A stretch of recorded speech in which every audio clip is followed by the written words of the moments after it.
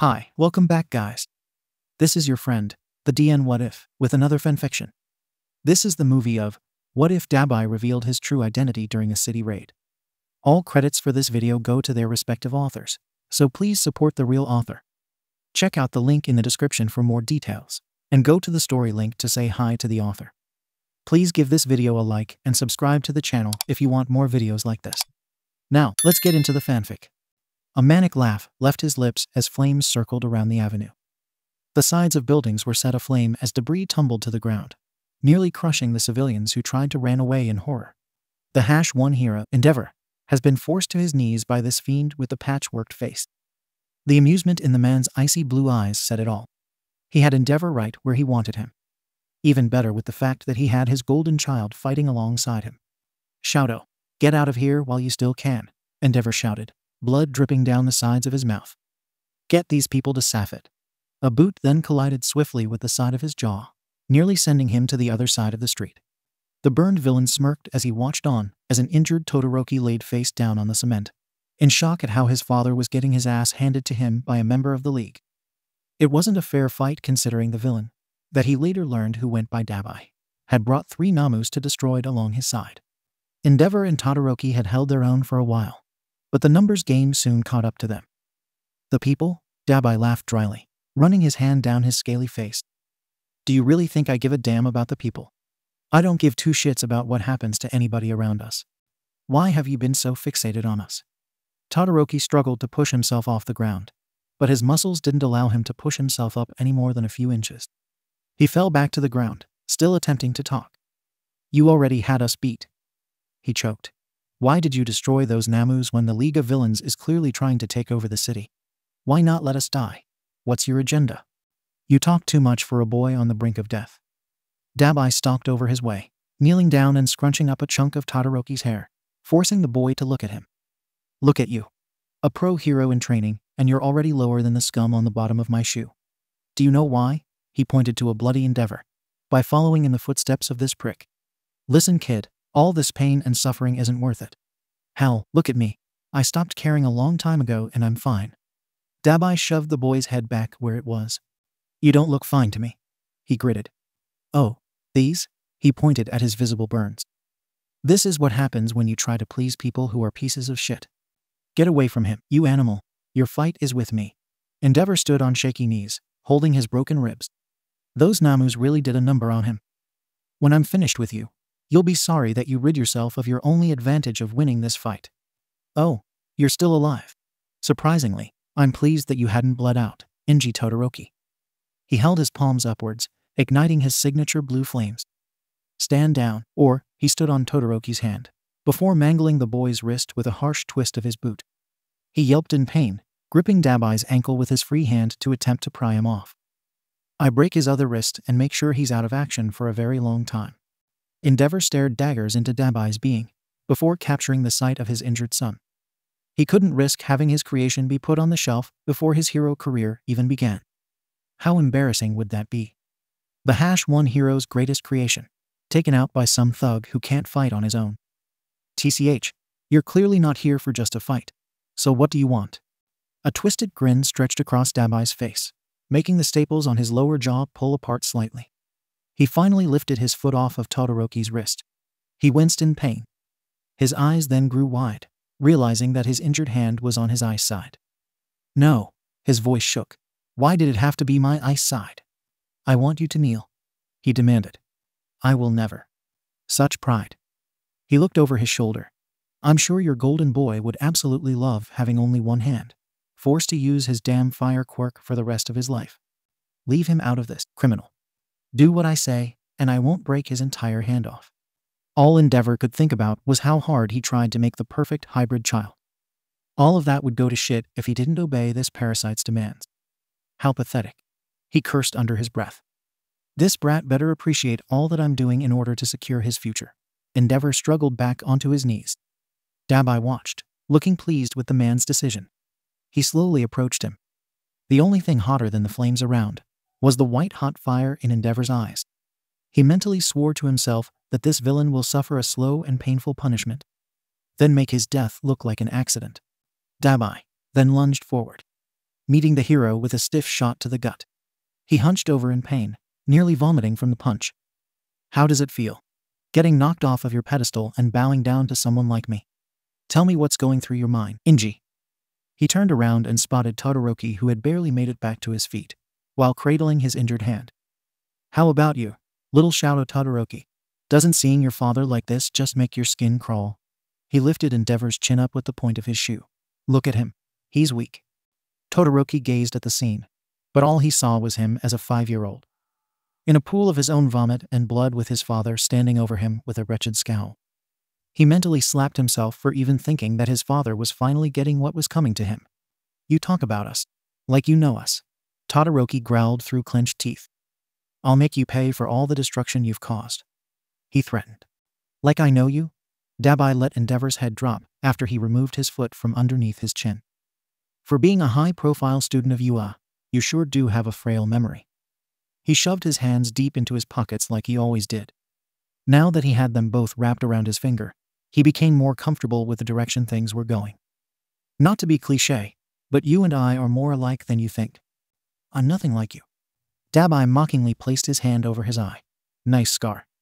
Todoroki touched his burn patch. Our appearance doesn't mean a damn thing.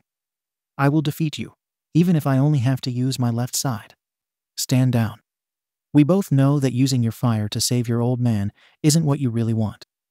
Knowing that it's what he wants you to do. Stop trying to get into the boy's head. It won't work. He's too smart for that. Dabi cocked his head, turning his attention to the man on his knees. He gripped him from the throat. Shut up. You don't get to talk unless I ask you to, he snapped. What makes this boy so special? All I see is a brat who thinks he can't be touched. He tackled Todoroki to the ground. What makes you so special? He punched him. Why are you the one seen with the most potential? Dabi continued his assault. You're nothing but a spoiled parasite that got everything handed to you. What do you want from us, Dabi? Todoroki coughed, blood dripping from both corners of his mouth. He narrowed his eyes at the boy. I want you all to come face to face with the truth. He pulled him up harshly from the ground. I'm sick of being an afterthought, a ghost in people's minds.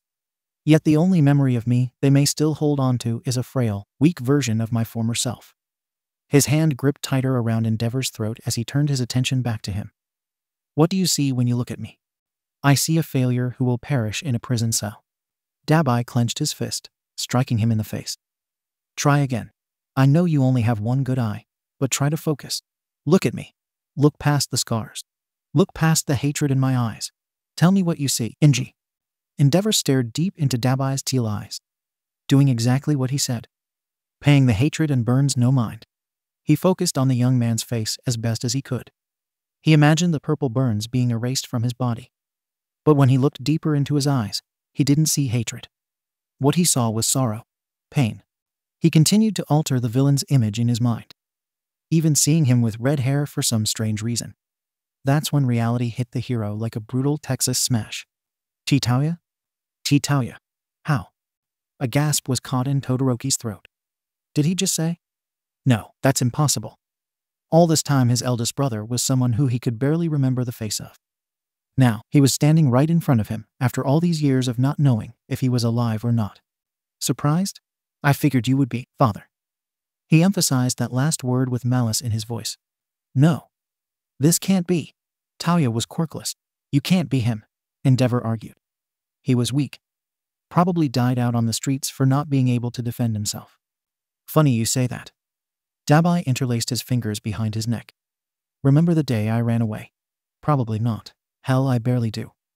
Either way, while I was hopeless and alone all those nights, something I never imagined happened. He impatiently paced back and forth. After all the turmoil you created, living through the belittling, and being forced to hear the constant cries of pain and sadness from my mother, my brothers and sister who I couldn't protect even if I wanted to. He stopped dead in his tracks, faced away so nobody could see through his mask of anger that he wore over the true side of sadness. I still wanted to be able to come back home stronger and make you proud. It was supposed to be my job to protect, and I couldn't even do that right. I always fantasized about leaving and being free from you.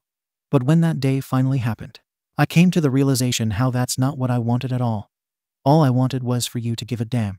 I tortured myself with sticking around and had to live on as you tried to replace me with someone stronger and better. He jerked around, making Endeavor and Todoroki flinch. That killed me inside. But you didn't care. Nobody did. The red veins in his eyes pulsed. What did you do to yourself, Taya? I thought about making you proud so much that it drove me to the brink of insanity. His words were bleak, cutting through the feelings that Dabi created a wall around. When I was growing up, I always felt cold, like my body was freezing from the inside out. He clutched tightly at his acting chest. I never knew why, but it made me feel so weak. Endeavor growled. Your sickness wasn't my fault. So don't you dare try to blame me for your failures. Typical of a villain to blame others rather than themselves. Dabi wagged his finger, missing the point. You see, I later discovered why I always felt that way. I was never quirkless. I just had a power that nobody could understand. My interior was ice cold because of Mom's genes, allowing me to use my fire to a maximum without overheating. Todoroki and Endeavor's eyes grew out of shock. It explained so much. Why Talia was always cold to the touch, and how nothing would be able to warm him.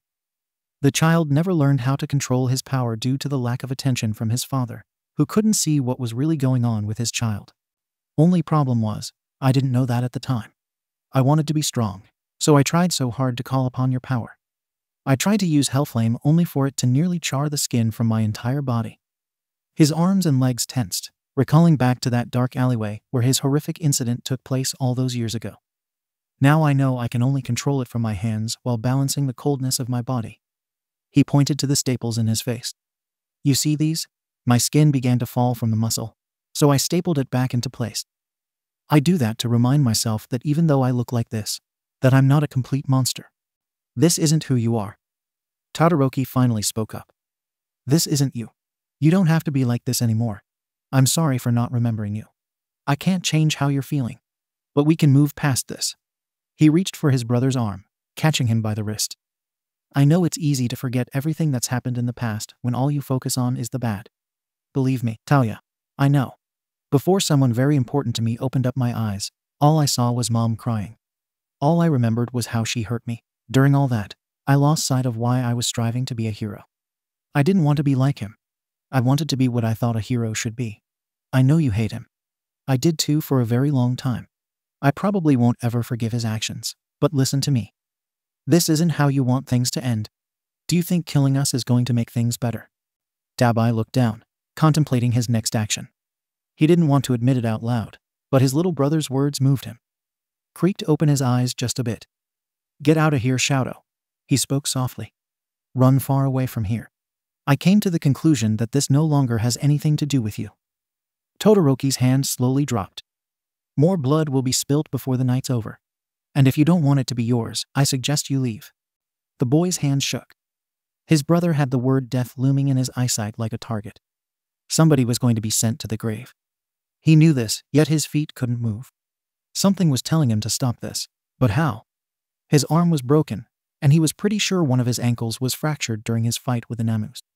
What more could he possibly do? Listen to him, boy. Endeavor spoke from the ground he was still forced to kneel on. If he wants a fight to the death, I'll give it to him. He struggled back to his feet once more. Dabi wasn't fazed due to his father being severely weakened, and he knows if Shouto were smart that he wouldn't interfere again. You can't be the #1 hero if you're dead, so leave this to me. Todoroki was disgusted how this was all his father was concerned about. He could care less about saving his eldest son if it meant his chosen child would be crowned as #1 in the future. You don't have to fight, please, he begged. Todoroki was sick of all this violence, all this hatred. Sure, the feelings were justified, but if it meant a fight till the death, then it wasn't worth it. Yeah, he hates his father, but he's never wished death upon him. That wasn't in his nature. Dabi. Talia was no different, after learning his true identity and why he was made this way.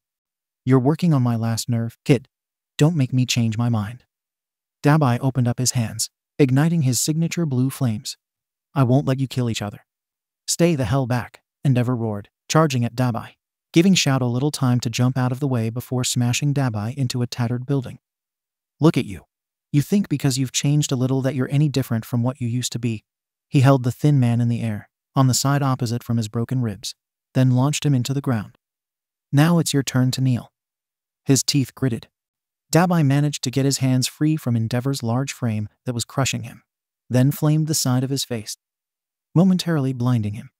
He kicked his father off, getting a few more jabs in before Endeavor could leap out of harm's way. Once he got his footing under control, he took a quick moment to catch his breath. "What's the matter, father?" Dabi panted. "Tired already? Maybe it's time that you hang up the boots and retire too. Not before I rid the streets of the garbage that is you and the League." Dabi chuckled dryly. "That's what you don't get, old man. I'm no longer that scared kid that you used to bully and intimidate." He pulled both his arms together, gathering flames from both hands and firing them all at once to stun his father where he stood. He ran, roundhouse kicking him, sending his father flying into a guardrail. Dabi grabbed him by the collar of his torn hero suit as he said, "Tauya Todoroki is dead." His fist engulfed in blue flames. "And soon, you will be too." "Stop." A wall of ice cut between the father and son. Standing there, with a broken, purplish hand held out was Todoroki. "This isn't how we should solve this. Don't you see? We can fix this." Dabi scrunched a chunk of his little brother's hair in his hand. "I'm only going to say this one more time. Leave, before I do something to you that I'll regret." "Tauya, please." A tear slipped down his cheek. "You're scared of me, aren't you, little Shouto?" A real hero sticks around and tries to save others, even if he's scared. Dabi scoffed. "You're trying to save him." He raised his other hand that was covered in flames. "Pathetic." "I'm trying to save you."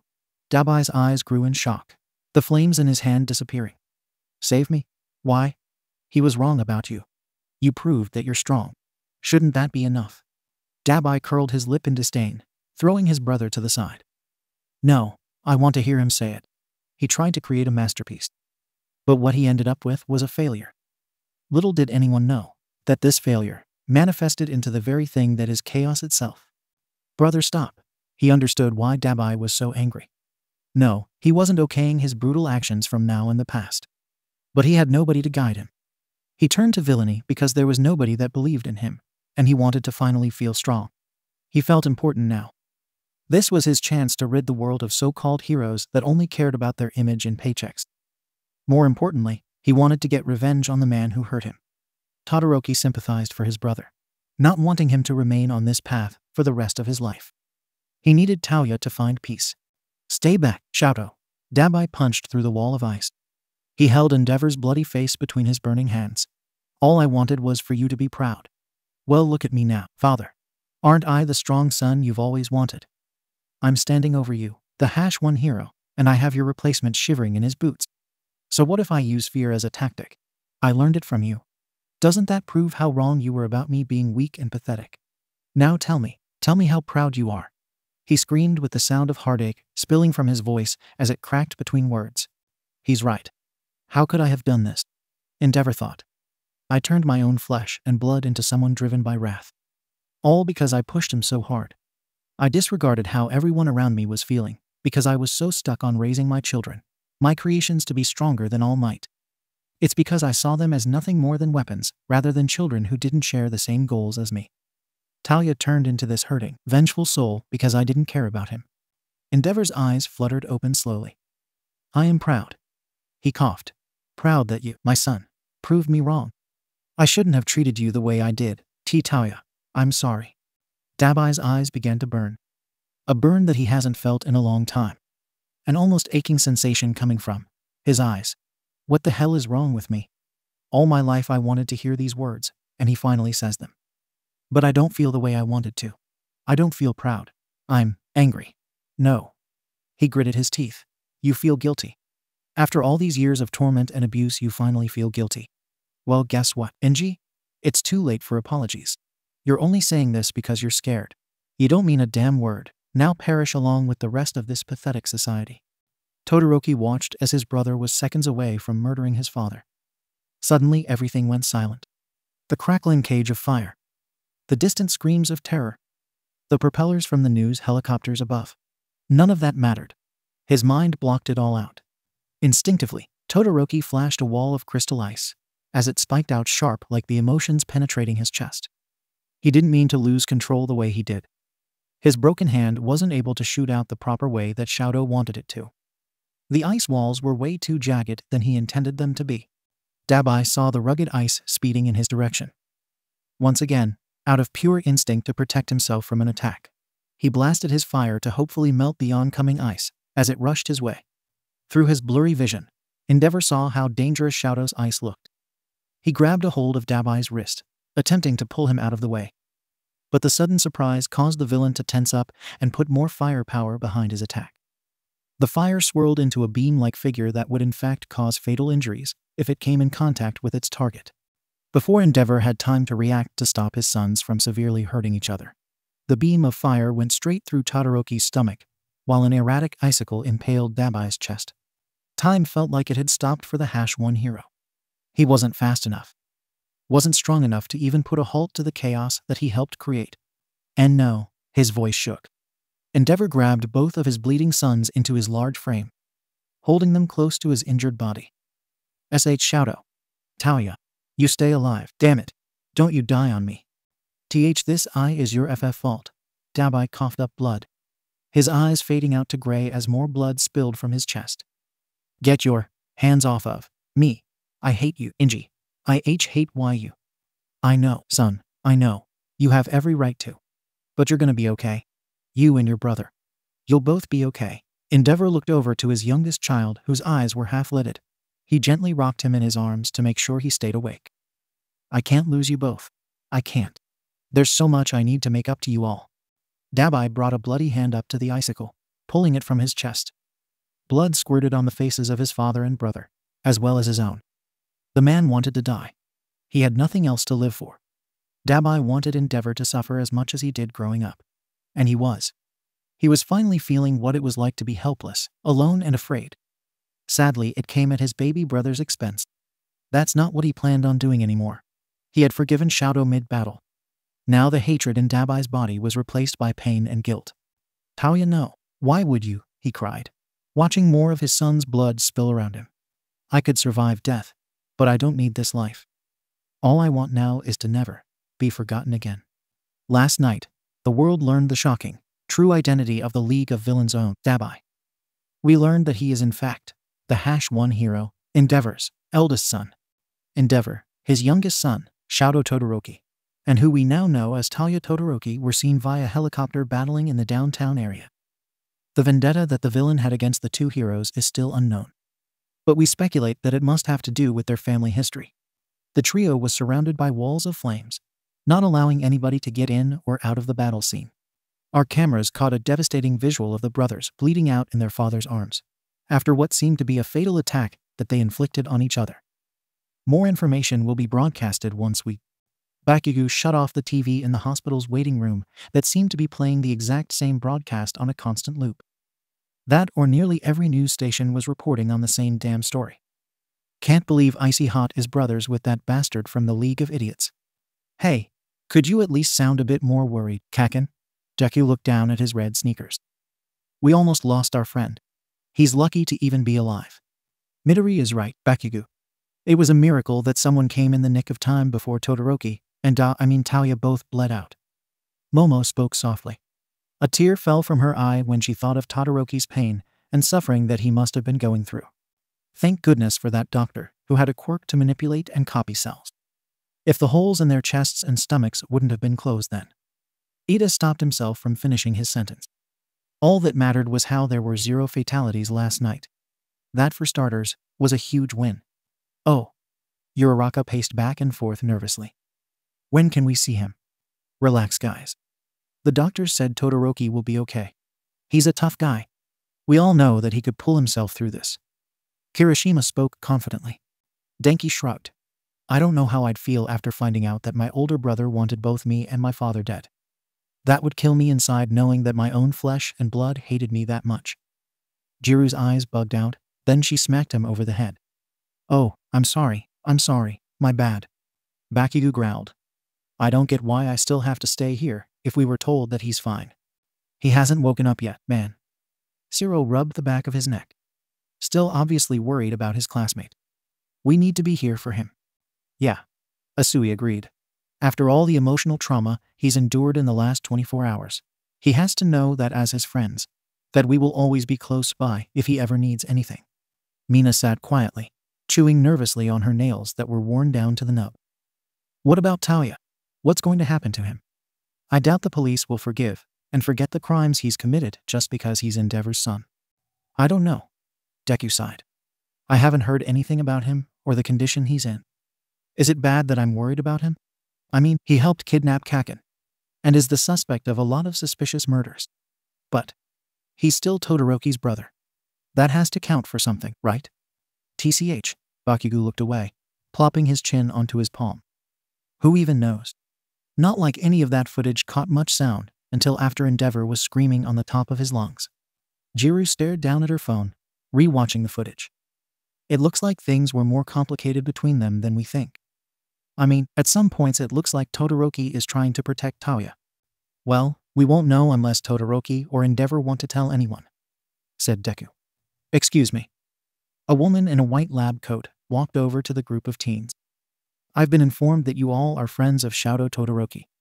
His father has now allowed visitors since Shouto is awake. Nearly everyone in class jumped out of their chairs, anxious to see their friend. I do ask you to be very quiet. He's still not emotionally healed. They all nodded in agreement. Before entering the room, Momo turned around to create a bundle of balloons with her quirk. Something to hopefully uplift Shouto just a little. Hey, how's our favorite hero? Kirishima led the pack into the room. Todoroki turned his head weakly. How long have you all been here? Since we heard about what happened. Sato set down a dome-shaped container on the table on the side of Shouto's bed. I baked you a cake. He rubbed the back of his neck. To help you feel a little better. Kota stepped forward quietly and placed a clear jar onto Todoroki's lap that had 2 butterflies in it. One red with black stripes. The other, blue with white stripes. Momo tied the balloon strings on one of the chairs in the corner of the room. And some balloons. To brighten up the room. Todoroki stared at all his worried friends who stayed hopeful during this difficult time. He wasn't the best at sharing his feelings, but he truly appreciated everything his classmates were doing for him. Thank you. Thank you all. Bakugo shoved his hands into his pocket. I mean, I was forced to stay here after the doctors said you'd be okay. So, since when do you take orders from anybody? Bakugo jerked his head around to face him. Grrr. Shut it, icy hot. You should be grateful that I stayed for your ass. His previous attempt at sounding uncaring completely collapsed on its own. Todoroki smiled subtly. The corners of his uplifted lips suddenly fell down into a flat line. My brother. Have any of you heard anything? If he's okay. Deku stepped forward. On our way over here, I saw your dad talking to a nurse. She told him that your brother is 2 floors above us. But that's all I could hear. Todoroki struggled to throw his casted leg over the edge of the bed. With a grunt, he tried wobbling to his feet. Whoa, hey! Kirishima put his hand on his shoulder, trying to keep him at a seated position. You need to lie down and get some rest. Your injuries aren't fully healed. I need to see him. Todoroki argued, still trying to get up. I know you're not that much of a moron, icy hot. I doubt anybody at this hospital is going to let you anywhere near the guy who tried killing you. Watch your mouth, Bakugo. You don't know the whole story, he shouted. You don't have a single damn clue. Then why don't you enlighten us, half and half? Because it's none of your damn business. Hey guys, Asui raised her large hand. Where's Midoriya? Deku found himself using the elevator to get to the 12th floor of the hospital. He knew Todoroki was anxious to find out how his brother was doing, so like the good friend that he is. Izuku took it upon himself to find out for him. He turned a corner and ran into a bulky figure. His large green eyes met with beady teal ones. Endeavor. Why are you on this floor? I rented it out so nobody besides the doctors could be here. It's Todoroki. He just wanted to know how Dabi was doing. He looked down. He can't get out of bed, so I thought. His name's Tauya. Endeavor cut him off with a gruff in his voice. And tell Shouto that he'll be okay. The wound in his chest is going to need several more procedures in order for it to be fully healed. Other than that, he'll make a full recovery. Maybe he'd like to hear that more coming from you. He shook his head. Midoriya, anybody with half a brain can tell how Shouto feels about me. And rightfully so. I wasn't the father I should have been, and... He swallowed the lump in his throat that was making his voice shake and crack. It's my fault that this all happened. My sons, they want nothing to do with me. My eldest, he would rather die alone if it meant my face not being the last image he'd ever see. Endeavor looked down at his son's friend. You've built a strong relationship with Shouto. Believe me when I say that he'd rather hear the news coming from you. Not me. What about Tauya? What's going to happen to him once he's healed? Endeavor sighed. I don't know. He shoved his hands into his pockets and proceeded to the elevator. Are you coming? Ooh, yeah. I just need to use the bathroom real quick. I'll be down before any nurses get mad at me for being up here. Endeavor shrugged and left Midoriya to his business. Okay, he lied. He didn't need to use the bathroom. He just wanted to see if Tauya was awake or not, and see what condition he was in. If Todoroki asked for details, he wanted to be able to provide as many as he could. He made his way to the last door in the hall. The door was cracked open slightly, and all he heard was soft voices. He peeked in and saw a nurse hovering over Tauya. Can you walk? The nurse asked. I'm heavily sedated. Tauya's words dragged lazily. They want me weak, so I can't fight or escape. That hole in your chest is enough to keep you from doing that. Rude. Midoriya thought. What kind of nurse would tell that to a patient? Villain or not? Tauya chuckled a bit before coughing. You really know how to make someone feel better. Crazy. Wait. Do they know each other? Midoriya leaned in closer to hear better. Shigaraki is also really mad that you didn't tell the rest of us your secret. He thought it would have been a great idea for us to use it to blackmail your dad with. Shigaraki? Blackmail? Us? Of course, handyman always looking for how things could benefit him. Tauya used his elbows to weakly prop himself up. The nurse reached around him and propped his pillow up, after fluffing it a few times so he could lean his back against it. Guessing he wants me dead now. The young woman shook her head. He wants to hide you. You're still one of the strongest people in the league. He said it doesn't matter if you're the son of the #1 hero. You're still one of us. We need you, Dabi. She wiped a tear that ran down her cheek. You trusted me enough to tell me your secret after I told you about my past. Ever since that day, I saw you more than just a comrade. You're like the older brother that I wish I still had. We can't lose you. I can't lose you. He reached a weak arm out to hold the woman's hand to comfort her. Endeavor. He said that he wants to put me into hiding. Hire a couple of goons to make it look like I was kidnapped, so I don't serve jail time once I'm healed. What about the league? I can't escape with you right now. Not when I'm like this. Toga. He explained. Midoriya gasped. Toga? He muttered horrifiedly to himself. Perhaps a little too loud. A yelp escaped his lips when Toga and Dabi looked in his direction. The last memory he had of Himiko Toga was her saying how much she wanted to make him bleed. If that wasn't terrifying enough, she had a giant crush obsession with him. Get in here, Freckles, Tauya demanded. Deku slowly opened the door and hesitantly walked forward. Toga's Cheshire-like smile was enough to give away how excited she was to see him. Why are you up here? Just wanted to see how you were doing. He leaned away from Toga, who was so close that she was literally breathing down his neck. If you were awake. Shouto. How is he? Alive? Yeah, he's fine. Worried about you. Deku walked a little closer. He can't move much, so I thought I could see you for myself. You know, calm his nerves after I tell him that you're awake. Anything else you want to tell him? He asked, referring to his conversation he was having with Toga. It's not my place to say that. Smart answer. What are you going to do? Tauya looked at Deku, then at Toga. There were two paths. The first one meant going back to the psychos that took him in. Or the second, patching things up with the family that he ran away from in the first place. In a way, the League was his family. A bunch of outcasts that were looked down upon and seen as evil and vile for having different views from the majority of their crooked society. They accepted each other's flaws, differences, and didn't poke fun at each other for having a quirk that wasn't the easiest to control or obtain. When Tauya thought back to it, all he could remember was Endeavor damning his children for not fitting his vision of the perfect hybrid child. His fists clenched. Things weren't all bad on that side, though. His brother and sister were always supportive of him. Same with his mother, that he missed more and more every time he thought of her. His fingers relaxed onto the bed sheets as he calmed himself. I don't know. He racked his hands down his patchworked face. I know the League will welcome me back with open arms. Toga gave him a hopeful half-smile. My family, on the other hand, may not even want anything to do with me. You don't know that. Deku didn't know this guy well, but he knew he meant a lot to Todoroki, so he obviously wanted what was best for him as well. That being said, he knew his boundaries. It's your decision. I'm not going to try to convince you otherwise. Do what's best for you, Tauya. Dabi's gasp went unnoticeable.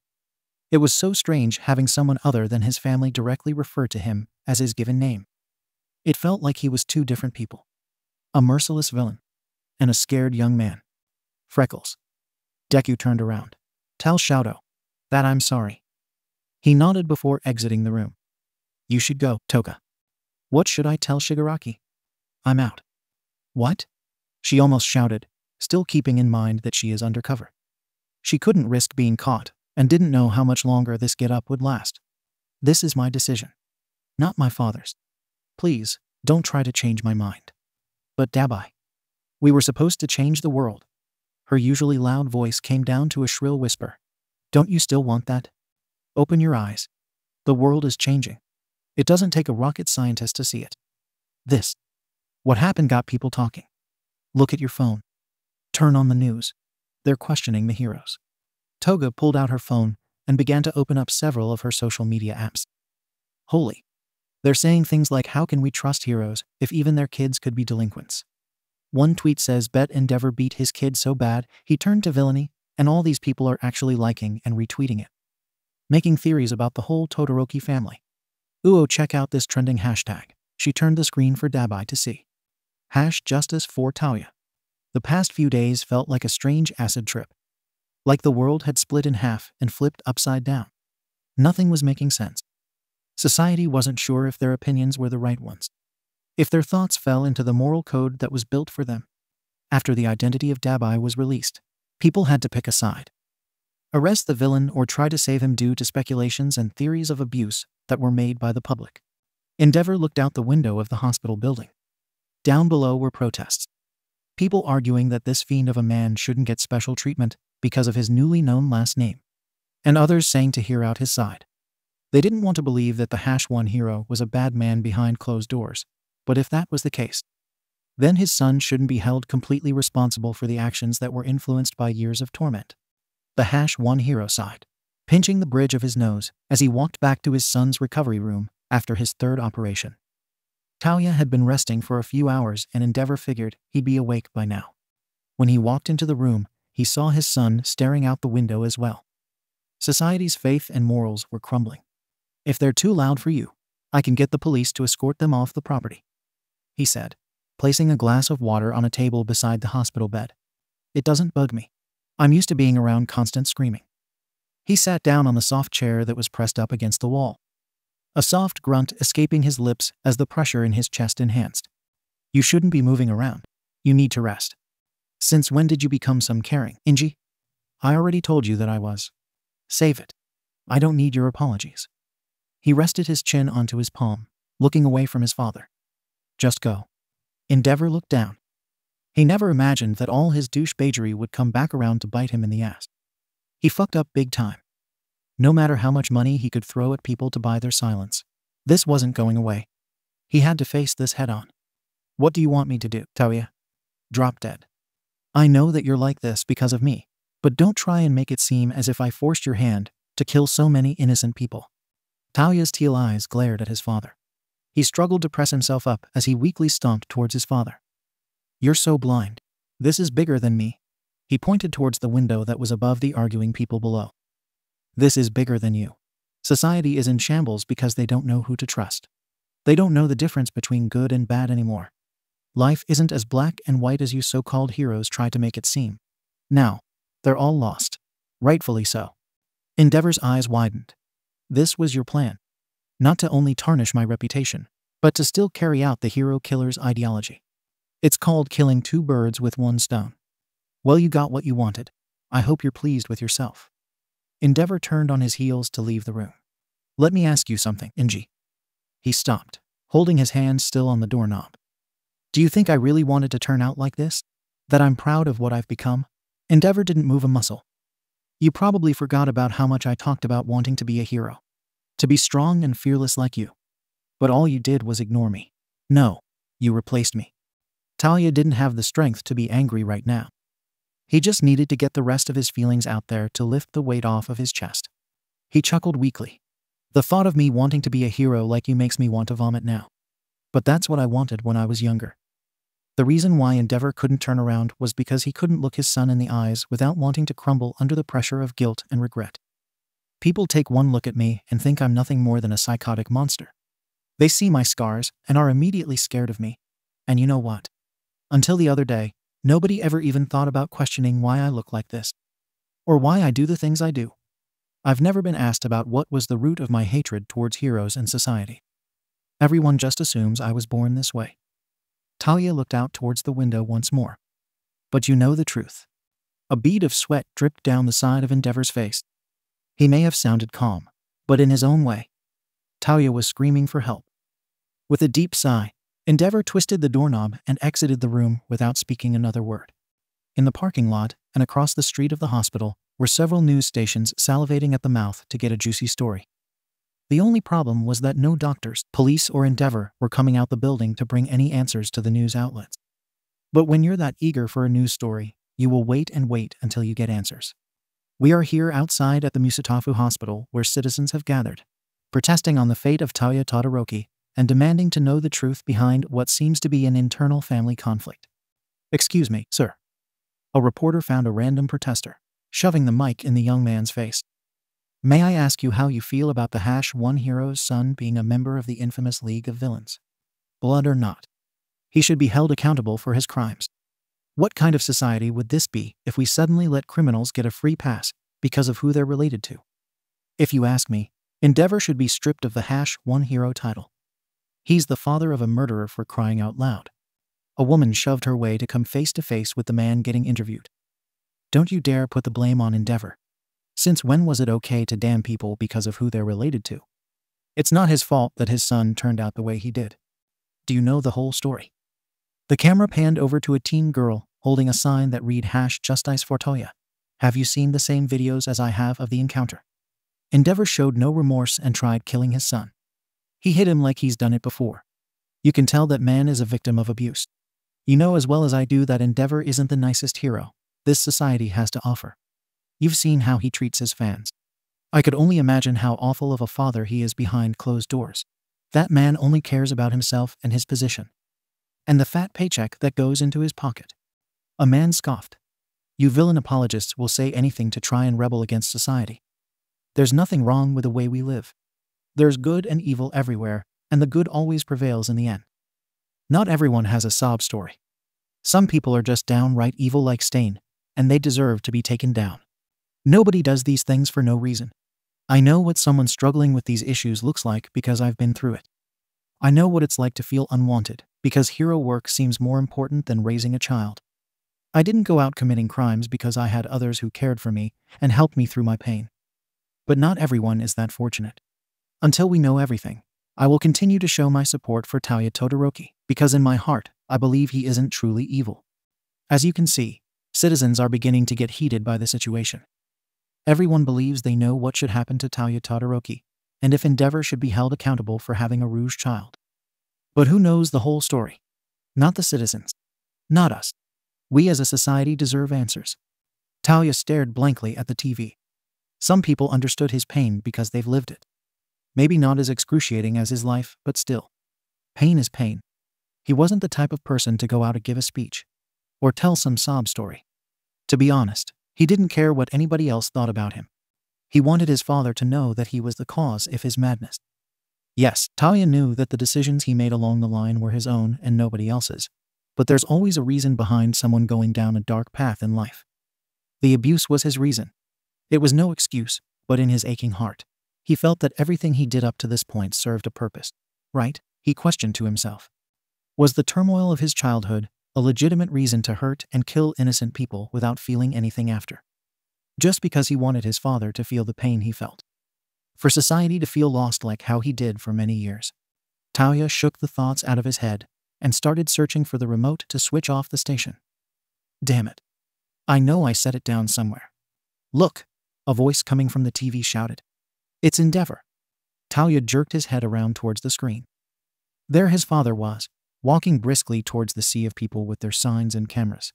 Newscasters pushed their way to the front of the crowd, shoving their mics in Endeavor's face, shouting questions all at once that were being drowned out by the loud chatter of everyone else. He breathed in deeply and sighed. The crowd simmered down, realizing that he wasn't going to talk until everyone was quiet.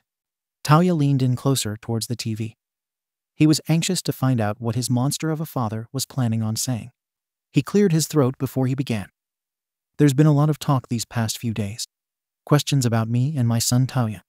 About my whole family, really. Endeavor swallowed the lump in his throat. There was no going back now. As the new symbol of peace, it is my duty to make sure that everyone is as safe and secure as possible. A hero should protect and provide hope for others. His fists clenched tightly. And I haven't done that. Murmurs filled the area. I'm not a protector like All Might. I'll never be able to fill his shoes. It's damn near impossible. He's a genuinely caring human being who will lay his life on the line. Quirk or none. While he stuttered, trying to find the right words to express what was going on in his head. A reporter gained enough courage to ask, "What are you trying to say, Endeavor?" "What I'm trying to say is, I'm not the person you all see me as. A real hero should be somebody who protects and encourages people to live up to their full potential, no matter the case. Not shun and hurt their family for not living up to theirs." "Endeavor, are you admitting to harming your family?" A mic was held up towards him once again for the world to hear. He looked down, clenching his jaw tightly, as if his body was trying to instinctively force him into not coming clean. Taoya didn't join the League of Villains for the sole purpose of following through with the hero killer's ideology. He walked down this path because I set him on it. I take full responsibility for everything he's done. If I would have never neglected and abused him as a child, forcing him to run away when he was a teenager, then we wouldn't be standing here right now. Villains don't appear out of thin air. They're created. And I'm the one who's responsible for Dabi. Endeavor then turned slowly on his heels and walked back inside, leaving society with even more questions, but no one with the courage to ask them out loud. Is the #1 hero no more? Endeavor walked the hallways feeling weightless. All these years he kept his private life, well, private, in the dark, locked away. The same way a villain could smile and laugh, show kindness when they want to. A hero could also be a not-so-pleasant person in reality. Heroes are put up on a pedestal, someone for people to praise and admire, pray to when they feel scared and need protection, hoping they'd come out of the shadows to save the day. A real hero has to want to help people out of the goodness of their heart, not just because it's their job. For years and years, Endeavor played this part. The part of a hero. You could only keep an act up for so long until the truth eventually comes out. Endeavor walked back into his son's hospital room, not knowing what to expect. He took one look at Taoya, noticing his shiny teal eyes as the sun grazed the side of his face. The light reflecting off of his black hair made the strands of red more visible. He remembered how much Taoya took after his features. Red hair, blue eyes, even his passion to be strong matched his own. How could he ever lay a hand on him? It was a shame that he just barely started to regret all he's done. "Why?" Taoya's face flinched. "Why did you?" "I'm trying to make things right, Taoya," he explained. "I know it's too late, but I want you to see that I'm changing." Taoya crossed his arms over his chest. "Hope you don't expect me to just drop all the vendettas I have against you and just move on. You ruined me, Inji. I will always hate you, and no matter what you say or do will ever change that." He looked down. "I know that. I know you don't care about my apologies, but I am truly sorry. If it wasn't for me, you wouldn't have turned out like this. Natsuo wouldn't have felt the need to move far away. Your sister wouldn't be stressing herself about trying to fix this broken family. And Shouto, he wouldn't have rejected his power and have a constant battle with himself if it wasn't for me.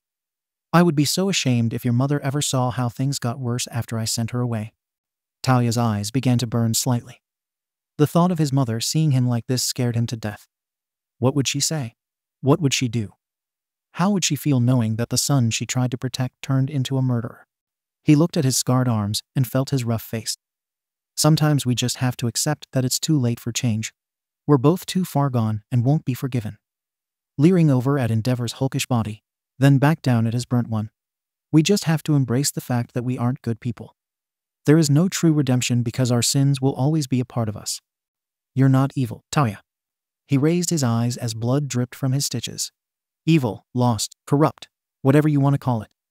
I'm not the same person as I was 10 years ago. I don't regret anything I've ever done because all I cared about was retribution. And I got that today, thanks to you. You're bleeding, son. He felt the blood at the center of his cheek and wiped the drop away with the pad of his thumb. Listen to me, it's never too late to change. For you, that is. You're strong. You're smart. You're fearless. And I should have let you know that a long time ago. All these words Endeavor were speaking were just that. Words. It didn't matter what he said. It wouldn't change anything. Let's say that you're right. Maybe change is possible. But you have to be alive for that to happen. I've said it once before. Todoroki is dead. He was weak. But not Dabi. Dabi is the fearless one that finally stepped up to the man who created him. Dabi was the one who walked out of those flames in that alleyway all those years ago. And you're insane if you think I'm going to give all that up just for some stupid-ass people to accept me in this society. No matter how many times he said it, there was no way that Endeavor would start calling his son Dabi. That wasn't his name. That wasn't who he was. Endeavor disowned Tauya many years ago, but he still remembers how caring he was. How he tried so hard to prove himself. Tauya wanted to be a hero, even when he lacked the ability. He was filled with hope, not hatred like how Dabi was. So you don't regret this at all. Not a single bit. I taunt heroes because it's fun. I murder because it's fun. The only thing I feel when I kill someone is the rush that it gives me. He retorted back. I mean, yeah, I would prefer looking normal. I never did like being stared at. But we don't always get what we want. You're okay with living this way? Being someone who you're not? I thought you hated that I turned you into this. I do hate it. Even when I want nothing to do with you, you're still part of the reason why I am who I am. You're like a cancer that I can't get rid of no matter how hard I try. You're stuck to me. Dabi faced out the window. Maybe that's my punishment. He breathed a shaky sigh. I'll always be like you even when I try to become someone else. You understand now? He turned back around, this time tears in his eyes. I'll always be a bad man. I can't change my fate. I just have to play with the cards I'm dealt and live with it. Endeavor didn't know how to respond. His son was hurting, and there was no way that he could comfort him. He thought about trying, but that would make things worse. It's not like he could patch things up with a hug and a simple I love you. This was a burnt bridge that was going to be impossible to rebuild with the ashes. Get some rest, was all he could say to his son. Before exiting the room to head home, Endeavor went into his wallet and pulled a piece of paper out, placing it on the table beside the door. After writing something on the back of it and folding it back up, he decided to give some advice. Just think about who you want to be. Even if you think your mind is made up, I beg that you reconsider, my son. When Endeavor left, Dabi fell back onto the bed. He wiped the tears away with his forearm, staring up at the ceiling. Blank. If only he could erase everything in his life and begin with a clean slate, that would be great. A prayer come true. Soon his eyes became heavy and sleep consumed him, allowing him to finally be at peace. Even if it was for only a small moment. Tauya, honey, are you all right? White, glossy hair grazed against him, tickling his pale face. He reached his trembling arm out, reaching for the woman's hands. Mama, is that you? Yes, sweetheart, I'm right here. I'm here. Her smooth voice echoed softly. Why are you hiding? What happened? He squeezed his eyes tight, feeling tears break free. His teeth gritted against each other. I've done bad things, Mom. I've hurt so many people. But it had to be done. I had to do it. Tauya's teal eyes gazed up, only to find a blurred-out version of his mother's face. She reached for his hand, holding it tenderly in hers. He gasped, pulling away. No, don't. Sweetheart. Don't touch me. He choked. I don't want you to feel them. Feel what? He looked down at his arms and hands, and his burns were gone. The pieces holding his face intact had vanished. It couldn't be true. Tauya scrabbled to his hands and knees, looking around in the place he was stuck in. Everything was white. It was empty. Like a new world waiting to be born. Suddenly he looked down and the floor had turned into water. But he wasn't sinking. He looked into his reflection, and there he was. Undamaged. Unburnt. I'm... Tauya scrapped his hands through his fiery red hair, his mother joining him, looking on in the clear water. That's you, Tauya. His head shook around. No, it's not, Mom. That's not me. His voice trailed off into a whisper. That'll never be me. It can be, son. You just have to want it to be. I can't go back to that. I won't go back to that. He splashed the reflection away. His mother stumbled backwards, tears streaming down her face, a hand coming over her agape mouth. Please, stop this. I'm begging you. Don't do this, she cried harder. Tauya couldn't do anything. Tauya was too scared. Tauya was too weak. Tauya couldn't protect you. He stalked forward towards his mother, who was weeping on the ground, the water turning more and more black with each step he took. Tauya couldn't help you. A cold voice crept through the shadows. But I can help you. Talia looked back to see where the voice was coming from. Icy eyes that matched his was all that could be seen. What the? He stepped forward, running into a glass plate. He felt around him and realized that he was trapped. He banged on the glass as the eyes hovered closer over to his scared mother who was powerless. I can keep you safe. I can take care of you. But do I really want to? A blue flame ignited, illuminating the room. The man looked over and smirked. Talia couldn't believe what his was seeing. It was him. No, wait, it wasn't him. It was Dabi. The one he put all his strength and faith in. The one that, in his head, was power itself. Don't touch her. Please don't do this. Dabi lunged forward, grabbing the woman by the throat, holding her up off the floor like she was some weightless rag doll. Rei Todoroki. Her blurred-out face became more clear and prominent. The woman that caused me the most pain growing up. No. Letting it all happen. What do you have to say for yourself? He shouted. Let her go. It's not her fault. Talia tried to break free, but he couldn't. All this time he made himself believe that he was weak. Now he didn't even have the strength to save his mother from himself. I love you, son. I always have. Rei trembled in Dabi's grasp. I always will. Dabi smirked. That's not good enough. And in an instant Rei had began to char by the blue flames that embraced her as her screams echoed in Talia's head like how they used to do when he was young. Mom, he heaved, choking on his own tears, watching her body be disintegrated and her ashes piled onto the ground. You monster. I'm going to kill you. Dabi chuckled, walking through his mother's ashes as they clung to his bloody shoes. Kill me? Why would you do that? You don't even want to get rid of me. He kneeled down, centimeters from Talia's face. You need me. Dabi shot out of bed, gasping for air. He panted viciously, trying to catch his breath. Then wiped the sweat from his forehead with his palm and realized that his whole head was soaked. He swung his legs over the bed and rushed towards the sink. He turned the water on, splashing it over his face. His quick breathing began to slow down as he tried to calm himself down. His fingers gripped the sink as he slowly looked up into the mirror and began tracing over his burns and stitches. Monster was all that Dabi could say about himself. This wasn't what he intended on becoming. He just wanted to be strong. But at what cost? His freedom. His morals, if he had any left.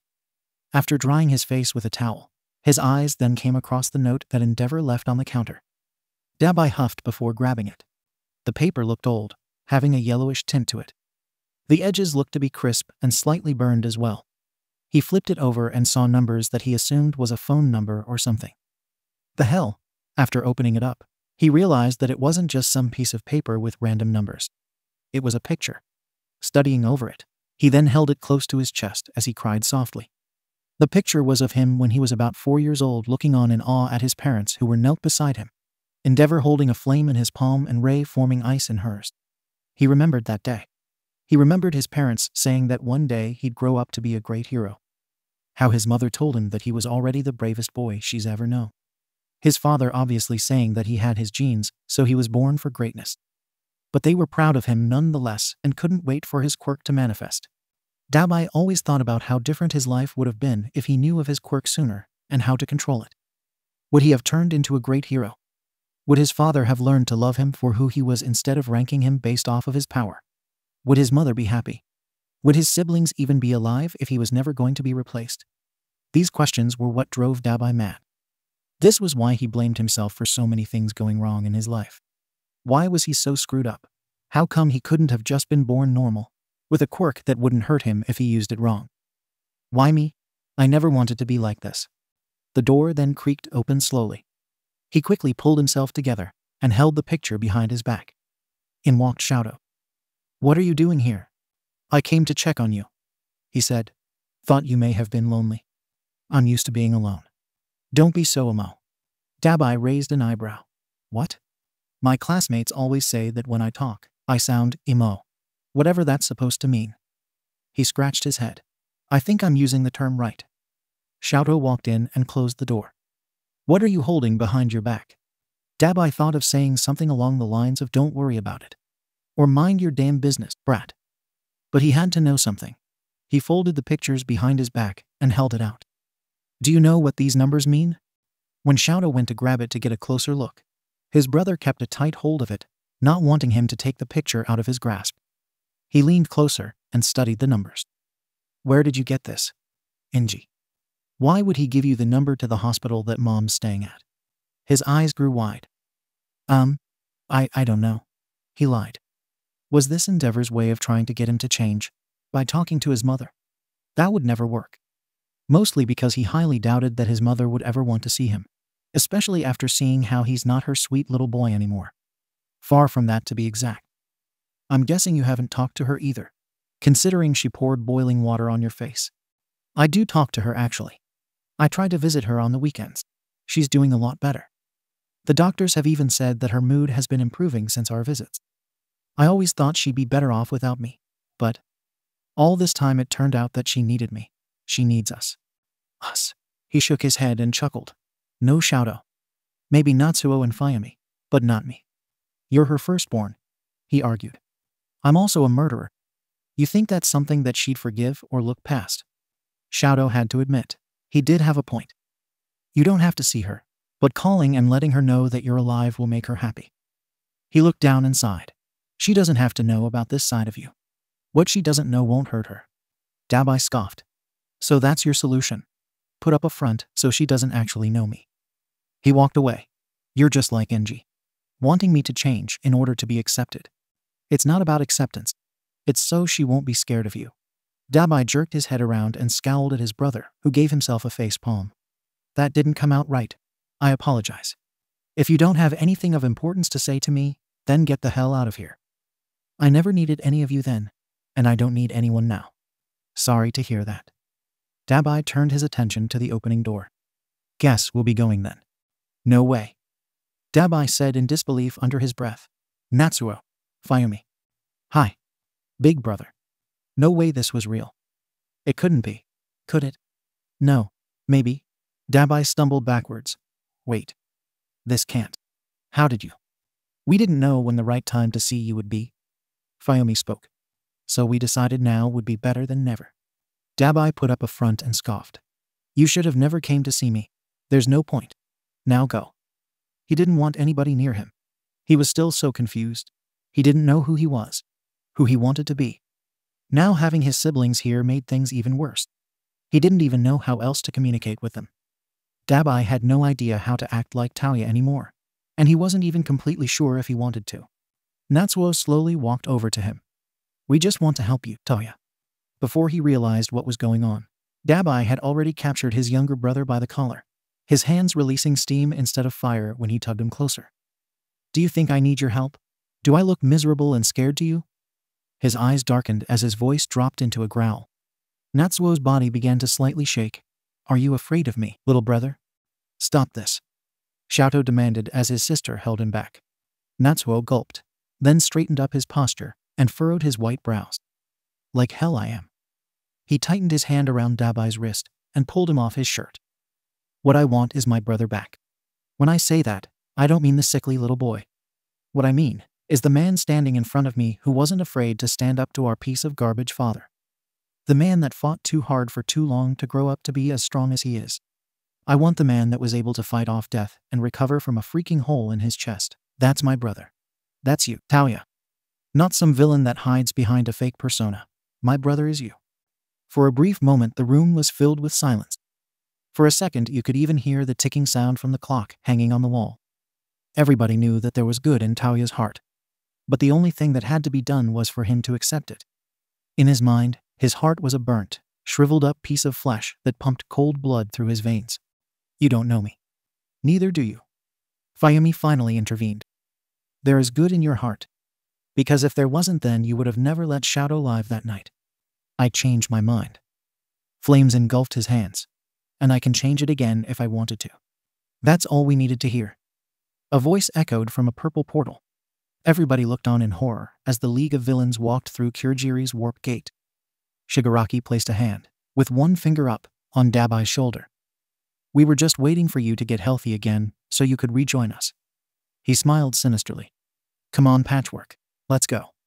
Handyman's got big plans for us, Dabi, Toga cheered. It's going to be great, and it's all thanks to you. Hell yeah. I missed you so much, Dabi. I was worried sick. Drop dead jerky face. Twice greeted excitedly. Hey, who's the squad?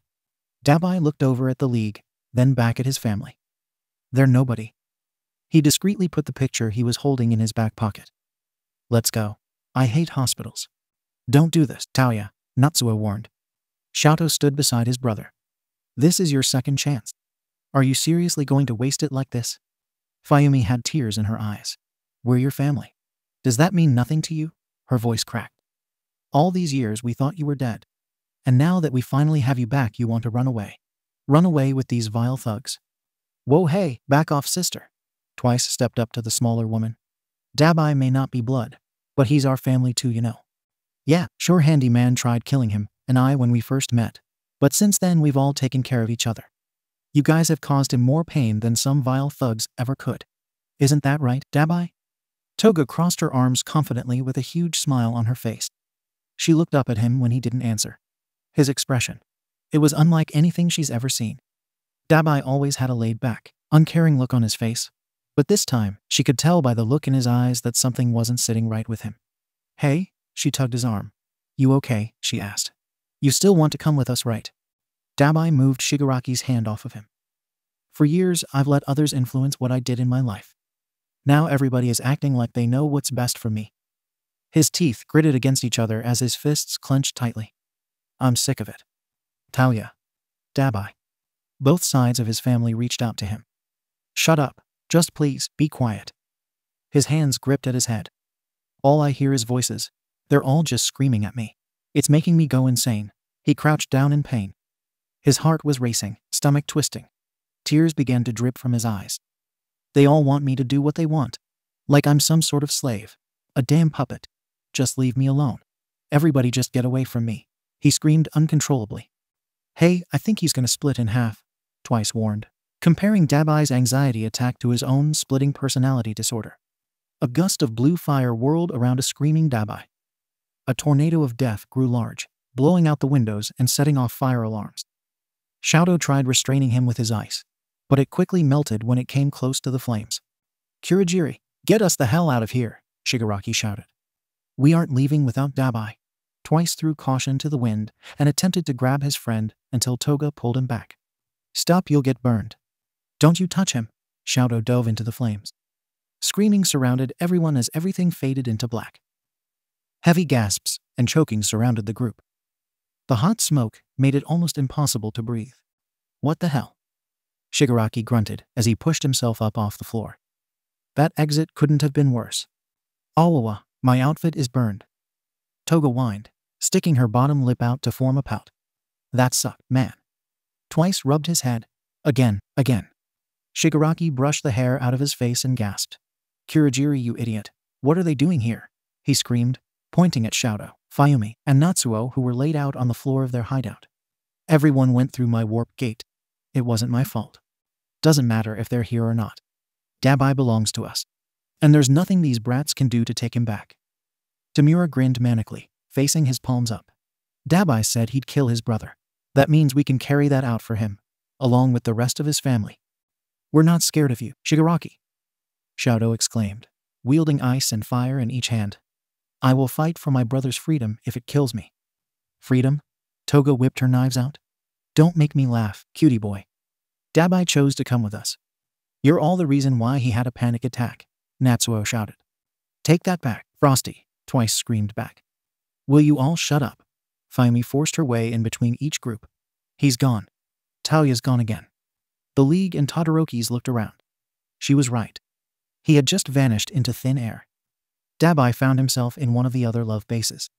He scanned the room and realized that he was the only one there. He was confused for a moment until he started to make sense of things. Smokey did this on purpose. But why? He stood up and heard something hit the floor. It was the picture.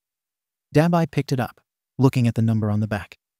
With a sigh, he put it back in his back pocket. We always did say Kurogiri was the mother of the group. He understood what he needed to do now. After showering and finding some new clothes, Dabi looked at himself in the mirror. He didn't know who was staring back at him. Was it Taoya? Was it Dabi? All he knew was that his nerves were eating away at him. This wasn't a feeling he's felt in a long time. He took a deep breath and closed his eye in an attempt to calm himself down. Dabi never cared too much about his appearance since he got used to it. But he kept finding himself staring in the slightly broken mirror over and over again. With a scoff, he opened the door to Toga's room. The overwhelming amounts of pink made him want to gag. On her dresser was a brush that had bunny ears on it. He winced before using it to brush his hair more to his liking. After doing that, he looked through the small glass bottles she had scattered in a basket. There was a small vial that had red liquid in it with something written across it. Curious, he picked the bottle up and examined it. The tape on the side read Deku's blood 3.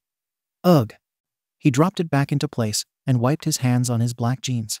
What a creep. After searching a little longer, he found some cologne. She really gets into her disguises. Lucky for him, that was exactly what he was looking for. Once he sprayed himself, he put everything back where it was supposed to be and shut the door. If Toga found out that he was snooping in her room, she'd probably see that as an opportunity to try and get him to have a spa day with her again. Gross. In one of the drawers in the kitchen were a bunch of burner phones. His hand shook as he picked one up and dialed a number. With each ring, his heart pounded harder and harder. Finally, someone answered. Yeah, I'd like to schedule a visit. Her name's Rei Todoroki. This is her son.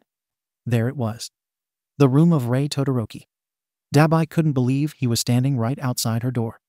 Although there was a wall separating them, it felt like they were worlds apart. His hand shook as he held the doorknob, but there was one problem. He couldn't turn it. All of these bad thoughts began to flood his brain. Things like, what if she doesn't remember me? What if I scare her? What if she wants nothing to do with me? After 10 long years of praying to one day see his mother again, he just couldn't do it. He pulled the hood to his jacket farther down so that it covered half of his face and zipped it all the way up so that it covered half of his mouth. Damn it. He cursed, letting his forehead hit the door as it made a thud sound. Come in. A soft, angelic voice answered. Dabi's hands slapped across his mouth. His heart raced and body shivered. Shit, shit, shit. I could just run. Right now. Run and pretend this never happened. Son, I said you can come in. Dabi squeezed his eyes shut and clenched his jaw. Screw it.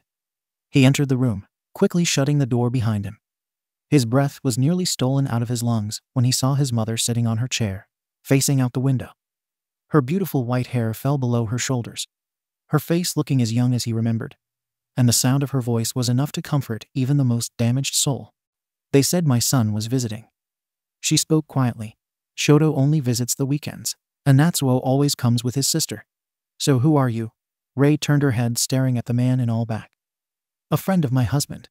Are you here to relay a message he has for me? No. Was all that Dabi could say. There were no words. Sure, he had practiced countless times in his head what he would say if he ever saw his mother again. But none of that felt right anymore. Words couldn't express what he was feeling.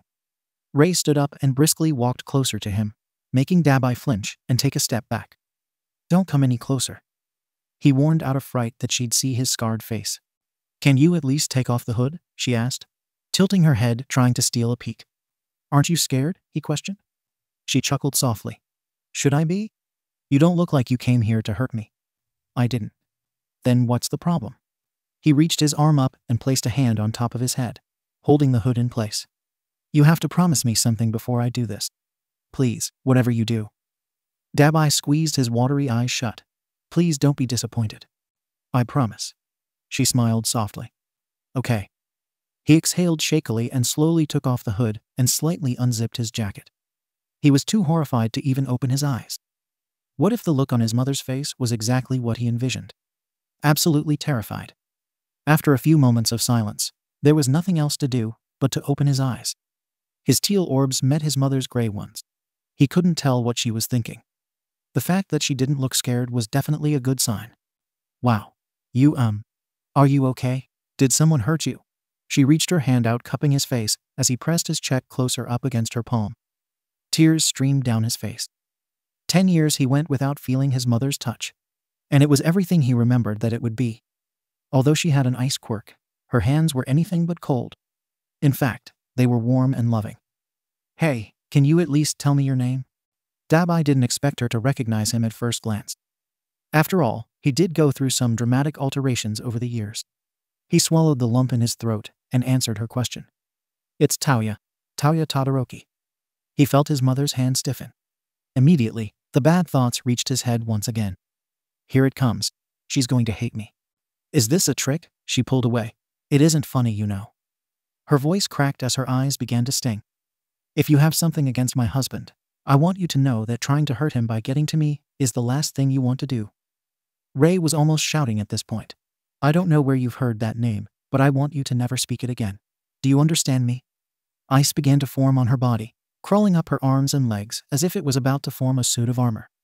This isn't a game, and I want you to know that pretending to be someone who you're not is the worst thing anyone could possibly do, she cried. Dabi's vision became clear after hearing those words. She was right. All this pretending, all of this acting, it didn't make him feel any better, at least not in the ways he had hoped for. I know. Before I go, I just want to show you something. He reached in his back pocket to pull out the picture he was saving. That was when it felt like the world stopped. It was gone. In a panic, he quickly checked the rest of his pockets trying to find the picture, but to no avail. Damn it, I must have dropped it on my way here. He searched the floor around him to make sure it didn't fall somewhere in the room. It was all I had. It was irreplaceable. And I lost it. What was it? He looked up, seeing his mother's eyes become cold. Nothing. He lied. Just something stupid. Dabi came to the conclusion that having his mother think that he was just some random who was trying to get back at Endeavor was what was best. There was no way that she'd accept him after how he's become. I'm sorry for bothering you, Mo, he stuttered. I mean, Ray Todoroki. He turned on his heels, but before he could leave he felt her hand roughly turn him around. Ray's hands held him tightly by the arms. If you're really him, I want you to prove it to me. Her lips quivered. I need to know that my baby boy is still alive or not. Her head drooped down and her legs buckled under her weight. It was like her heavy heart was weighing her down. Dabi held her up so she wouldn't collapse to the floor. I'm your firstborn. I was always sick when I was little. You used to stay by my bedside and sing to me until I'd fall asleep. You were there to comfort me after NG would push me too hard in training. I would tell you how I hated how everyone would say how much I resembled my father. I even tried chopping my hair off once so that it wouldn't look like his. You even walked in on me once trying to pierce my nose with safety pins when I was 13 just so I'd look different. You would tell me that it was okay to feel sad. That I didn't have to be afraid. And that no matter how weak I felt that I could make myself strong enough. That I was brave enough to do anything. That no matter if I had a quirk or not, or if I looked like my father or not, that you'd always love me. Ray's hands slid down his arms and stopped at his hands. Why did you leave? She whispered. Where did you go? I couldn't watch everyone suffer anymore. I blamed myself every time he hit you and the rest of them. I thought that if I was born strong, then we would have all been happy. I was nothing more than a calamity in our family. Ray shook her head, denying her son's last statement. She held his hands up to her face and slowly rolled up his sleeves. Her fingers tenderly brushed against his rough scarring. Does it hurt? He shook his head. Only sometimes. But I'm kinda used to it. Before Dabi could react, he felt his mother's arms wrapped tightly around his thin waist. I'm sorry I wasn't there. You've been alone, hurting this whole time. I assumed the worst, and I'm sorry. Talia, I'm so sorry. She sobbed hard into his chest. I always wanted what was best for you, but I couldn't give you that. I couldn't protect you from this. Hey, it's okay, Mom. That word felt almost foreign rolling off of his tongue. I mean, you were right. I made myself strong, and I'm able to survive anything. How did it happen? She asked, not being able to control her ongoing tears. It tore Ray apart seeing how her son was so hurt. She couldn't even begin to imagine his pain. All she wanted to do was hug him, and never let go until his sorrow and worries were washed away. Well, I tried to use NG's special move he was trying to teach me. I thought I could do it if I focused hard enough, but I was wrong. My body isn't compatible with my quirk. Which is why I look like this. I wanted to be able to come home and make everybody proud. But instead I ran away and never looked back.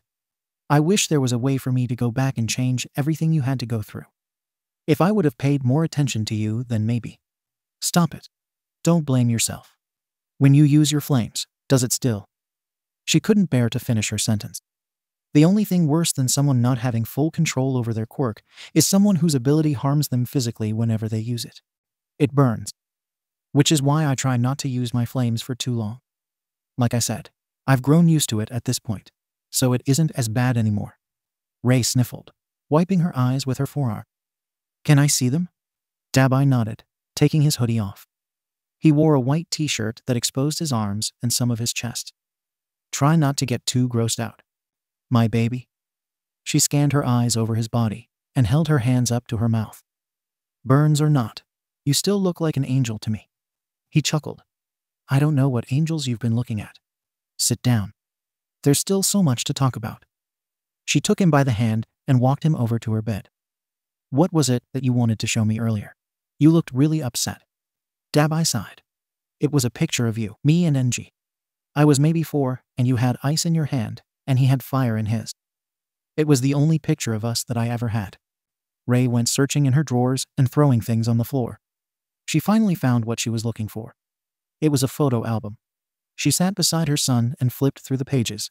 Is it this one? She pointed to the picture. It was the exact same one that Endeavor had given him, except this one was in better condition.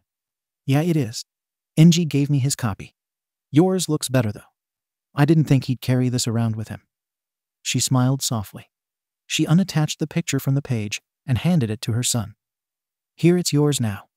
Are you sure? He asked, almost feeling guilty if he accepted the picture. Of course. I have a photo album anyways. When you visit again, maybe we'll go through it if you're interested. I don't know about that. She tilted her head in confusion. Why not? I can't stay here. I just needed to see you before I go. Taoya. Ray held his hand tightly. Where are you going? He looked down and sighed. You don't know, do you? All he could do was nod. I can't stop you. But I know that you'll do what is best for you. Whether you're here with me or somewhere out there, I know you'll be okay. How can you be so sure? Because you're my son. You can survive anything and everything. He scoffed. Unfortunately. Don't say that. You deserve to be happy. Dabi couldn't leave his mother in the dark forever. It felt like he was still lying and not being true to himself. I told you who I really am. But I didn't tell you what I really am. Ray was confused. I don't understand. I'm a villain. A monster. Taoya. She reached her hand out to touch his, but he waved her off. No, you have to know everything. You may think you still want me as your son, but you don't know everything yet. Then tell me. I've murdered people, Mom. I've hurt so many people in my life and felt nothing afterwards. I tried killing NG. I nearly killed Shouto. He looked down at his scarred palms. These hands have so much blood on them. And I can't promise that I can stop killing. Even if I do, it doesn't change the fact that I don't regret any of it.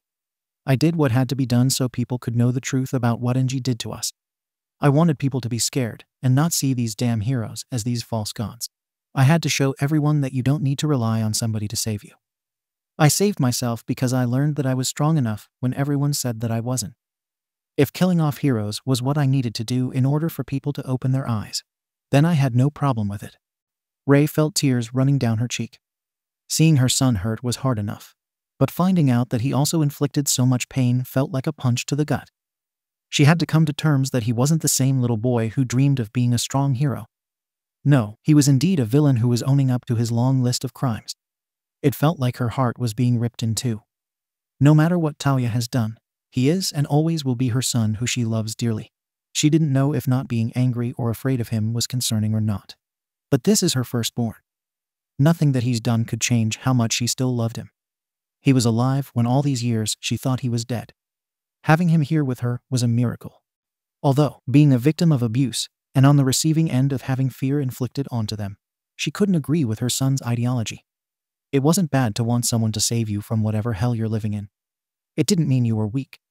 Even people with the strongest constitutions and wills also need somebody to lean on for support. Needing someone by your side for help isn't anything to be ashamed of. Wanting help when you feel alone and scared doesn't make you weak. It's what makes you human. She needed her son to know that. Ray made sure that he understood that she wouldn't disown him. But she wanted to guide him on the right path and help him find his footing. I'm so confused, Mom. I just wanted this to be an easier world to live in. I didn't care at the time how it would paint me as a villain. But now I don't understand why I'm the bad guy in this situation. Is it that bad for us to use our quirks without limitations, so that society could grow stronger as a whole, so that we wouldn't need heroes? That way we'd be our own hero. This isn't about heroes, is it, Taoya? Huh. You're reflecting how you personally felt onto society. There's others like me. Maybe not to this extreme, but... Ray cut him off. Listen, son. We all need someone to be there for us, whether it be friends, family, or heroes. It's not a bad thing to put faith in someone. No, he stood up. We need to put faith in ourselves. Talia, calm down. She instructed boldly.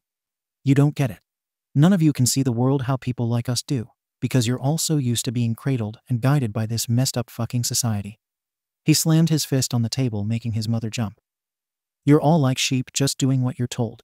And it makes me sick. I'm tired of being the bad guy because I think for myself. Do you think killing people is the answer? Is that your way of rebelling? You're so simple-minded. Look at things through our eyes. There's a reason why people like us are the way we are. Us. Dabi clenched his jaw. It took him a while to see the members of the League as more than just his comrades. But once they all gained each other's trust, they felt more comfortable talking about things that happened in their lives that made them want to change the world. Twice was the first that talked about his condition and how he was never able to find help, more so find someone willing to help a guy like him. Spinner shared a story about how he got mugged, but some D-list hero refused to help him because of his mutant quirk. They just watched him get attacked and then went on with their business. Then there was Toga, whose parents saw that she needed quirk counseling from a very young age, but refused to let her see a professional, mostly because they thought that people who needed extra help understanding themselves were crazy.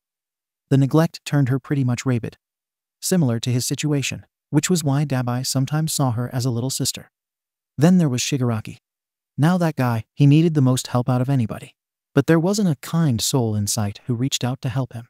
That was until his master, All for One, stepped in and guided him on his current path. Yeah, my friends. The ones who actually understand what the less fortunate struggle with each and every day. We couldn't be saved because nobody wanted to help us. Dabi walked towards the door. It was a mistake coming here. Talia, please, Ray ran after him. Don't go. I can't expect someone like you to understand. She raised her eyebrow. What do you mean someone like me? You could have walked away. He growled. But you didn't. You knew he wouldn't like that, and the rest of us had to suffer. Maybe if you trusted your own power, then I wouldn't be like this. That is why he chose you, right? Because of your strong quirk. Dabi scoffed, shaking his head. Part of him wanted to stop, but he couldn't help all the hate spewing from his mouth. He kneeled down to his mother's level and continued his wordy assault. Now look where we are. All because you couldn't save yourself. You were too busy praying that someone would come to your rescue. And now you're caged here in a lonely hospital. Ray had enough and slapped her son hard across the face. He held his cheek in shock. You will not speak to me that way, Talia Todoroki. I won't stand for it. I am your mother, and I'm not going to let you talk down to me like this just because you're hurting on the inside. The world isn't a fair place, and there's prejudice everywhere. I understand that. But killing people, hating society so much that you want to watch it burn because a few people hurt you along the way, that's not the way to go. You can find a middle ground where things don't have to be taken to such an extreme. What the hell am I supposed to do then, huh? He shouted. How else are you supposed to open up people's minds so that they can see that those who look at hero society in an unconventional way aren't they bad guys? Just because we don't want to be heroes or even worship them, it makes people believe that we're damned to be criminals. It's like the moment you develop some quirk that society doesn't see as heroic, you either try to prove people wrong or succumb to their idiotic standards. Tell me how that's fair. Tell me how trying to make this place an easier world to live in is so bad. Sometimes blood needs to be shed in order for the violence to stop. And right now, because of what Endeavor admitted to, we're in the middle of a war, and I'm on the winning side. Ray was taken back. She's never looked at things from this perspective. Yes, she wanted her son to live in a world where he'd feel safe and accepted. But at what cost? More death and destruction. Would it be selfish to make others perish if it meant your son would thrive? Yeah, it was completely selfish, but parts of her did agree with his ideology. What do you mean what Endeavor admitted to? She asked. Oh yeah, you're not allowed to have access to TV and junk. He pulled up a video of his father confronting the press and admitting to his vile actions of the past. People are rioting over this. Dabi handed her his phone so she could watch. I'll give him credit. Didn't think he'd ever be man enough to admit to all this shit out loud. Ray watched as her husband came clean. It was indeed hard to watch. She scrolled through the comments and read people's thoughts. Things really weren't as black and white as strangers thought it to be. It upset her how people were looking at their life as something so two-dimensional. There's good and bad qualities in everybody, and people chose to focus on only the negative. It's true that her husband caused her emotional and physical damage, but at the same time he isn't the monster a lot of people are saying that he is. All of this was just too much to process, and it made her mind feel numb. I don't understand. What was he trying to prove to the world? How does this fix anything? I think he was trying to save me. But the thing is, I'd rather die than be saved by the likes of him. After what he did to you, and what he put Shouto, Fayumi, and Natsuo through, I won't let him feel like the father that he's trying to be. Rei wiped her eyes and gazed at her son. Have you ever considered forgiveness, Tauya? Not for his sake, but for yours. He scoffed while shaking his head. I could never. Just because you forgive doesn't mean you're saying what he's done was okay. But it's about moving on and knowing that change is possible. You don't have to forget the bad things. Believe me, I didn't think it was possible. In my heart, though, she smiled weakly. I know that forgiving him was the right thing to do. I despised that man for a long time, but having all that hate in me was causing me more pain. I still can't bear to see him in person, but watching this proves that he's not the same man that he used to be. Why are you defending him? I'm not. I'm trying to help you. All it takes is one bad day, and that hate in you will finally explode, and you won't be able to come back from it. I signed my death warrant a long time ago. Rei pinched the bridge of her nose. You're so hard-headed, just like your father.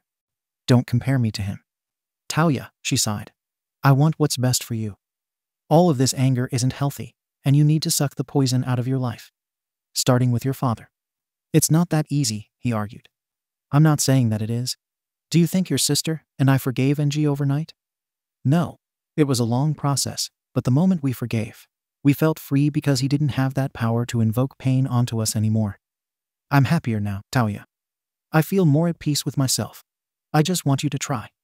The two sat there in silence, neither being able to agree with the other's views.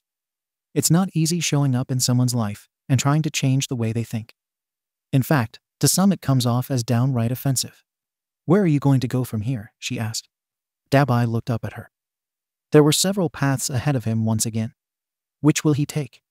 It's been about a month since the incident in the hospital with the League of Villains took place. Shouto hadn't heard a word from his brother since.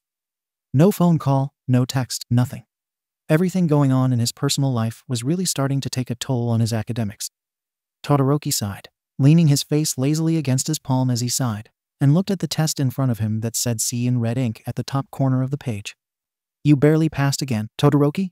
Momo asked. It didn't take a rocket scientist to be able to tell that her classmate seemed to be very distracted lately. Although, she couldn't blame him. His brother was missing. If you want, you could come over to my dorm and I could tutor you. She turned her head away, attempting to hide her blush with her hair in hand. Thanks, Yaoyorozu. Unfortunately, I don't think any amount of tutoring could help. I just have a lot on my mind is all. He opened up a folder that had a lot of graded work in it, most failing or barely passing, and put it back in his bag. Momo pressed her lips together and scratched the back of her neck. She hated seeing her classmates in distress. She wanted to help in any way she could. If you need to talk about what's going on, I'm here for you. That's what friends are for. She smiled softly. Just drop it already. Everything's fine. He coldly dismissed her offer, which gained the attention of some of his classmates who were close to hear their conversation or just eavesdropping. Geez, icy hot, what's crawled up your ass? Bakugo turned in his desk, draping his arm over the chair. Todoroki shot him a death glare. Oh, I get it. Look, your brother is gone and left you behind. If he actually gave a rat's ass about you, don't you think he would have reached out by now? The fire and ice hero's fists trembled. Seriously, he's a villain, so who gives a damn if he's out there alive or not? Kaken, Deku tried to hush his friend. What? I'm just saying what everybody here is thinking. Get the hell over it. The class sat in awkward silence. Is that true? Todoroki stared everyone down. You think I should move on and not worry about my brother because he was a villain? Is a villain. Bakugo corrected. Would mean he's changed, or that he's dead. I mean, he could be the later. Lay off, Bakugo. Damn. Jiru spoke up. Your jerk meter is at an all-time high today. Uraraka ran up to her friend. It's not that we think you should get over it, Todoroki. It's just hard for us to fully wrap our head around this. I mean, back at camp, some of us nearly got killed by your brother and the League. Plus, they kidnapped Bakugo. She twiddled her thumbs nervously as she tried to explain the views of the class to her best ability. Speak for yourself. Everyone turned a face in the direction of the voice. It was Hagakure. People change their ways, and you can't hold them accountable for their mistakes for the rest of their lives. It's just not right. But Hagakure, Asui croaked. You were one of the students that was hospitalized because of the League's attack. How could you dismiss everything so easily? She scoffed. I'm not. All I'm saying is don't lump me in with the rest of you. She crossed her arms. Whatever, invisible girl. Bakugo rolled his eyes. Looks like you got one supporter, Todoroki. It may have seemed like Katsuki was being extra harsh, but he just felt strongly about the situation. This guy was literally the one who captured him and pulled him into that damn portal. And if Dabi would have never done that, then All Might would have never had to rescue him from the League's grasp and ultimately use up the last of his strength against a foe. Todoroki looked up with hatred in his eyes. Shut your mouth, Bakugo. He chuckled. Or what? You'll shut it for me? He smirked, holding his hand up as sparks popped off his fingertips. Why don't you worry about how you were the one who ended All Might? He shot back with malice in his voice. His upper lip curled in a grimace. After hearing those words, Bakugo sat there stunned, stopping the sparks coming off his fingers. The class gulped and tried distancing themselves away from the two boys. What did you just say to me? His voice shook. Kaken, he didn't mean that. And while you're at it, think about how you'll always be in Midoriya's shadow. We all know that he'll be a better hero than you. Deku slapped his hand over his mouth, praying that nobody heard his gasp. Todoroki wasn't holding back.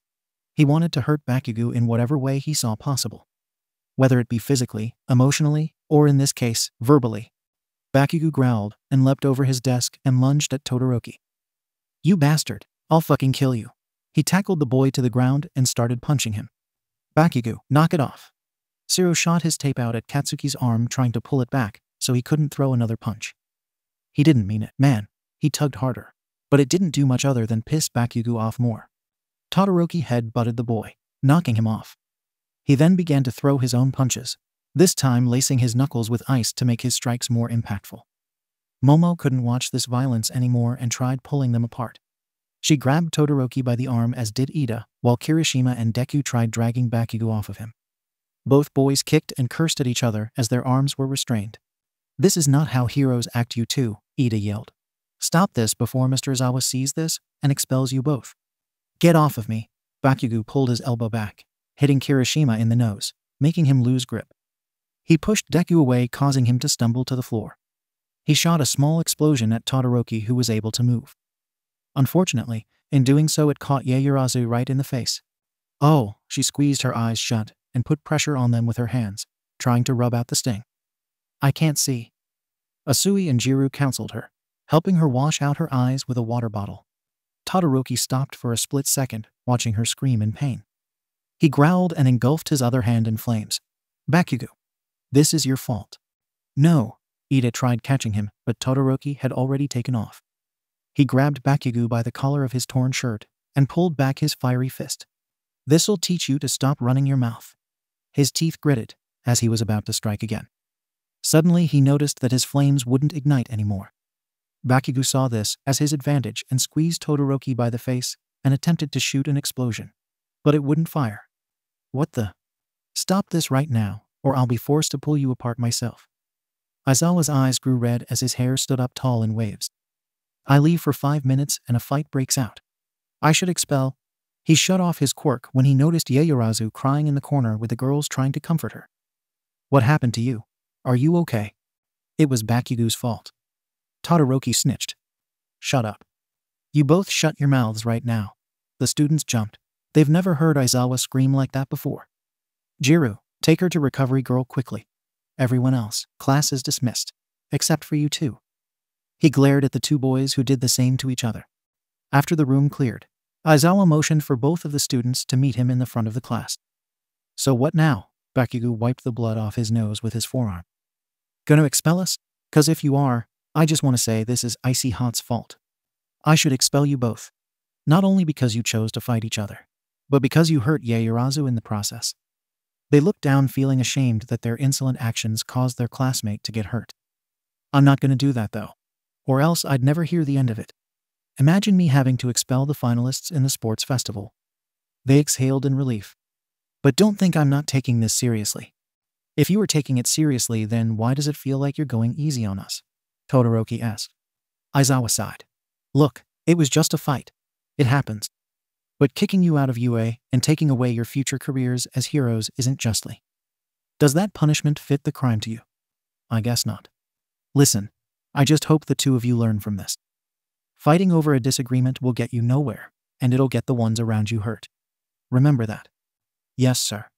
That being said, I will have to punish you both. Lay it on us. Bakugo rushed. You will both be serving 3 days of detention, and I want a handwritten apology from each of you to give to Yaoyorozu. Also, you can each sit out from training activities in my class for a week. That sounds fair. Todoroki agreed, while Bakugo just huffed. Now then, get your stuff and head to your next class. Before they exit the class, Aizawa had a few more words. Oh, and don't let this happen again, he warned. The boys both walked on the opposite sides of the hall since their next class was in the same direction. Don't think I didn't notice what you did back there, Bakugo growled. Which was? Growing ice around your fists. He pointed out. We both know using our quirks to attack without a license, or if we're not in training, is illegal. Todoroki rolled his eyes. So why'd you do it? Trying to make a statement or something? You used your quirk too. Only 'cause you did it first. I was willing to keep it a fair fight. I don't care about playing fair, Bakugo. What matters is that you win, not how you win. The blonde boy arched his eyebrow. When did you become so despicable? Just leave me alone. Todoroki began to walk faster to get ahead. He winced when Bakugo grabbed him by the shoulder and shoved him against the wall. First of all, walk behind me. Second, if you try picking a fight with me again, I won't hold back next time. Todoroki pushed his arm away. You pushed me to do what I did. If you would have kept your damn mouth shut, this would have never happened. Sure, it's all my fault. Bakugo scoffed. You've changed, half and half. Never thought I'd say it, but I want the old you back. What, ignorant? He pulled his jacket back into place and slung his bag over his shoulder and walked off. I'm done with following other people's rules and living by their standards. Even if it means hurting your friends in the process, Bakugo called out. Todoroki stopped in his tracks, but didn't turn around. You don't even like me. Bakugo looked down and smirked. I'll be honest. I like you a lot more than I do these other rejects we go to school with. Which is why it pisses me off that you're acting like some damn lowlife who thinks they're being screwed by the system, when in reality they're paying for their crimes. I can't stand victims, Todoroki. And it's annoying the hell out of me that you're making yourself out to be one, when we all know you're better than that. You don't understand, Bakugo. You weren't there. You didn't see what we went through. What he went through. I know that you both have the same dad, and he treated you like crap. But look, you're here trying to be a hero, and he's out there somewhere still being a villain. That just goes to show that you choose what path you take and decide where that leads you. I used to think that too, Bakugo. But life isn't that simple, and if it was, then the world would be perfect, and there would be no need for heroes to save us. He paused. You know, when you were captured back there at camp, Midoriya screamed for you. You told him to stay back, but with the way you looked at us, you wanted us to help you. You wanted to be saved. My brother screamed for years and nobody heard him. Nobody saved him. Yeah, I'm here trying to be a hero, but I don't even know what I would have done if I saw my father trying to replace me over and over again. I never thought about how awful things could have been, or how worse they could have gotten if I wasn't who he wanted me to be. Don't expect me to buy that crap. Dabi's a villain. He chose what he wanted to be. TCH, why would I expect you of all people to understand? You're the most apathetic person I've ever known, right behind my father. You don't know Talia, so don't talk like you do. I don't have to know him to find out that he was the reason a whole damn hospital had to be evacuated because of large flames that nearly burnt the place to the ground. That's exactly what I mean. You all pay attention to what the media tells you. You see the headlines. Rogue villain escapes without a trace. But that's not what happened. You don't ever hear the whole story. He breathed heavily. What they're making him out to be, it wasn't like that. He was looking for a way out of the madness. He stumbled backwards into the lockers and slid down, holding his head. And he was taken from us. He folded his arms over his legs, letting his head droop down so that Bakugo couldn't see his tears. The blonde boy's head leaned back as he groaned to himself. He was so bad at showing his support, mostly because he never did it. Come on, icy hot. When Todoroki didn't stand up, he looked around to make sure nobody was in the halls. Bakugo sighed. Look, I'm sorry, alright. I didn't even think that deeply about it. That's the problem. He sniffled. Nobody does. When he looked up, he saw Bakugo holding his hand out. After a slight hesitation, Todoroki grasped his hand and allowed Bakugo to help him up. If you tell anyone about this, I'll kick your ass. Todoroki wiped his eyes dry. I know not everyone will see things the way I do, and that's fine. I just wish it'd be easier for people to understand the other side of things. You're talking about utopia here, icy hot. It ain't ever gonna happen. Hell will freeze over by the time society 100% agrees with each other about anything. They continued walking. It's just the way it is. Ever thinking about changing that? Bakugo side-eyed his classmate. You mean the world? Only way you're gonna get everyone to gather round and sing Kumbaya is by force. That's true. Todoroki bit his bottom lip and subtlety smirked to himself. Here's my stop. They stopped at a classroom. Thanks, Bakugo. Huh? For what? He chuckled softly. Nothing, he said before entering his class. Bakugo watched the door close in front of him. Something was off. This didn't sound like the Todoroki he knew. This Todoroki had an obvious chip on his shoulder. But there was something else about him that didn't sit right with Bakugo. For now he was going to push it to the back of his mind.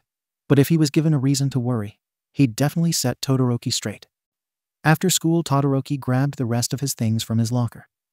Today was quite stressful, and all he wanted was to go home and rest. Hey, Todoroki, wait up, a girl called out. He turned and saw Hagakure running towards him. Is everything all right? Yeah, she huffed, trying to catch her breath. Just wanted to talk to you. Okay, not too long though. I really need to get home.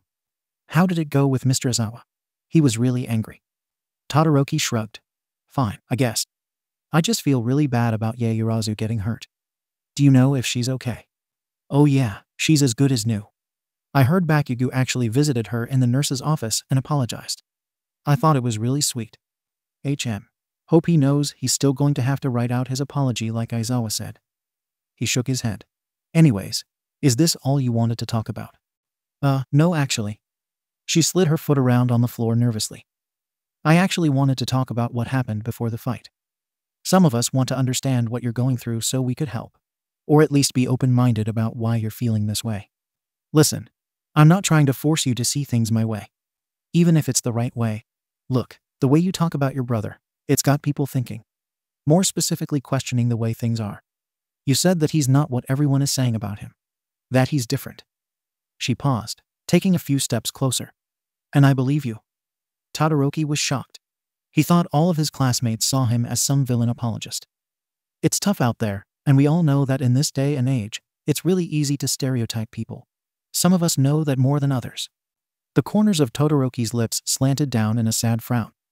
He knew that his family wasn't the first or only ones to go through this. It got him thinking about all the people who were wrongly accused or generalized because of the way they were born, by something they couldn't control. It saddened and angered him how he couldn't see these things right in front of him since he was one of the privileged people in the world. Do you want to talk about this somewhere else? Hagakure agreed. The two walked silently to her house, which wasn't too far away from the school. Talking at the dorms wasn't such a good idea. The reason being it would get more people to talk and make rumors about things that were going on. Surprise, surprise, they obviously wouldn't even have the whole story straight. Once they got to her house, Todoroki felt as if they were alone. He couldn't be too sure since her family was invisible and all. Don't worry, it's just us. She set her bag down by the doorway. Todoroki did the same and took his shoes off before going further into the house. Want a drink?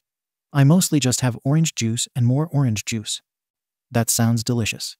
BRB, she cheered before skipping into the kitchen. Shouto sat there awkwardly and looked around her living room. It was very spacious with surprisingly a lot of family photos hanging on the wall. The irony made him chuckle. His eyes drifted to the shelves where there were trophies and medals displayed in a case. He got up to get a closer look. There was a certificate that read, Most Helpful Student, that was from her 4th grade year. Multiple gold trophies were for junior high cheerleading. There was also a framed photo of junior school peer tutors and their classmates that they helped throughout the year. Hagakure was in the front. Todoroki imagined that she was smiling. He didn't realize that she enjoyed being part of school activities. Well, that's embarrassing. She walked into the room with 2 full glasses of juice and handed him one. My parents love displaying all this stuff. You should be proud. You seem to be such a great student. He sat down on the couch. Hagakure joined his side. I guess. Don't get me wrong, I loved doing all that stuff, but it didn't feel like I was doing it for my enjoyment. Todoroki tilted his head in confusion. What do you mean? You know it's funny. Being invisible, you'd think that people wouldn't notice you. But it's the opposite. When I was growing up, I was always an easy target. Something goes missing in class. It's always the invisible girl's fault. Teacher can't find her wallet. All eyes are on me. By the way her clothes moved, Todoroki noticed that she was rubbing what he figured were her watery eyes.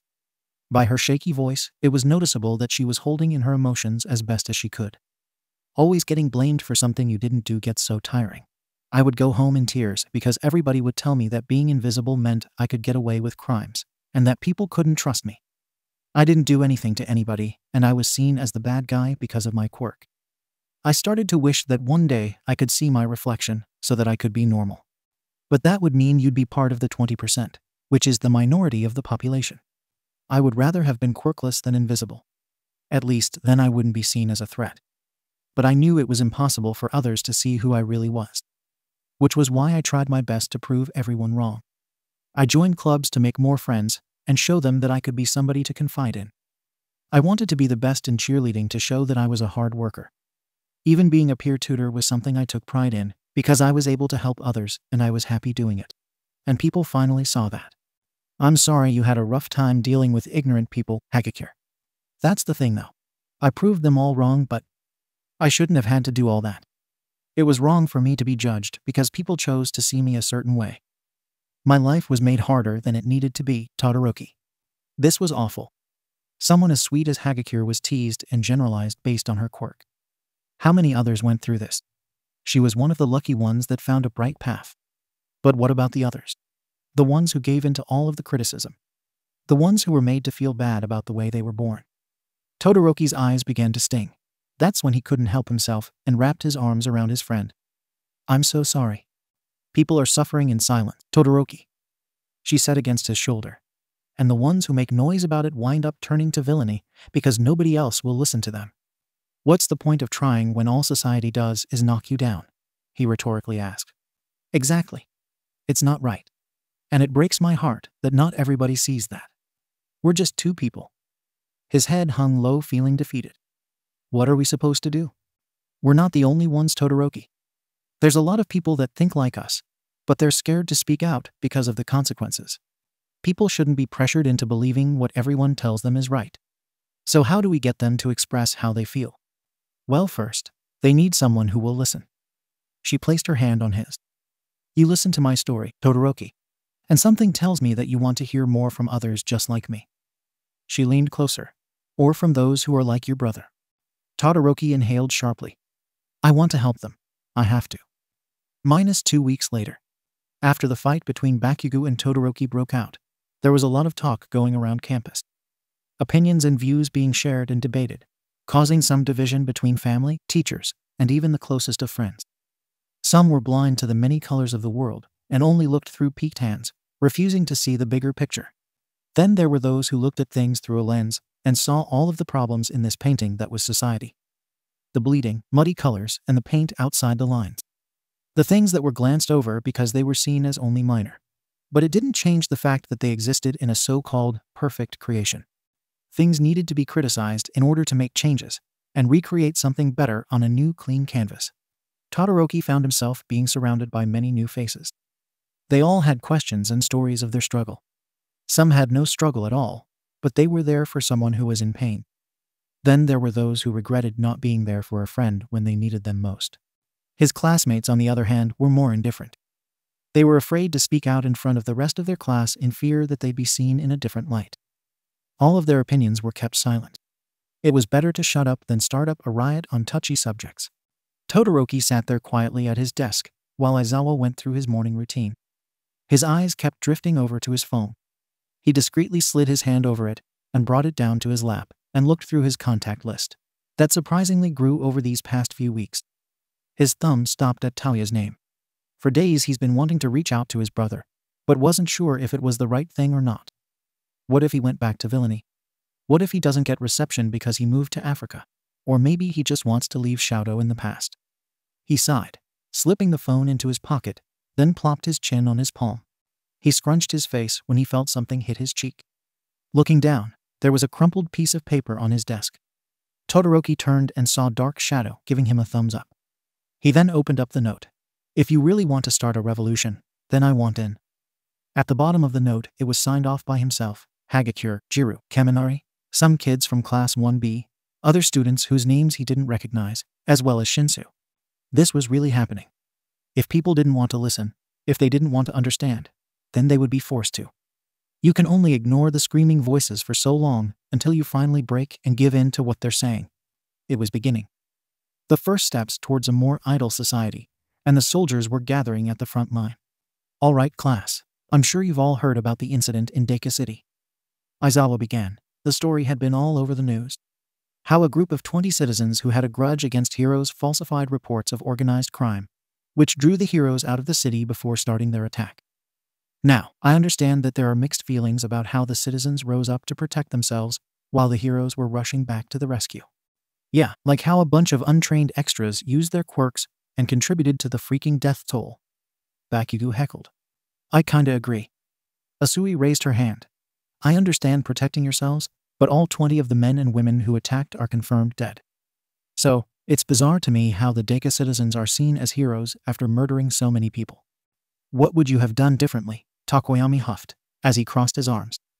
You can only bear a shield for so long until having to wield your sword. Those people's hands were forced. Who knows how many more people would have died if they wouldn't have fought back. Yeah, but like how many of their own got injured because of the chaos that they contributed to. Kirishima frowned sadly.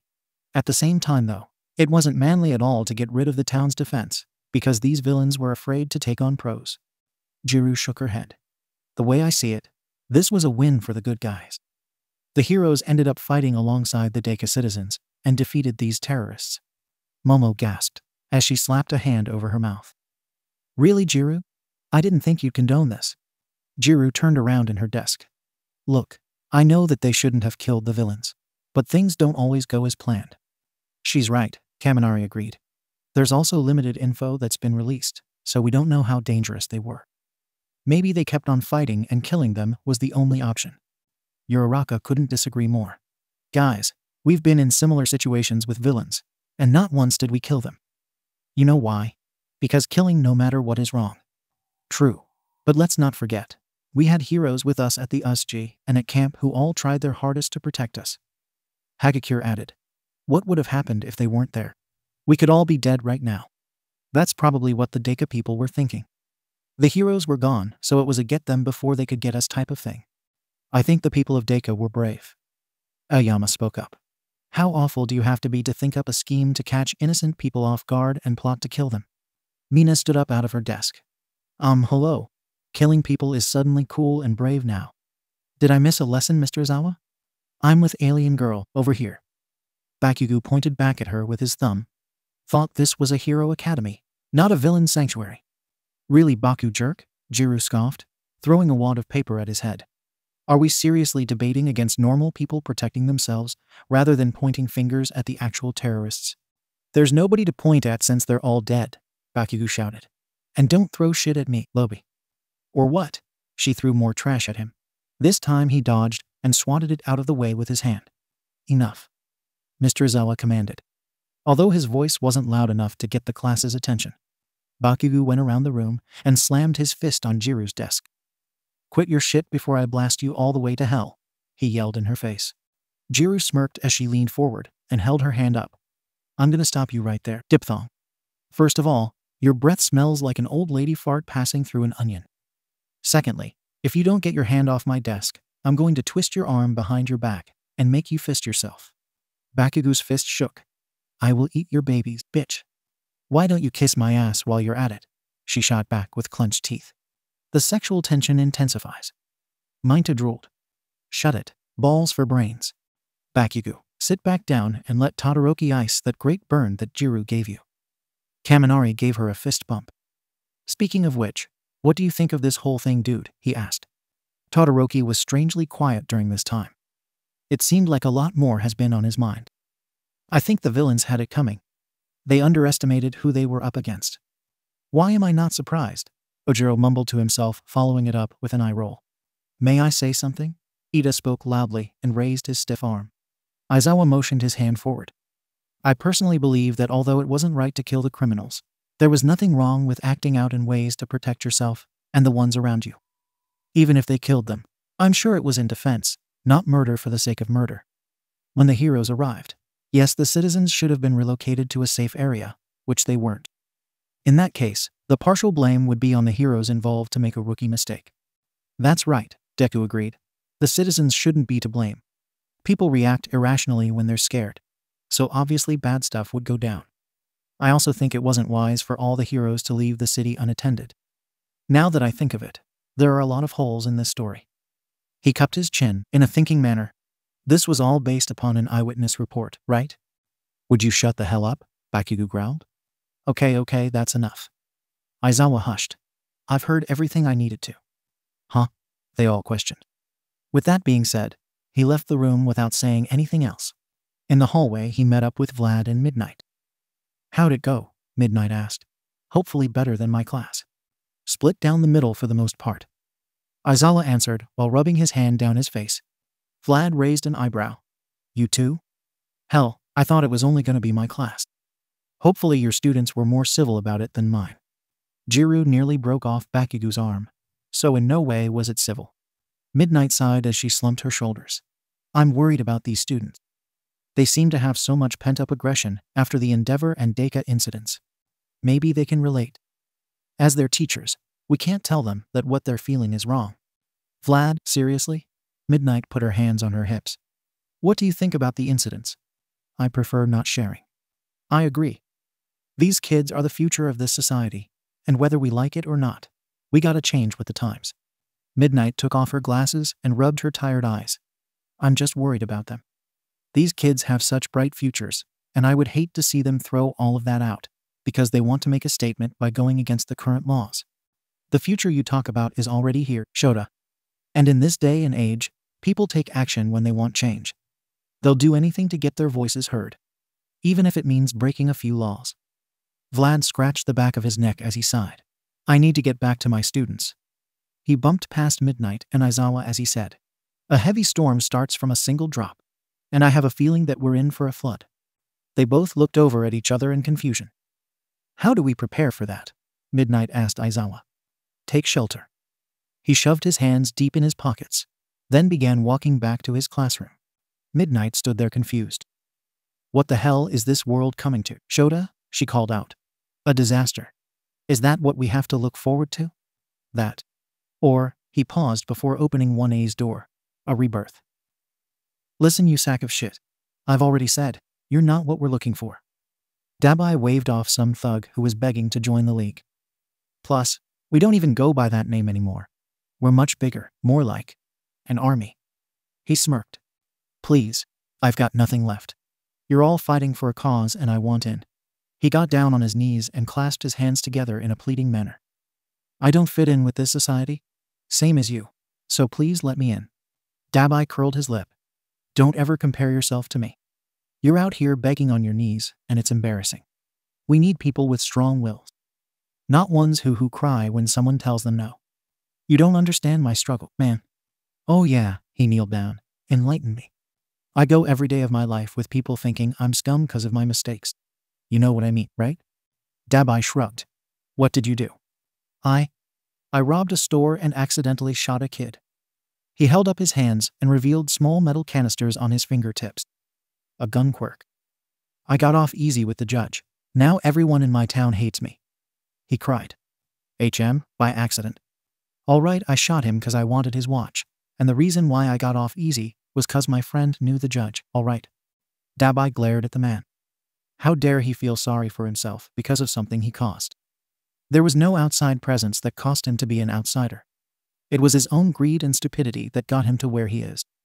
That quirk of yours, anybody ever give you a hard time over it? The man shook his head no. Just used it for petty crimes and killing kids, huh? He nodded stiffly. Like I said, you're not what we're looking for. Dabi ignited his flames and was about to turn that man into ash like the others he's done this to in the past.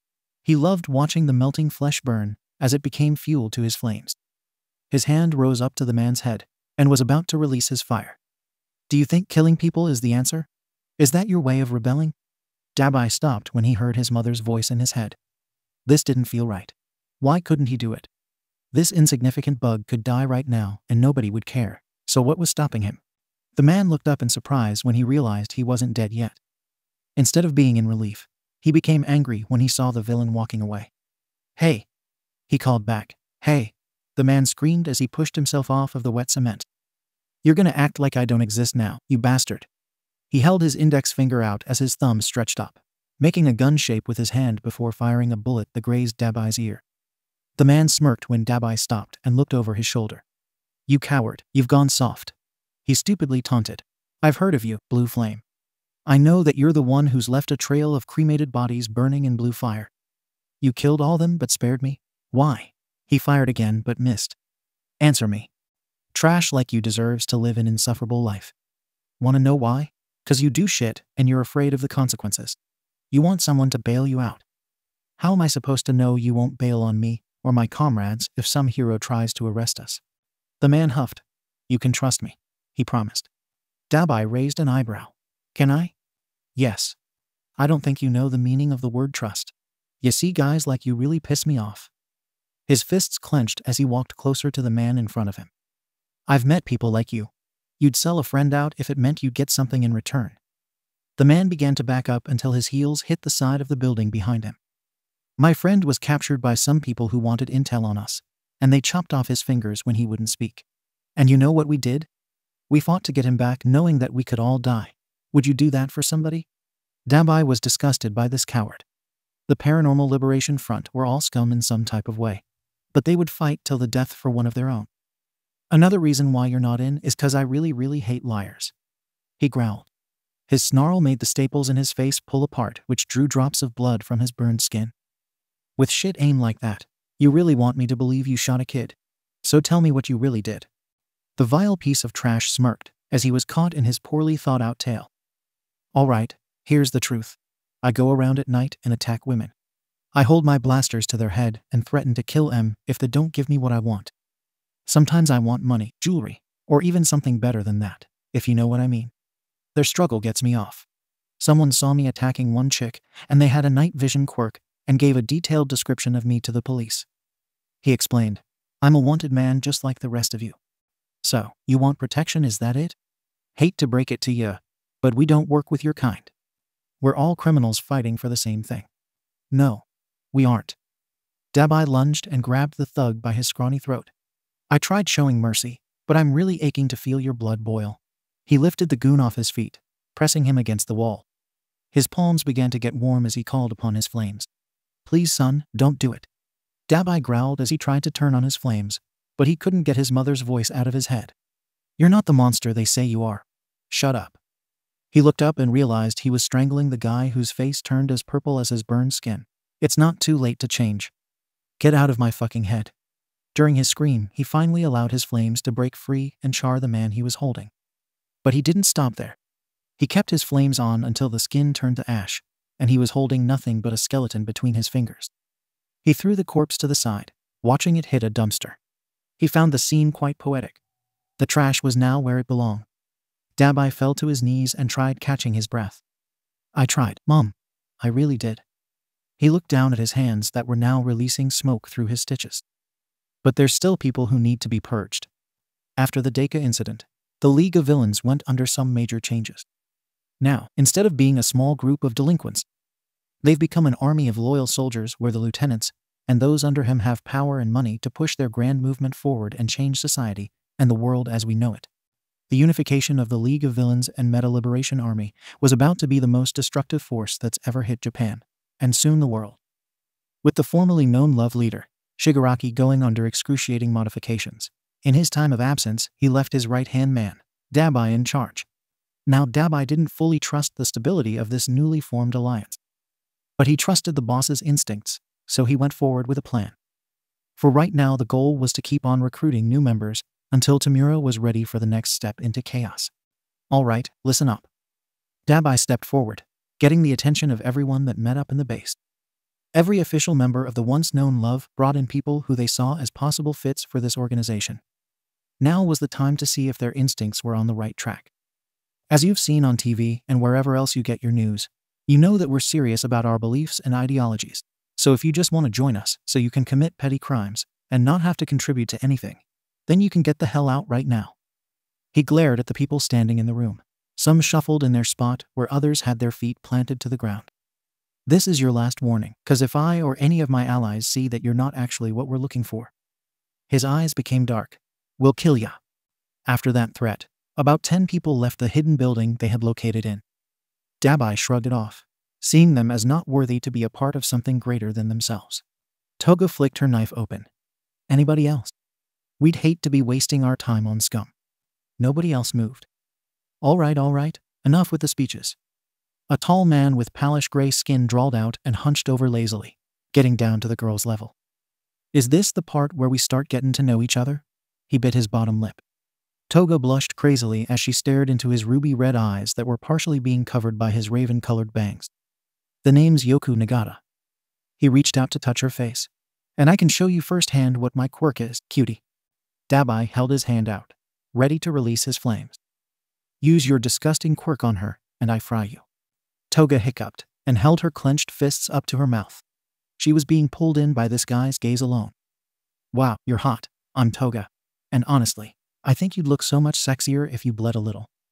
She stuck her tongue out as she smiled. Kinky. I like that. Dabi pulled her away from him. Get on with it. You're not the only one here, you know. Yoku smirked and slyly circled his way around the man in charge. I gotta say, I'm digging your aesthetic. He looked up at Dabi, who still had flames around his hand. We should get to know each other better too. Dabi rolled his eyes and let the fire disappear. Hey wait, I know this guy, Twice pointed out excitedly. Hey, Compress. It's the hottie from that show you watch. Compress removed his mask to get a better look at the young guy. He gasped in shock. You're from season 12 of The Bachelor. You were the dreamy, sadistic one that the ladies loved. A true bad boy, Twice added. You went by Eros though, right? Wow, the chicks were always drooling over you. They gagged. Oh, you have no idea, he smirked. Yoku Nagata. His quirk, lust. To activate his quirk, he needs to touch you and look into your eyes. But it'll only work if you find him attractive. Then, in an instant, you become madly in love with him and obey his every command. The amount of seconds he has his hands on you determines how long you're under his charming spell. 1 second equals 5 minutes. But if he ingests your DNA, then you can become seduced until he decides to deactivate his quirk. The most you can be seduced is 3 days. Spinner growled. I don't like him. You e-boy looking. I don't either. Dabi agreed. And I hate that I have to say that his quirk can unfortunately come in handy at some point. Ha! Yoku interlaced his hands behind his neck. If you need a distraction or people off your trail for a while, I'll be glad to have the X on my back. He winked. Can we keep him, guys? Please, please, please. Toga begged with a pout. Disgusting. Another person mumbled. I'm looking to change the world, not be a part of some polyamorous group. Gil Okinawa. His quirk, fish. He has gills on the sides of his neck and ribs, allowing him to breathe underwater. His quirk also allows him to withstand very cold water temperatures, and can also navigate in a dark setting using electric sensors, which also helps him find things such as objects and people without the need of sight. His eyes are very sensitive to bright lights because his eyes allow him to see things using his ultraviolet vision. He also swims best in fresh water. Salt water makes him feel nauseous. Twice put a hand on his hip. And why would we want to let someone in who wears sunglasses indoors? Douchebag. Same reason why you'd let some psycho wear a lame Deadpool knockoff costume. Twice clenched his fists, then quickly released them. Fair enough. He shrugged. But seriously, what's up with the glasses? I have ultraviolet vision, meaning I can see clearly in dark places, including deep waters. These strong sunglasses I got from the black market help me see in the light. Regular sunglasses don't cut it, so if I take them off when it's bright, my eyes burn like a bitch. Twice ran to the opposite side of the room and flicked off the lights. Quick, how many fingers am I holding up? 2. Your middle finger and thumb to be exact. Whoa, he's good. You're in. That's cool, I want to try. A voice yelled excitedly from the dark room. What am I doing right now? picking your nose. Now you're doing the Macarena. Do not look up that girl's skirt, man. Eep. Toga felt a tug at her skirt and swung her leg, kicking the person kneeled down beside her. The lights were turned back on to reveal a smug red head on the floor. Anybody tell ya that you got a great kick? The guy groaned as he stood up. Ugh, I should cut you for that. Oh, come on. I was just joking. Okada-kun. His quirk, Chaos. Codename, Mayhem. He releases a fume from his body that when inhaled, you start losing all sense of self-control and become rabid. The effect is temporary depending on how much fumes you inhale. The most you can remain rabid is about 15 minutes. If you get a small whiff, it can last as little as 2 minutes. The victims attack whatever in sight, unless Mayhem controls them to do otherwise. You guys need to lighten up a little. He chuckled. Grrrr. Toga growled. I'll stab you. Let's go. Short cake. He raised his fists. If I win, you owe me something. A date, possibly. PFFT as if. Toga wielded a blade from her garter belt and flung it in the air, catching it by the handle. Suddenly, Okada fell to the floor and started grasping at his throat. I'm not falling for that. A somewhat worried look flashed across her face when he started turning a shade of purple. Hey, are you all right? I hate teenage boys. A woman scoffed. After a few more seconds, Okada started to gasp and cough as he was finally able to breathe air back into his lungs. He stood up and stumbled backwards and stared at the lady standing behind him. She had messy blonde hair that was slicked back and what looked to be a gas mask on her face. Was that you? He pointed. She smirked as she pulled the mask up off her face and used it as a headband. Taira Kuryu. Quirk, thin. She can make any object two-dimensional, as well as living organisms. Her special technique that she has perfected is making the air around her become as thin as possible to where her opponents can suffocate. She is not immune to this, so she has a small oxygen tank and a mask that she puts on while this technique is in use. Because of my special move, I've trained myself to hold my breath for at least 5 minutes, while the average human can only last about 2 minutes before passing out. But since I have my oxygen tank with me at almost all times, I could thin the air around me for much longer. That's cool and all, lady. But why the hell would you use your quirk on me, huh? Simple. You were annoying me. She shrugged. Don't know if your league can benefit from an immature dumbass like Okada, but with me, I can promise results. Dabi thought to himself that if they were to be surrounded by heroes and cops, nobody would even think about having oxygen masks, so with her quirk, a group of people would pass out or drop dead depending how long Taira's quirk was activated for. You're strong. But what's the range of your quirk? Taira's fingers cupped under her chin in a thinking motion. She's never really used her quirk to its full extent before since she had no reason to. To flatten things out, I can probably get the range of a small house. As for thinning the air, maybe smaller than that. Not bad. Dabi looked over at his comrades, and they each gave a nod, showing that this chick was definitely somebody they could use. All right, losers, who's next? Twice walked around the room, acting like he was the leader, which received an annoyed eye roll from Dabi. Yeah, me again. Okada raised his hand. But is nobody going to acknowledge the creepy old man with a freaking wolf by his side? He waved his arms around in a panicking manner. They all turned towards the quiet man in the corner of the room who rested his hand on top of the wolf's head. Oh. The older man smirked as he slowly stood up out of his seat and told the massive wolf to stay still. I'm taking it as it's my turn. I was just waiting for you children to quiet down. Children. Toga and Okada both gasped with an offended look on their faces and began to stick their tongues out at the man. I'm 17, practically a grown-up. They argued with a stomp of the foot. Yeah, what she said, you old geezer. You know what, you're out, Toga huffed.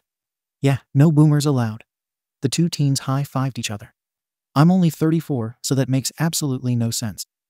But I wouldn't expect two insolent, juvenile delinquents to understand that. What did you call us? Dabi gave himself a face palm. Will you shut up? Well, this guy's The arguing came to a halt when the rusty metal door to the building creaked open slowly. Everybody stared and became confused when a pink-haired little girl poked her head in. Excuse me, is this where the meeting is? Back at you. So Todoroki, what's next? The two-toned student scratched his head. We need to get people to listen and open up their minds. I just don't know how to do that without sounding so pushy. Kaminari nodded. People don't like it when you try to change the way they see things. How about a rally? Jiru suggested. People can't ignore us, especially when the son of Endeavor will be preaching. That's a good idea, Hagakure agreed. But we have to try to keep things as peaceful as possible. I mean, we may not agree with the system and society itself, but we're not villains either. We can't give people any fuel to speak against us. Exactly. Takoyami crossed his arms. And if things do get ugly, it won't be because of us. We'll leave that to the people who think they know what true heroism is. It's going to be hard. Shinsu rubbed the back of his neck. We have to prepare for the worst. People are violent, and they'll want to shut us up. But no matter what they throw at us, we will not be silenced. His fist pounded the table. Todoroki wasn't just fighting against society. He was also going up against this backwards hero system that everyone puts too much faith in. The flashier the quirk, the better chance you had at being a hero. It only scratched the surface of what a true hero really was. Making people feel bad about their power and making them feel unimportant and disowned was now something they wanted to bring to the light and show it as an actual problem. Shinsu has people who believed in him and ones that he wanted to prove wrong when it came to his quirk. But there are many others in the world who don't have the willpower to keep fighting every day of their life to show that they're more than their quirk, regardless of how good or bad it may seem. That's why Shinsu wanted in on this. There's people out there just like him who need to know that no matter what your quirk may be, it doesn't define who you are and that you don't fall into any type of category. If we need to be the voice of the voiceless, then damn it, we will, no matter the repercussions. I like the way you think, Edward Scissorhands. Kaminari gave the boy a thumbs up and a slap on the back. Where are we going to do this thing anyways? I was thinking in front of the school. Todoroki answered. There's always news stations close by waiting for something to happen. You mean we get to be on TV? Hagakure jumped, knocking her chair over. Hooray! That'll be so exciting, you guys. That means even more people can hear us. We need to do something that'll draw people in though. A student from the general studies class added. Having a megaphone alone will be pretty lame. Remember, we're also trying to speak to kids our age and even younger, not just the grown-ups. You're right, Luna. Todoroki agreed. He looked around at the people around him and thought to himself how unreal this all was. He would have never imagined that there were others that thought like him. Even people outside of his class like Luna Star, who was introduced to him by Shinsu. She had a fairly simple quirk. It was to project light from her body. She wanted to be a rescue hero. But the entrance exam to make it into the hero course made it nearly impossible for her to succeed since her quirk at the time could do nothing up against killer robots. Now she's been training to shape her beams of light into temporary weapons. I need things to be perfect before we do this, or else nobody will take us seriously. This is hard, Kaminari whined. Why don't we just crash some event and hijack the damn thing? We don't have to be aggressive about it. We just have to be loud. I don't know. Todoroki sighed as he scribbled ideas into his notebook. He didn't want this whole thing to paint them as wild nutcases. But he knew that they had to do something big to make their first mark in the new path of society. Give it some thought, at least. Jiru tapped her bottom lip and shrugged. Sparky might be onto something. Todoroki closed his notebook, as did everyone else. We'll pick up on this again tomorrow. Thank you all for coming. Of course, Todoroki. We got your back. The boy smiled softly. He held his hand up into a fist. We'll do whatever we can to finally make things right. Ooh, who's the kid belong to? Is she yours, Pops? Twice asked the man who was just bickering at the two teens. I heard some people in the alley by my house talking, and they mentioned this address. She slowly walked in and set her purple backpack by the door. I'd like to join your group, please. She smiled cutely. PFFFT, Twice laughed. Sorry, Pipsqueak, but you have to be a certain height to join. You're scary. Beat it, kid. We don't want your Girl Scout cookies. Dabi coldly dismissed her. Now then, back to... He tried getting back to business, but the little brat interrupted again. I'm not a girl SC. Girl Scout cookies? Akata excitedly pulled out his wallet. How much? I hope you have those thin mints in your bag. Gil smacked him upside the head. Oh, why is everyone beating me today? Please. The little girl begged. I can show you my quirk. A lot of people are scared of it. She looked down and began to shyly play with the hem of her skirt. Gil walked over to Dabi. Look, just let the kid introduce herself, and then turn her down after she's done. He whispered. She's not going to leave unless you give her a chance. Dabi tilted his head and scoffed. What are you, some sort of child counselor? Gil squinted at him. I have a niece about her age, smartass. I know this'll work. Dabi rolled his eyes. Ugh, fine. Hurry up. What you got, kid? She shook her hands with excitement. My name's Boo-Waring. Twice heckled from the crowd. You are so cute. The little girl got so nervous and couldn't look up anymore. She began to speak softly as her body started to tremble. My name is Tora Lee. I'm 7 years old and my quirk is called. She shuffled around nervously where she stood and felt her face heat up. I can make ooh. She tucked strands of her dark pink hair behind her ear. They're like creatures. She sniffled and started to wipe her eyes, trying her best not to let it show that she was crying. I'm sorry. Everyone looked at each other awkwardly. Well, Dabi clapped his hands together. That was fairly depressing, but thanks for comment, kid. Toga, walk her outside. Sure thing. Toga skipped forward and took the child by the wrist. Tora slapped her hand away, which shocked Toga. No, she argued. Let me try again. Sorry, child. We just do not have time for games. Compress walked up and kneeled down beside her. How about a magic trick to turn that frown upside down? Yeah. The magician held up 3 marbles in between his fingers. Then after that you'll be on your way. I don't want to see a magic trick. I want to show you my quirk. If crying was your quirk, then I'm not impressed.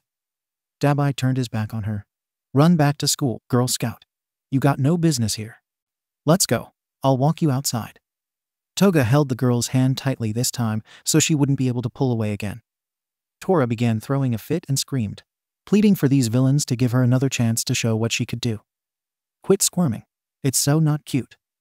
Toga began dragging the kid on the ground after she decided to plop to the floor in attempt to stay. You guys really suck with children. You know that? Tyra chuckled, but didn't bother in assisting with the crying child. Dabi held his arms up to his side. I look like a sitter to you. Let me go, Tora shouted, this time sounding more like a deep growl. Toga quickly let go and took a few steps away from the girl. I'm staying, and I will show you what I can do. She stomped her feet as she made her way closer to the group. Tora's face was turning a shade of red due to her anger, and her fists were turning white at the knuckles. Everyone stood their ground, not being intimidated by this small girl. That was up until they saw something begin to manifest right beside Tora. It started off small, then grew to be almost the size of Gigantomatia. What the F? Okada's ear-piercing shriek nearly made the building shake as he ran to the back of the room to hide. What the hell is that thing? He pointed. Is it a Namu? Compress shook. No way. Dabi ignited his flames in his hand. That's impossible. Tora let a sinister smirk slice across her now devilish face. Her eyes became black as night. My name's Tora Lee. She restarted in a demonic, distorted voice. My quirk is called Beast. And this is what happens when you make me angry. She chuckled as she sent this titan-sized beast sprinting in the villain's direction. You dorms. Todoroki was doing some research on his laptop to help him think of ways for this rally that he and his friends were planning. He leaned back in his chair and rubbed his tired eyes while sighing loudly. He jerked his head around when there was a soft knock at his door. Huh? He looked at his clock that read 12:30 am. I thought everyone was asleep.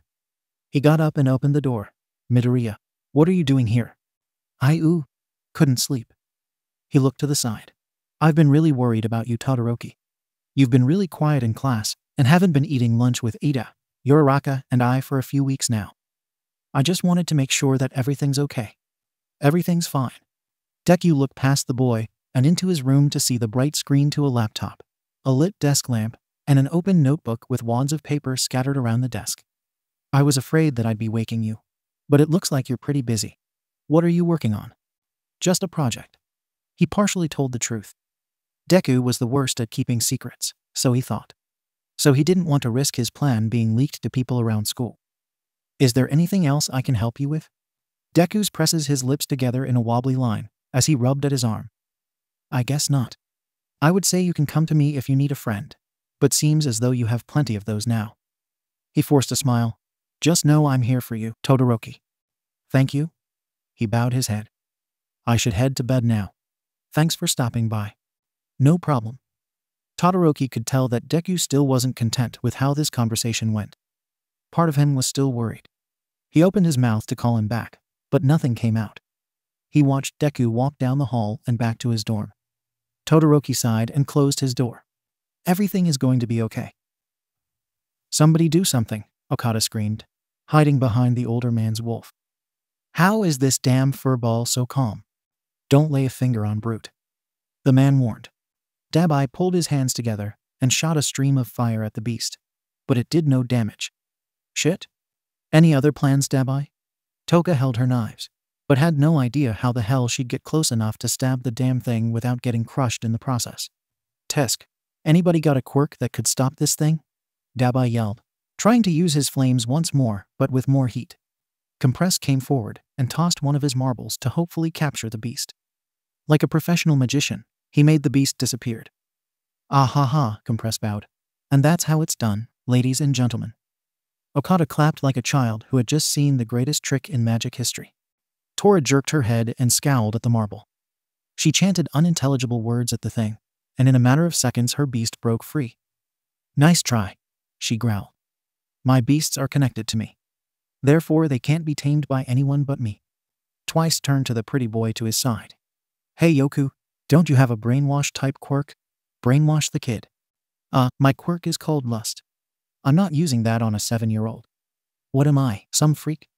After Dabi temporarily stunned the beast with his burning flames, Toga jumped in front of him and threw her knives with amazing accuracy and stabbed the damn thing in its eyes. Bullseye. She smirked. The beast yanked the blades out from its skill as blood splattered and ran straight for the blonde. What? How can it still see? Before she could react, the beast was already about to make impact with the girl. Stop. She squeezed her eyes shut, awaiting her end.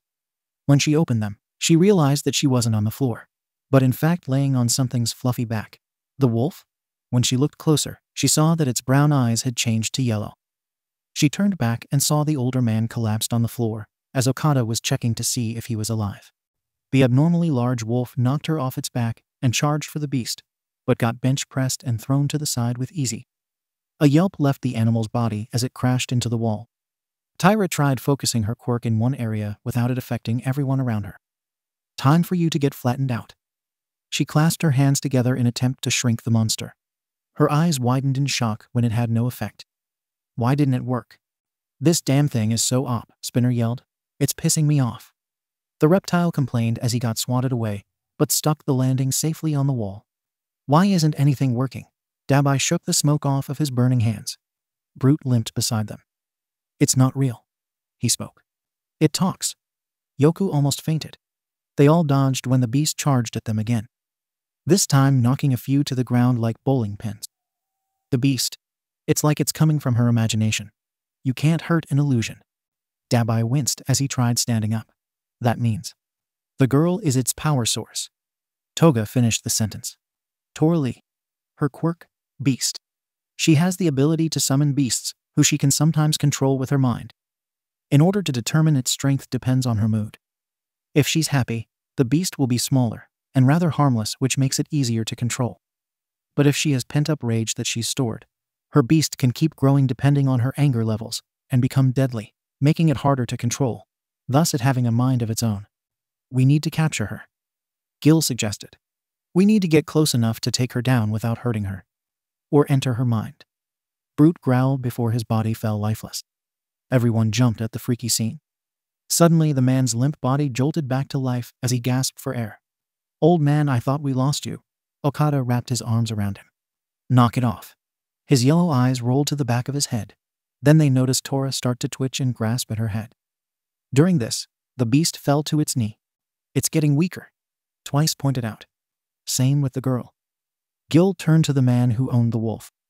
What are you doing to her? Dyer, yes, I. His quirk, Wark.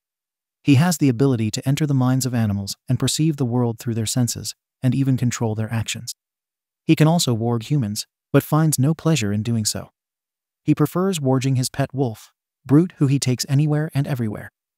The downfall is that his physical body is left open for attacks, and if it is disturbed, he gets pulled back into his own mind. Jaya, Tora winced in pain. Get out of my head, she hissed, her black eyes flickering yellow. Capture her now, Dyer screamed, taking temporary control over her body. No, she screamed back. Attack them, she ordered the hurting beast, who slowly began shrinking slightly in size. I can't hold her for much longer, hurry. Twice, Tyra called out. I need you to make clones of me quick. The masked man quickly took her measurements and began producing clones of the blonde woman. Done. I haven't tried this out seriously yet, but hopefully it works. Do as I do, Tyra ordered before she took a deep breath and squeezed her nose. Her body became two-dimensional. The clones followed her lead. She breathed in and popped back to normal and tied the clones together to make rope. She twirled it around and captured the girl in the lasso of clones. The woman gasped when the beast grabbed her by the throat. It had shrunk immensely, but it was still insanely strong. Someone stop it, she choked, still trying to keep her grip on the rope. Yoku gave Toga a boost by spinning and launching her in the direction of the beast. She dove and sliced at its ankles, making it drop to its knees, and cut its fingers off so that it could release the woman. Compress, Dabi shouted. Get the girl. And for the finale, he flipped his hat off as more blue orbs fell out of it. Compress tossed it without hesitation. Tora's eyes flickered from yellow back to black. Dyer had lost his hold and snapped back into his human body. The beast stood up, but it was too late. As soon as the marble hit Tora's feet, she was captured in its prison. Dyer awoke and held his aching head. Did we do it? The League, along with the bruised recruits, gathered around the marble and watched breathlessly as the beast slowly faded back into non-existence. Compress picked up his damaged mask and put it back on his face. Now the curtain falls. The newly formed League tended to their wounds. They were all shocked at the power of this young child. This new generation had quirks that were amazing, and they'd only be getting more dangerous as time went on. Dabi held the marble in his hand that contained Tora. He contemplated what to do next. Should they drop it off somewhere, so this kid doesn't get mixed up with them? Should they use her power to further their plan? Also, why the hell would she want to join them? Dyer took a seat next to the burned villain, who scooted away from him to get some distance. The child was powerful. Dabi didn't respond to that obvious statement. You know, after you revealed your identity to the world, it truly did change the way people think. Dabi shifted his eyes over at the man, not knowing what he was getting at. And what you all had to do with Deku and the talk of quirks being legalized for everyone is something that more people are starting to agree on. Listen, old man, I ain't interested in small talk. I got a group to lead while the boss is out. Dyer chuckled. Forgive me for intruding, but after everything you've been through, has anything changed? Like how you view the world or your choices? Dabi curled his lip in annoyance. That's none of your damn business. You're lucky you have a useful quirk, or else I would have lit your ass up along with your ugly wolf. Brute growled at the man's insult. Dabi looked the man up and down, not understanding why he was interested in joining this organization. By the Rolex watch on his wrist and the tailor-made suit, this guy seemed to be living comfortably. So what's your deal? Why does a guy like you want to join people like us? Dyer leaned his head back against the wall and sighed. He dug in his pocket and pulled out his wallet. In one of the compartments was a picture of him and two little kids. My children. Dabi turned his head to glance at the photo. My son, Shoyo, and his big sister Tsuka. They got the same quirk as you. Similar. Shoyo's quirk is called After Death. It allows him to see into the life of a creature if he touches its bones, even if it's fossilized. Dabi was kind of impressed. He wants to travel the world and discover the unknown. But he won't be able to do that since he's not a hero. So his blessing of a quirk will go to waste. I want my son to live his dream and not be held down by the shackles of oppression. And the girl? Dyer looked back down at the picture, running a thumb over the face of his daughter. She's adopted. When I was living in America years ago, my wife and I wanted a child, so we decided to adopt. When we came across Tsuka, we were heartbroken for the girl. She came from an abusive household, surrounded by nothing but negativity. Then we read that the girl's quirk manifested and her house crumbled down, killing her family inside, leaving only her. What quirk does that? Evil embodiment. We learned that her quirk allows her to manipulate anything evil. Whether it be a person, place, or an event. She has the ability to make the mayhem more powerful, and she becomes a force of nature. That house she lived in was a hell on earth, so she lost control and brought it down to pieces. Dyer had tears forming in his eyes as he talked about his stepdaughter, while Brute ran his head against his master's leg. With the way the world is, he feared for her and wanted to give her a second chance at life. He and his wife wanted to fill Tsuka's heart with love and positivity, and to never know pain again. Dabi could respect that. You want her to be able to live freely. Dyer nodded. When we adopted her, we changed her name to Tsuka, because we didn't want anybody to find out about her past or her quirk. We don't want her to be ashamed because we know it doesn't make her a bad person, and that it could easily be used for good. But Tsuko wants to be quirkless, and finding ways to suppress her quirk isn't enough anymore considering how strong it's getting. Dyer stood up. That's why I'm here. Oh, I get it now. Dabi shoved his hands in his pockets, along with the marble he was holding.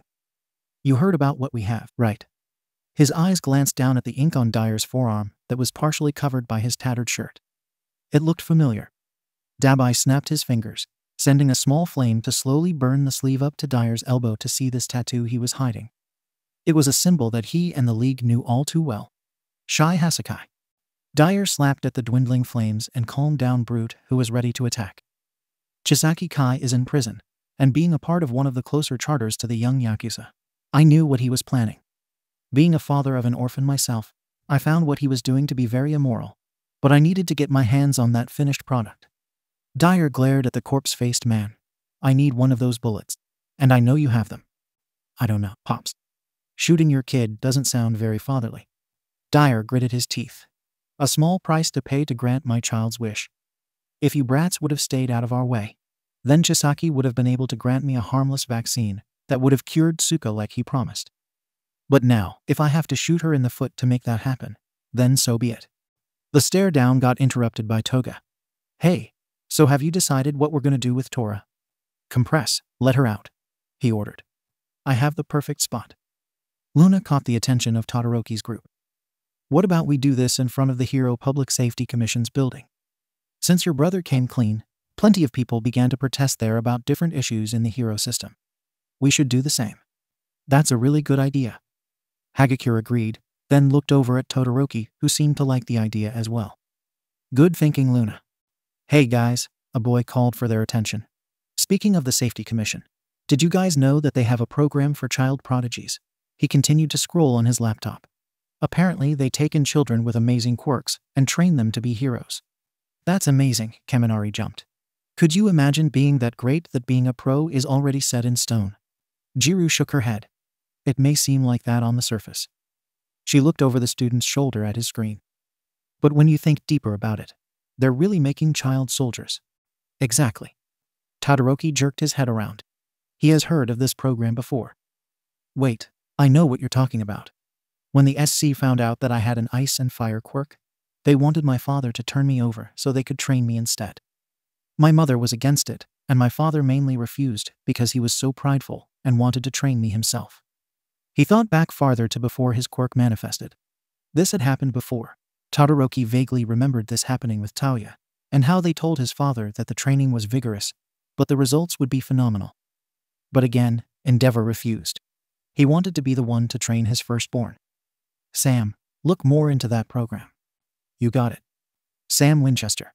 Exchange student from America. Second year in the support course. His quirk, read. He can read and understand any language, including computer language and body language. Sam's more into creating spyware and hacking equipment. Also, since he can read someone's body movements no matter their speed, it makes him exceptional when it comes to defense skills. A theory is that some of these prodigies don't even become actual heroes, but the SC uses them as spies and to basically do suicide missions. He continued to type and dive further into this program. There's an article here, but a lot of information has been blacked out. From what I can read, 2 siblings with a pro-hero father were put into the program, and something happened that they went crazy and managed to escape. Okay, that's scary. Hagakure bit her nails, hiding behind Takoyami. Sam closed his laptop, not being able to look at it any longer. The government is literally taking little kids and brainwashing them to obey their every command for the greater good of society. Why aren't more people talking about this? Because we're blinded by the lights of heroism, that we've been conditioned not to care where they came from. Luna answered bluntly. I didn't realize how messed up this stuff was until now. It's sad how people aren't aware of all this. That's why society has us. Todoroki stood tall. We'll force them to look and to hear our voices. We won't be shut out. Let me get this straight. So you were being forced drugs that were suppressing your quirk. Twice shook his head in disbelief. I may be a villain, but holy crap, that's evil. Tora shared the rest of her story to the League about how she accidentally hurt a classmate with her quirk at school, and a week later, she felt her quirk start to slowly diminish. The school nurse would give her pills, saying it was a medicine that her parents had provided. But when Tora brought it up to her parents, they were confused. Then a day later, they changed the story and said that she had to take them so that she could feel better. This doesn't make sense. Yoku shook his head, not being able to fathom what this kid was telling them.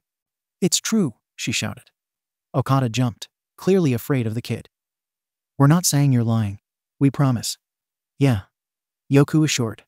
What did they mean that the meds were going to make you feel better? They said it was to help me control my quirk. But it made it hard to be able to use it anymore when I started eating the pills. Then, after I made myself throw them up, I was able to make my little beasts again. She explained, holding onto Dyer's hand, who was comforting her. Dabi looked on in disgust. Tell me, Dyer, you know about this. Dyer clenched his jaw. What are you implying? You're with the Shy Hasakai. Overhaul wanted to get rid of quirks, so this seems like something that you jackasses would be involved in. Dyer didn't like how Dabi was accusing him of such a vile act. Since Chisaki's imprisonment, we got out of the drug business. And at that, there's no way we'd waste our time creating pills when weapons is where the money and the best results are at. Toga crossed her arms and stood beside her comrade. Well, this seems like a weapon to be used against villainous quirks, if you ask me. She whipped out her knife. Something you're not telling us, pups? Gil led the little girl away from Dyer, so that Dabi and Toga could interrogate him. I'm not hiding anything.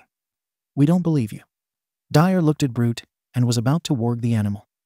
Compress noticed this and acted quickly, capturing the wolf in a marble. Twice made clones of himself and used them to restrain Dyer from fighting back and escaping.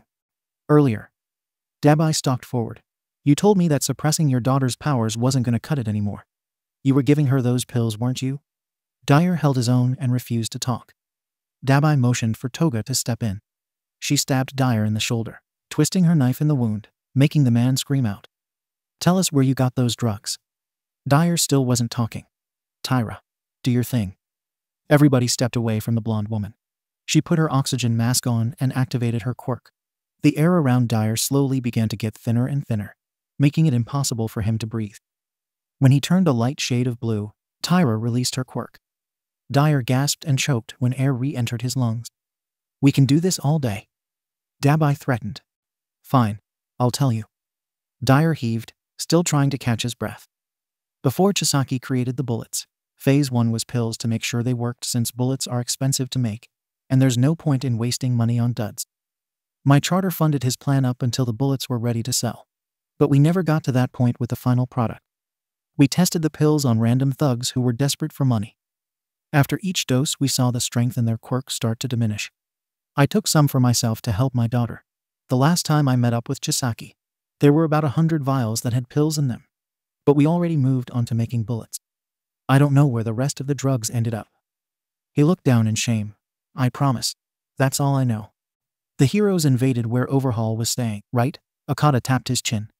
Maybe they took the pills for themselves and were secretly giving them to people to control their quirks. Wow. Tyra put her hands on her hips. There's actually a brain between those ears. It's the only explanation. Dyer agreed.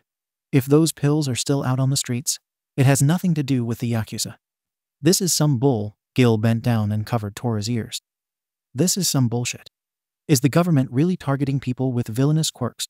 'Cause that's discrimination if I've ever seen it. How long do you have to be taking this drug for your quirk to be eradicated? I don't know. My daughter's been taking them for a year. Her quirk is still there, but can't be used to its full strength. This system's more fucked up than we thought. Morning, Dad. Morning, Tsuka. Dyer greeted his daughter, who was on the couch eating a bowl of cereal and flipping through the channels. He looked up from his phone when he realized it was a Tuesday. Why aren't you at school? I thought Mom told you. The teen answered lazily, still staring at the TV. I got suspended yesterday. Dyer cocked his head to the side. Huh, what for? Tsuka walked her dishes over to the sink and leaned against the counter. You know, same old shit. Language. She sighed.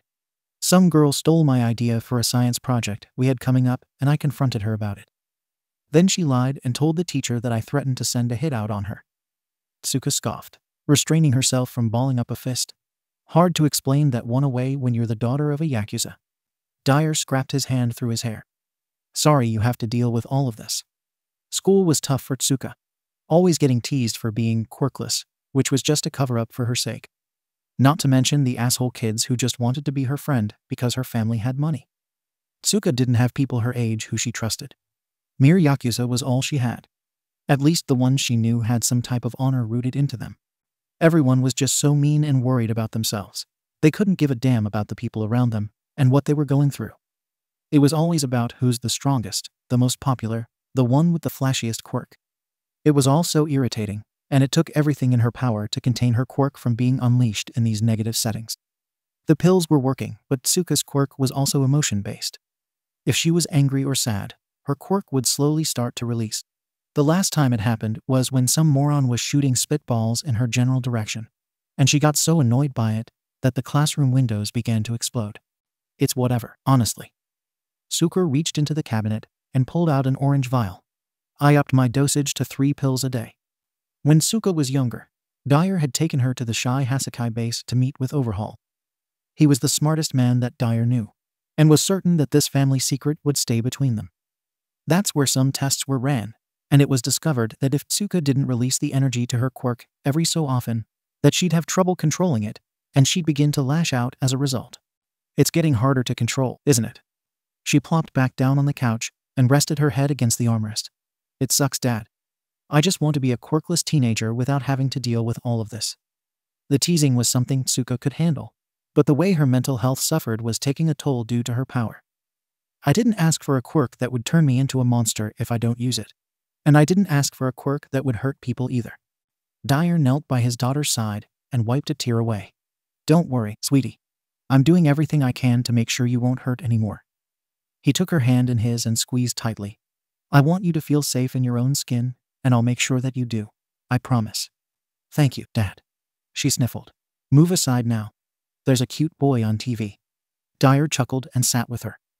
Tsuka squinted and sat forward when some of the faces on the screen looked familiar. Hey, aren't those some of the UA kids from the sports festival? Yet it is. The hell are they doing at the Hero Commission HQ? They both sat in silence watching as the students protested against the injustice and unfairness in society. Holy shit, they're really serious about this. Good. People have to learn that there's no such thing as an evil quirk. Dyer looked over at his daughter, whose attention was glued to the TV, rightfully so. Was the world finally going to shift in a different direction? HC headquarters. Just because we live in a super-powered world doesn't mean anything. Men are still not created equal. We're categorized by how powerful we are and how we can benefit society. Much like how before quirks we were classed by how much money we had, our popularity, and sometimes even by the color of our skin. Individuals with mutant-based quirks still get attacked on the streets, but do we do anything about it? Do we hear about it on the news? No. Want to know why? As crazy as it may sound, heroes can't keep everyone safe because they don't care about everyone. We don't have a real symbol of peace anymore. We don't have heroes that'll save people while wearing a smile on their face. We have some heroes that save people so their ranks can go up in the system.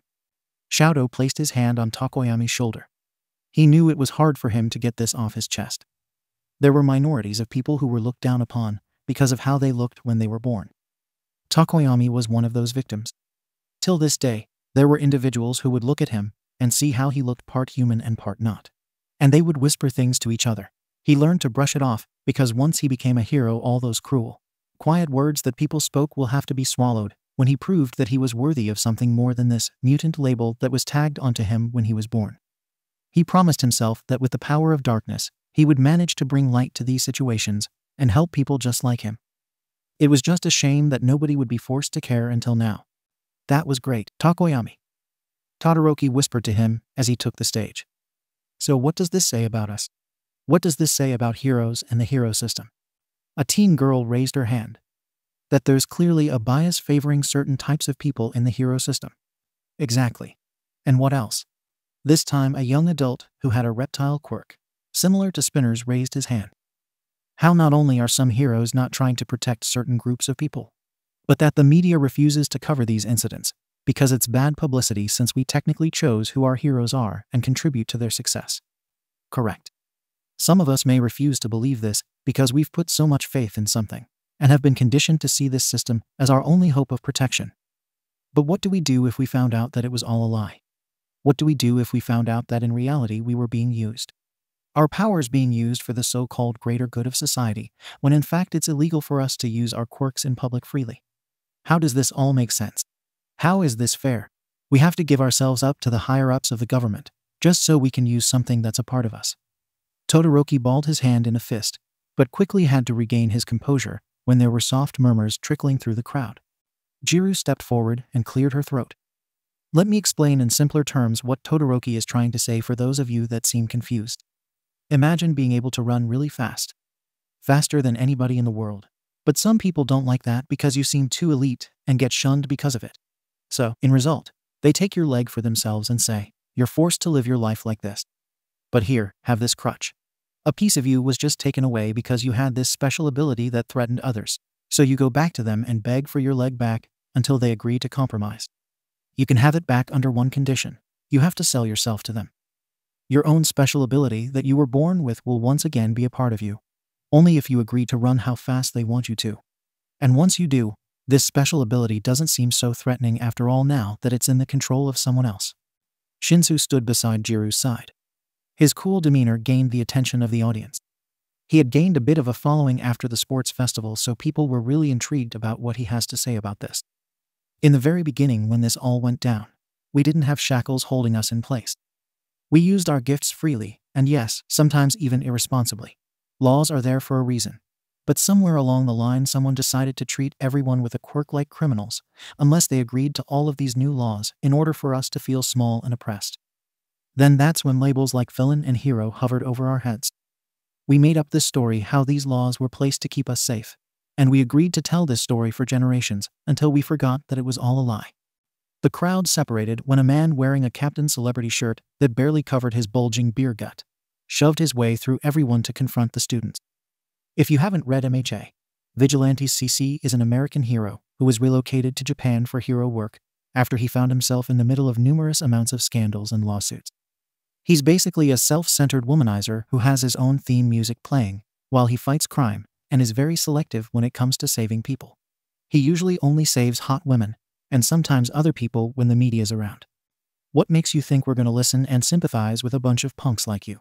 He drunkenly argued, while a few officers stretched their arms out to not allow him any closer to the students. You're all going to grow up and be able to use your quirks as you please, so why do you care? Because, dude, we're standing up for people who don't have a platform like us. Kids now are made to feel ashamed of what they were blessed with.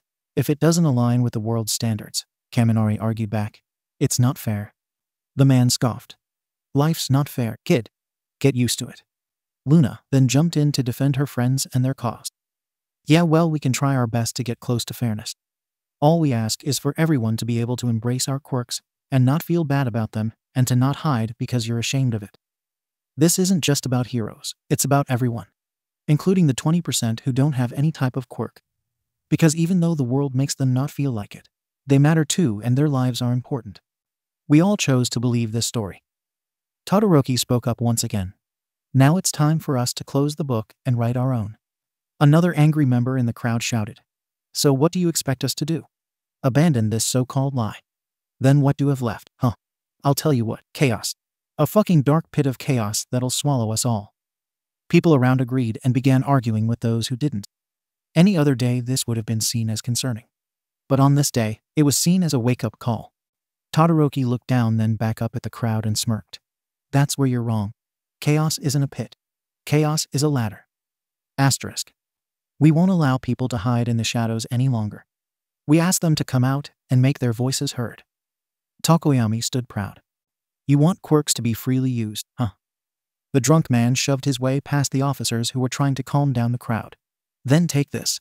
He released a dark green goop from his palm and splashed it towards Todoroki. Before the student could react, the acid had splattered on Todoroki's face. He fell to his knees and clutched at his eyes as he screamed, burning one of his hands in the process. Todoroki, another one of his loyal comrades, ran to his aid and used her water quirk to rinse out his eyes. Meanwhile, Tokoyami summoned Dark Shadow to shield his friends who stood behind him. Are you all right? Can you see? She asked worriedly. Shouto slowly lifted his head up as his eyes burned with hatred, but the sinister grin carved across his face said otherwise. That's right. Fall for the bait. He growled. Tokoyami, that's enough. Let's get out of here. Another member with a teleportation quirk used their power to relocate the student somewhere safe. Hagakure looked around. My house? Sorry. It's all I could think of. Are you okay, Todoroki? Jiru asked when she saw him still holding the left side of his face. Yeah, that guy got you good, Kaminari commented, which earned him an elbow to the ribs by Shinsu. Oh. Let us see. If it's really bad, we'll take you to Recovery Girl so she can hopefully heal you. No. Todoroki huffed, shakily bringing his left hand down to his side. I'm fine. He peered up at everyone through his blurry vision. They gasped when the scar on the left side of his face appeared bigger.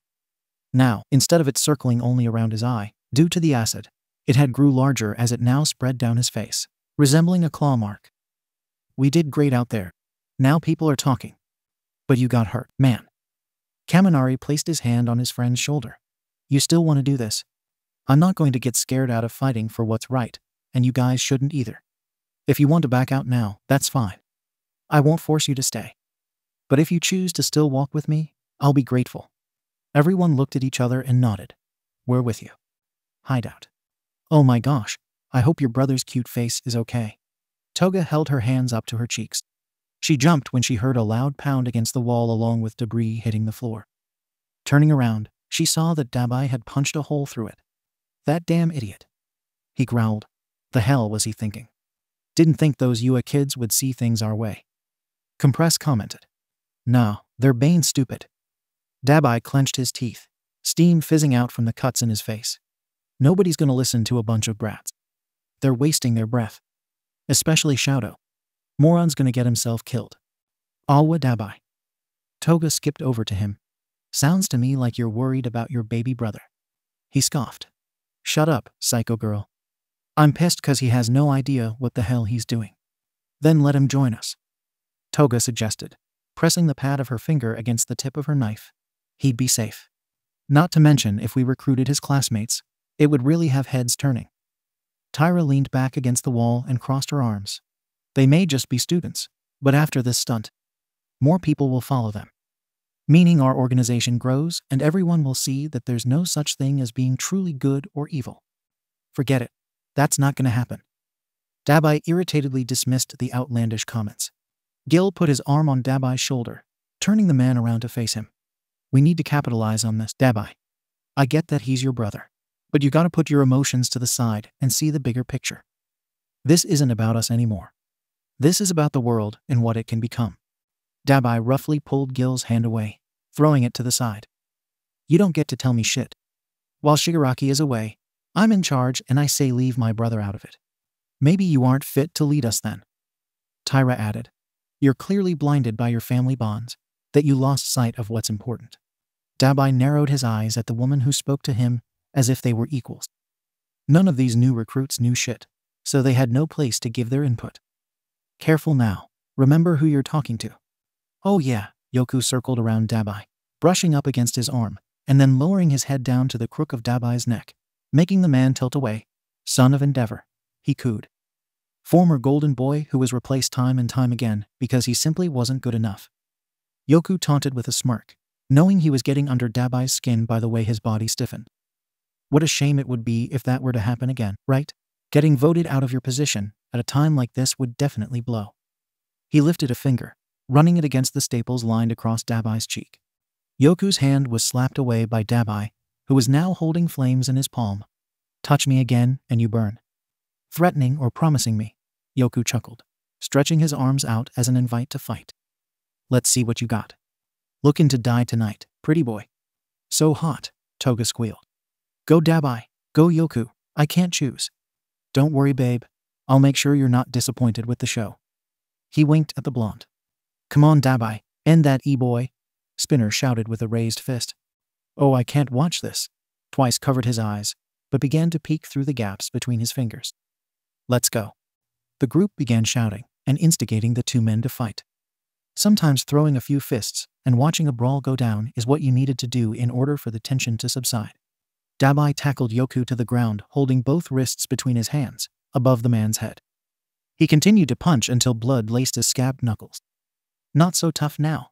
Dabi opened up his palm, wearing his flames like a glove, and went to take a hold of Yoku's face, until he was kicked off and grasped by the wrist.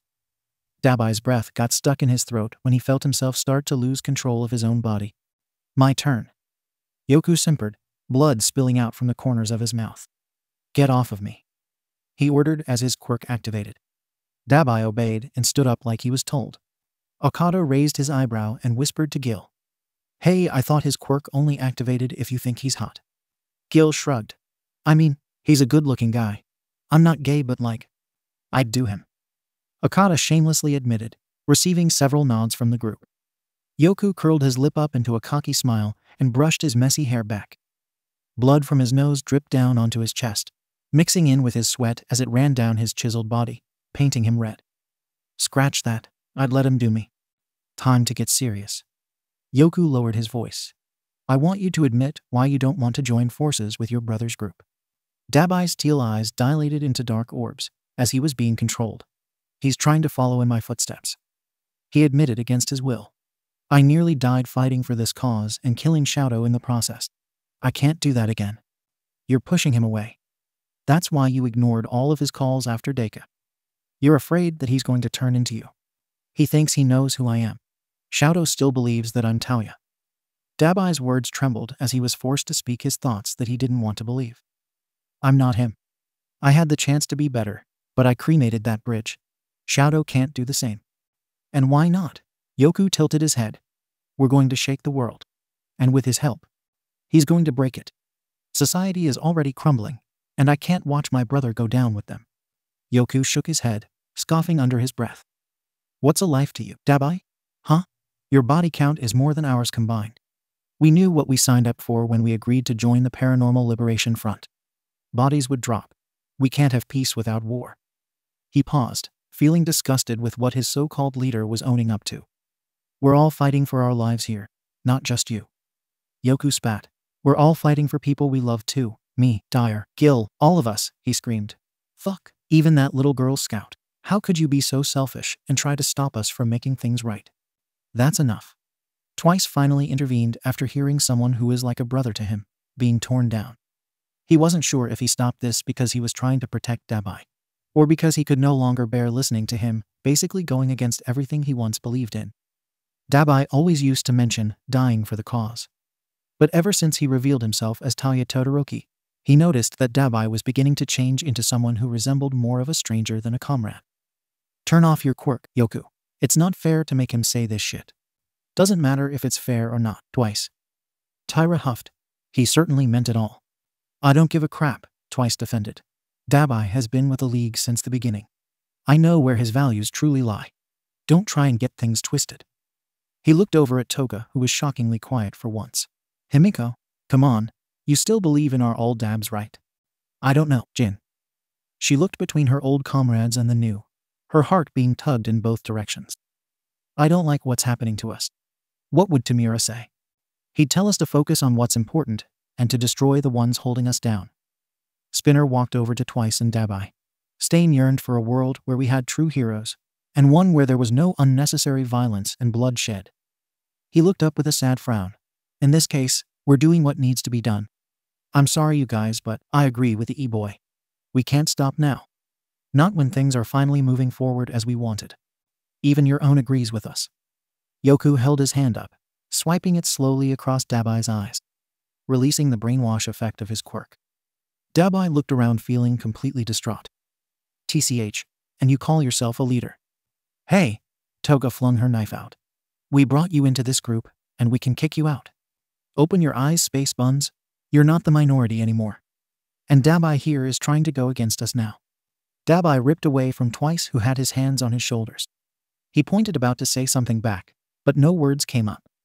His jaw unclenched, eyes slowly opening up from a narrowed squint. He was speechless. Who could blame him after all the thoughts and feelings he just spilled?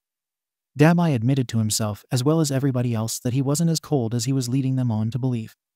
Don't ever do that to me again, he warned, his voice so soft and unthreatening, like he was saying stop to someone who played a cruel joke on him. Dabi. Compress called back as he watched the man exiting the room. Where are you going? To get some air. Don't bother following me. Yoku scowled at the man who once promised to roast him alive for flirting with Toga, who now walked away with his tail between his legs. How sad. I kinda liked him at one point. Up until I found out that he was nothing more than a poo. Toga charged forward and slapped the hotness off the man's face. If you say anything else about Dabi, I will skin you alive. There's nothing I like more than hearing a defenseless boy scream. Ha! Yoku rubbed his face that began to blister up. All right, I'm sorry. I went too far. He held his hands up in surrender. Can't say I fully regret it though. You're a jerk. She spun on her heels. Oh, and put a shirt on. Nobody wants to see your abs because you're not even cute anymore. Okada jogged up behind her. Don't worry, Toga. I'm still here for you, my darling. Yoku rolled his eyes and hunched over, sauntering over to the exit doors. Air, huh? PFT, yeah right. Since the altercation with Yoku, Dabi had become more distant with his comrades. As if he wasn't like that already. He went from sometimes showing up to meetings, to now getting a quick text from Twice or Toga updating him on their next move, or if they had any new recruits and running it by him before letting them join. Dabi just started replying with simple whatevers as the days went on. His focus on the league blurred out into background scenery. The phone calls from them was white noise. Their goals had become nothing more than dreams lost in the sea of impossible wishes. What or why? Endeavor cleared his throat. I wasn't expecting you. Dabi wore a scowl on his face as he met eyes with his father. Endeavor scratched the back of his neck, not knowing where to go from here. Not even gonna ask how I found your new house, huh? Endeavor snapped himself back into things and looked back in the house, seeing many boxes that still needed to be unpacked. Oh, well, I'm sure you have your ways. Dabi rolled his eyes, following it up with a scoff. Listen, coming here is the last thing I wanted to do. So why did you? Endeavor asked coldly. If you're here to ask about Shouto, I don't have any answers for you. Your brother hates me as much as you do. He paused, looking up and down at the disguised man in the tattered hoodie. Dabi. For a split second, Dabi could have sworn his father just called him no, that can't be right, he thought. There's no way. That wasn't his real well, yes it was. But he couldn't decide if yet he made up his mind. Hold on. Are you messing with me right now? What? That is your name now, right? Yeah, but then what's the problem? Dabi clenched his jaw and exhaled harshly as his fist shook. Who do you think you are? There was a long list of things that Dabi hated, and one of those things was being patronized. Especially coming from his father of all people. You're still a piece of shit, father, regardless of what you owned up to. So don't stand there and think you get to look down on me. You chose your path, Endeavor shouted back. Me, Shouto, your mother. We all tried getting you to make the right choice, but you didn't. You don't get to tell me what's right and wrong, Dabi argued. You lost that privilege a long time ago. Endeavor crossed his arms. You're right. I'm not your father. My son burned in flames years ago. He's been dead for a long time, and I lived with a shrine of him in my house to remind me of it. He lowered his head down to meet eyes with the man on his doorstep. His name was Tauya. There was something about someone else saying that Tauya Todoroki was dead that messed with Dabi's head. When he said it, it was like having a sense of power and a newfound persona. When his own father said it, it felt like he was being abandoned and forgotten all over again. There was no way he'd ever long for the affection of Enji now, but knowing that he came to terms on the situation, and who his not-so-son decided to be, Dabi felt like he lost total control of the very thing he brought to the light. The truth. People always say there's three truths. Your truth, the other person's truth, and the actual truth. Dabi wanted his truth to be the only one that existed. In a perfect world where things weren't too complex, he would be in the right. Unfortunately, nothing's that simple. Dabi stared on blankly. Then he realized he really did lose full control of the situation. He went from being the puppet master to just a mere onlooker in the crowd. This couldn't be happening. So that's it? Dabi swallowed the lump in his throat and scoffed to make it seem as if he wasn't hurting. Just gonna shrug me off and leave me in the past along with the rest of your mistakes, huh? My mistakes will never disappear. Endeavor growled. I'm trying to make things right. Whatever. Dabi scoffed. You haven't learned a damn thing, have you? The world learns about everything you did and what happened after that. He rhetorically asked with a twist of the face. You're still Mr. #1. All the right people still love you. Endeavor looked down. The world's not a fair, kind place. I know that I got let off easy. The most I got was a slap on the wrist and forced to take anger management and family counseling. He himself was disgusted by how things turned out. Things should have been worse for him. They had to be. He questioned if that was the root of why he left the house for Fayumi to run, and to invite Natsuo to live there again. Hopefully, when the doctors say it's okay, Rei can come home too. Endeavor knew in his heart that their family would be better off without him. Yes, he'll still provide and help whenever he could. It was the least he could do. Of course, leaving hurt him more than any pain he's ever felt. That was his way of punishing himself. If society wouldn't blacklist him, he'd have to somehow make things right himself. Removing himself from the equation so that his family could heal and grow together to be happy was what, in his mind, needed to be done. Self-torture, forcing himself to accept the reality of it all. Endeavor's heart felt heavy, knowing that was the starting point, and there was more to come. But it's what he deserved. He held on to hope that maybe someday things will be different. But that was him just being optimistic. We don't have to do this out here. You should come inside. Embarrassed someone will hear? No. But if you're seen, you'll be captured. Dabi looked back and saw cars driving by. Being noticed was too risky. Fine. Dabi bumped past his father and proceeded into the house. Boxes were piled up in the corner. Small appliances were scattered on the countertops along with some old photos. One in particular caught his attention. I remember this. Little Talia holding his baby brother, Shouto, who had super rosy cheeks at the moment the picture was taken. Endeavor walked around to see the photo. A sad, guilty smile appeared then quickly disappeared. So do I. Even though you and Shouto weren't close, for some reason when you held him, he paused, biting back a wobbly lip. He'd stop crying. Rei and I would be up for hours trying to get him to sleep, but nothing would work. I remember Mom coming into my room some nights and getting me to rock him to sleep. Dabi placed the picture face down. I can't believe I forgot about that. There was so much hatred in Dabi's heart. He focused on the pain so much that the lovely moments seemed to fade away, and he slowly went mad. I miss her. He sucked in a quick gasp, hoping those words were in his head and didn't escape his mouth. So do I. Endeavor harshly rubbed his eyes of any tears and regained his composure. Have you talked to Shouto at all? He shook his head. Nah. After he got burned at that rally, I went out to find him, but I didn't have any luck. Endeavor raised an eyebrow and crossed his arms. Is that so? Dabi's flashback asterisk. Dabi was shaking with frustration. His allies were turning their backs on him and questioning his loyalty. His brother was intentionally putting himself in danger. Everything was falling apart. He waited close by Yue to hopefully catch Shouto alone and off guard, but there was no sight of him.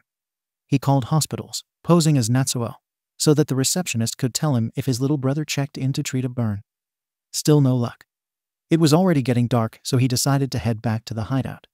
He passed by a bar and stopped when the door was flung open and two large animal-like men were throwing out some sweaty geezer who was cursing and slurring his words.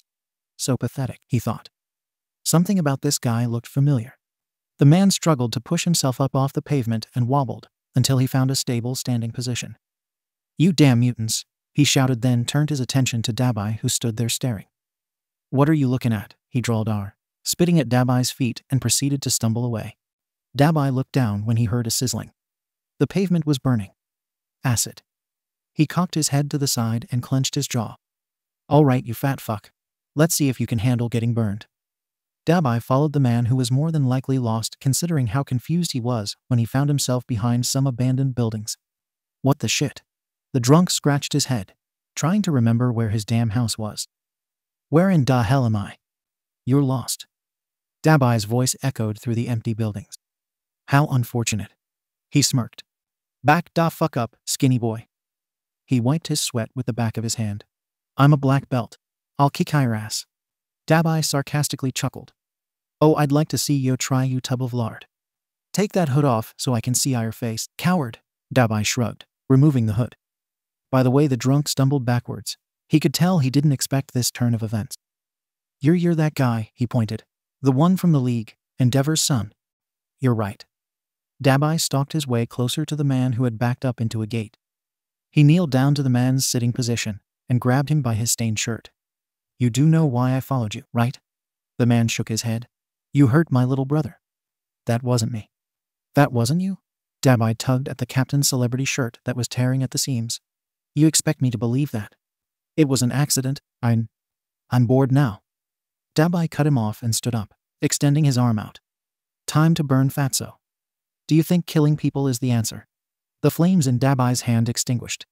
Not this again, he thought. Please son, don't do it. It's not too late to change. Taoya. Rei's voice rang in his head like a loud siren, piecing through his ears and brain. Please, have mercy, the drunk begged, bringing his forehead down to the ground, pleading for his pathetic life. I'm sorry, I didn't want to hurt anybody, he cried. Dabi struggles to keep his hand up. It was like some unknown force was trying to get him to stop. He was fighting against it, but in the end, he let it win. I can't do it. Stand up. He ordered the drunk, who complied. Dabi went over and found a discarded piece of cloth from the nearby dumpster and twisted it, then forced the man to bite down on the smelly fabric. Don't scream, Dabi hissed, grabbing the man by the face and burning a mark onto the right side of his eye. The man tried to struggle out of Dabi's grasp to no avail as he screamed into the gag that muffled his voice. Dabi ripped his hand away and pushed the man onto the ground. He huffed, still trying to hold himself back. Now you know what he felt. The drunk curled into a ball, holding his blinded eye that he could have sworn was melting. You're a monster, he continued to sob. Maybe, Dabi answered as he walked off. But don't forget, this monster showed you mercy. Mercy? A deep chuckle drew closer to the scene. You fucking Judas. From around the corner, Yato made his presence known. He stood between the two men. Would you look at this shit? Here I was feeling bad for what I did, that I tracked you down to come apologize.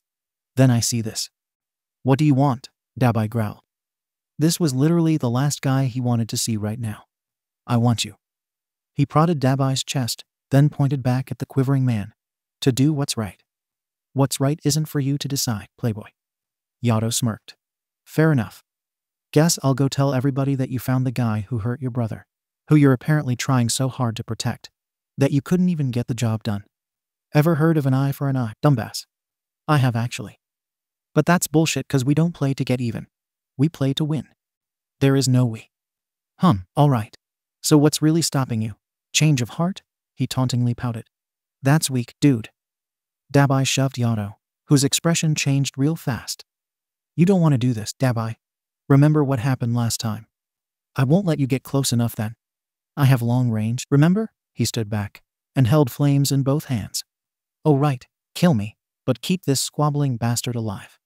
What do you want from me? Just leave me the fuck alone. All of you need to mind your damn business. We're in this together if you haven't noticed. I'm on your side, but it's you who seems to be drifting to the other team. Dabi clenched his fists tightly. I don't need the league anymore. I already got what I wanted. Yato scowled, then flipped his frown into a cheery smile. Then that solves it. He stretched his arms out and folded his hands behind his head. Until Shigaraki comes back, I'll lead the group. Please, you can't even fully dress yourself properly. He insulted, in reference to Yato never wearing a shirt. And yet you want to lead a bunch of psychos. Well, those psychos seem to trust me a lot more than they trust you. With a little convincing, you'll lose twice. And a little persuasion will get Toga under my arm too. You see, what they need is a strong leader who will make sacrifices to reach their goal. Not one that bails out when he doesn't like the circumstances. Dabi snarled at those confident words Yato was spewing that held the weight of a fucking feather. Oh yeah, just shows how small your fucking brain is if you think you know what's good for them. Then prove me wrong. Yato stepped out of the way. We have all night. Something tells me he won't get very far. They both looked at the drunk who was on the verge of passing out from the sight of his peeling skin and blood loss. Dabi scoffed. TCH, fine. He hovered over the squealing man who once again pleaded for mercy. No, please. Dabi squeezed his eyes shut and blocked out the voices in his head screaming for him to stop. The guilt and anger fueled his flames as a gust of blue engulfed the man as he screamed. The fire dwindled down, but the drunk was still alive. Hey Dabs, he's still kicking. Dabi turned his back. Let him suffer. Dabi knew he had to come off as the cold-hearted leader that he once was before all this shit started happening to him. Yet, there was still that side of him that wanted to put a stop to all of this. His mother's voice was something he couldn't keep ignoring. Leaving the man partially alive, as awful as it sounds, gave Dabi some comfort that he didn't fully finish the job. Nature would take its course and do it for him. So it couldn't possibly count, right? Denial sure is a hell of a drug, and Dabi was taking it every day. All he wants now is to break the habit. Asterisk end flashback asterisk. If anybody could track down Shouto, I thought it would be you. Endeavor explained. Sorry to disappoint. Dabi sarcastically answered as he made his way over to an unoccupied couch where he then sat. He leaned forward and put his burner phone on the coffee table and took off his jacket, making himself comfortable. Looking forward to living alone. Do you really care? Not really, no. Where are you staying? Endeavor asked. He was always curious on where the League would hide out since the heroes destroyed their original base. Here and there. Can't stay in one place for too long. I see. Endeavor moved things around to keep himself occupied and not focus on the awkwardness of this conversation. Endeavor, a person shouted as they annoyingly banged on the door. It's Detective Mayako. I have important news. Shit. Endeavor cursed. Him again. Go hide upstairs, I'll let you know when he leaves. Dabi went to go hide, but made sure to be close enough to hear what was so important that this guy needed to talk in person instead of calling like a normal person. Endeavor opened the door and a young man let himself inside. Sure, you can come in. Sorry for intruding. Mayako apologetically bowed his head. I have news about Sake Caution. Who? The man that was found burned to a crisp a few blocks down from the bar. Okay, right. How did you identify him? I thought you said you found mostly ashes and some bones. Some of his teeth survived the fire, so we went off of dental records. It took a little while for us to get the results back. HM. So what was so important that you couldn't leave me a voicemail? Well, I've been digging.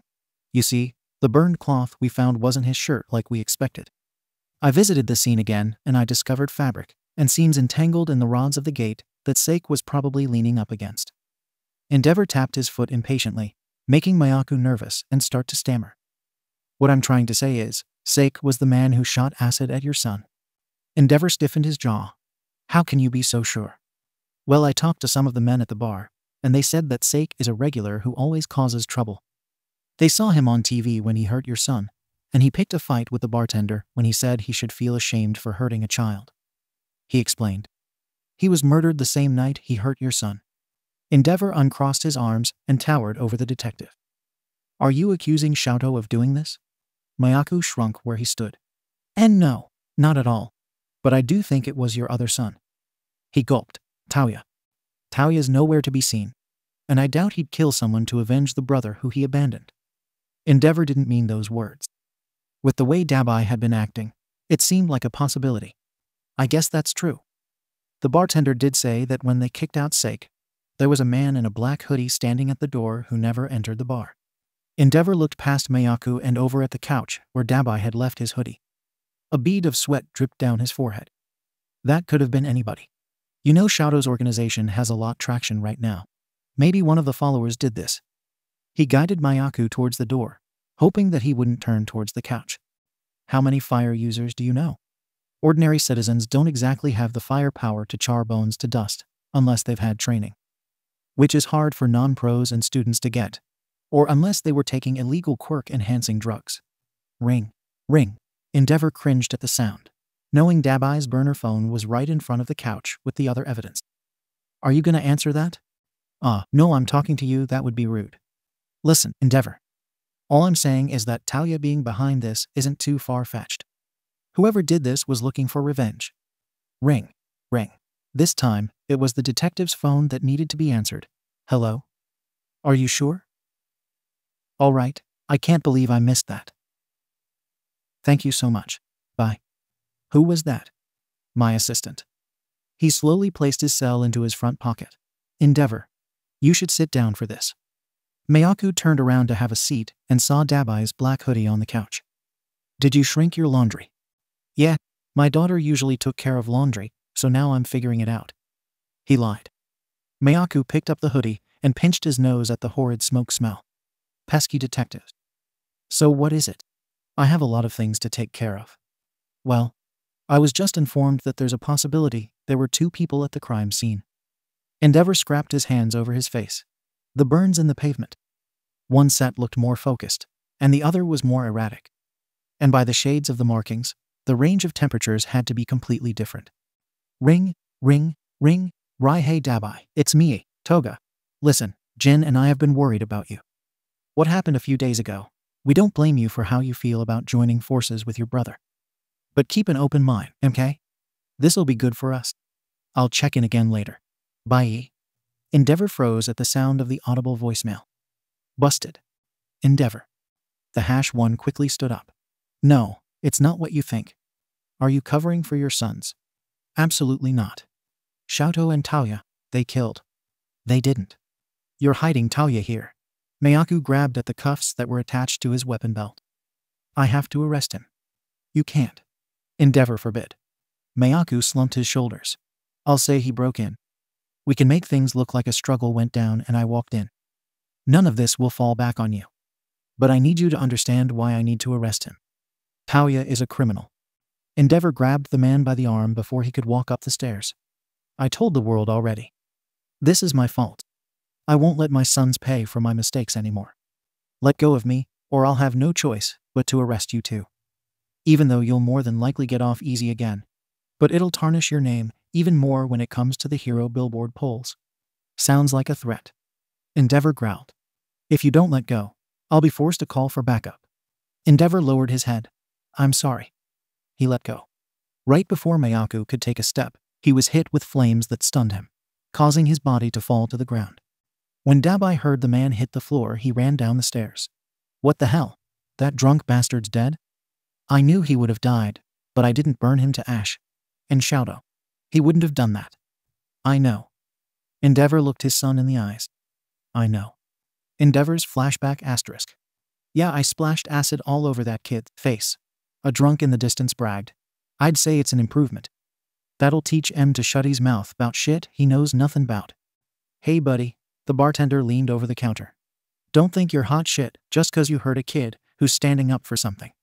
The drunk rubbed his prickly chin. Not surprised a reptile like yourself would agree with dumbass kids. What did you just call me? Ike. Your scaly skin makes me want to vomit. He spit in the shot glass and slid it towards the bartender. Anybody else back there who can serve me? I don't want your mutant claws touching my drink. Hey, another man shouted. Cut the shit or I'll beat your ass, Baracho. Like I'm scared of a man crossed with IEU, what the fuck are you? Part dog. Disgusting. The bartender and the other man trying to enjoy his drink had both had enough of this blabbering idiot. They grabbed him by the arms and dragged him towards the doors as he screamed out, calling them words like mutt and mutant. Animal fucker was also a more common slur that people used against those with non-human-based quirks. Anybody who thought those words knew better to be silent. But that didn't change the fact that hate was still out there. And stay out, they shouted, slamming the door shut. Every night with that guy, it's always something. This is like the 12th time I've kicked him out of here. Endeavor sat quietly in the corner of the bar. A few shots of whiskey in his system, and the urge to order more. The drinks kept coming, and he downed them so fast, he forgot how many he'd had. Being out wasn't much of a worry for Endeavor. Nobody noticed him without his hero costume or flaming beard. He just looked like a big, burly guy with reading glasses and a sweater. Part of him wanted to go into hero mode. To take that guy out himself.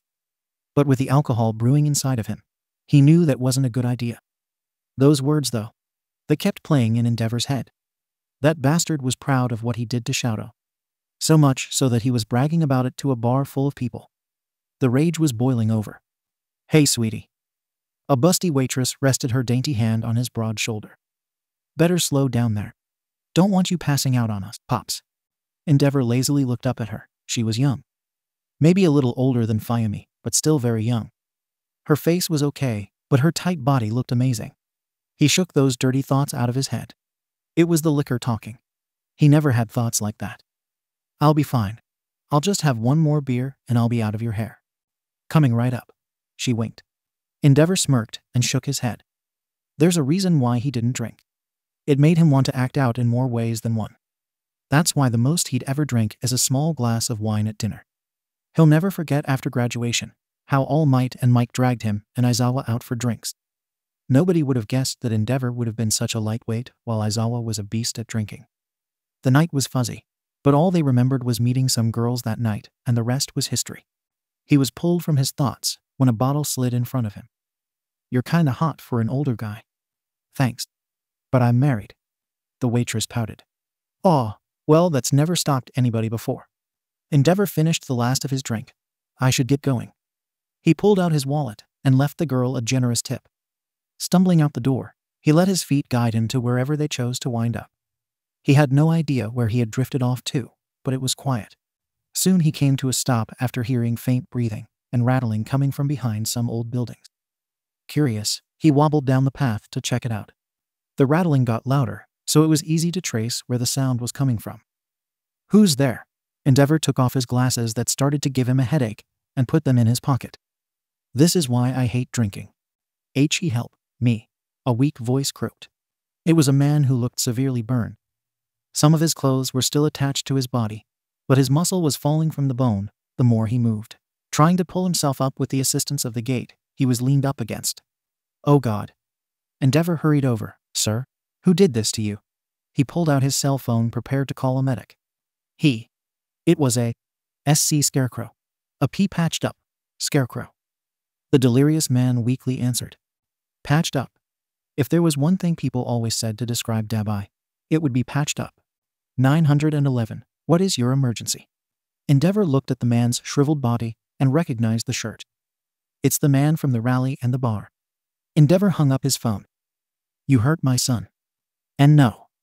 Endeavor's flaming beard ignited and his eyes were bloodshot. Endeavor?" He choked on the air, slipping through his fried lungs. "Help. Me. You had the nerve to laugh and brag about hurting my son." He growled, his temple pulsing in the side of his head from sheer anger. "Then Talia found you. If I call the ambulance now, there's a slim chance you might survive. Or at least live long enough to give up Talia's name." Endeavor stood over the man. "I won't let that happen." He focused his flames onto the body, making sure to burn it to where it was nothing but ash and bone. "My sons won't suffer because of me anymore. They can't. End flashback. It was you." Dabi looked at his father wide-eyed. "You killed him." "I had to. Who knew how long he would have lived? If I didn't find him, someone else would have." "Why did you do that?" "He hurt Shouto. And you tried to avenge your brother, and I didn't want the police to have another reason for wanting to arrest you. You protected me." Dabi moved the unconscious detective with his foot. "Now what are we going to do about this guy?" Endeavor looked up confused. Look, I still hate you. But this guy thinks me and Shouto did it. I'm not going to let this get pinned on him too. And if you're in jail, who's going to be the one to bail him out when he gets into trouble?" Endeavor agreed to accept his son's help. "Wait, that voicemail. Did Shouto's group really join you?" "Nah, they want to join forces with him, but I told them to leave him out of it." Dabi paused. "I'm not going to let him turn out like me." He then grabbed his phone and made a phone call. "Well, this is just messy." Jiren adjusted his glasses and took a long drag of his cigarette. "I charge a cleaning, transporting, and quirk using fee." He handed Endeavor the bill. "How much?" he shouted. Dabi looked over his shoulder. "Wow, that's a lot of zeros." Endeavor scowled at him, making Dabi chuckle. "Hey, not my fault you let a detective in the house. I'll go get my checkbook." No, in cash," Jiren reminded. "Damn criminal. Fine, I have some in the safe." Endeavor walked up the stairs to get the money. "I've got to say, I'm shocked. Never thought I'd see the day where you'd help your father." "Shut it. This ain't about him, all right. Keep telling yourself that." Jiren kneeled down and held the detective's head in between his hands. Jiren. His quirk, muddiness. He has the ability to cause minor amnesia to his target by making contact with their head, causing their memories of the previous 5 minutes and the next 5 minutes to become vague. Since he's been unconscious, he won't remember the events leading up to your father knocking him out. And when he wakes up, he'll be horribly confused and more than likely think he had a bad dream. The broker explained with his cigarette hanging from his lips. "Thanks for this." He knelt down beside him. "Also, I don't need the League knowing about what happened."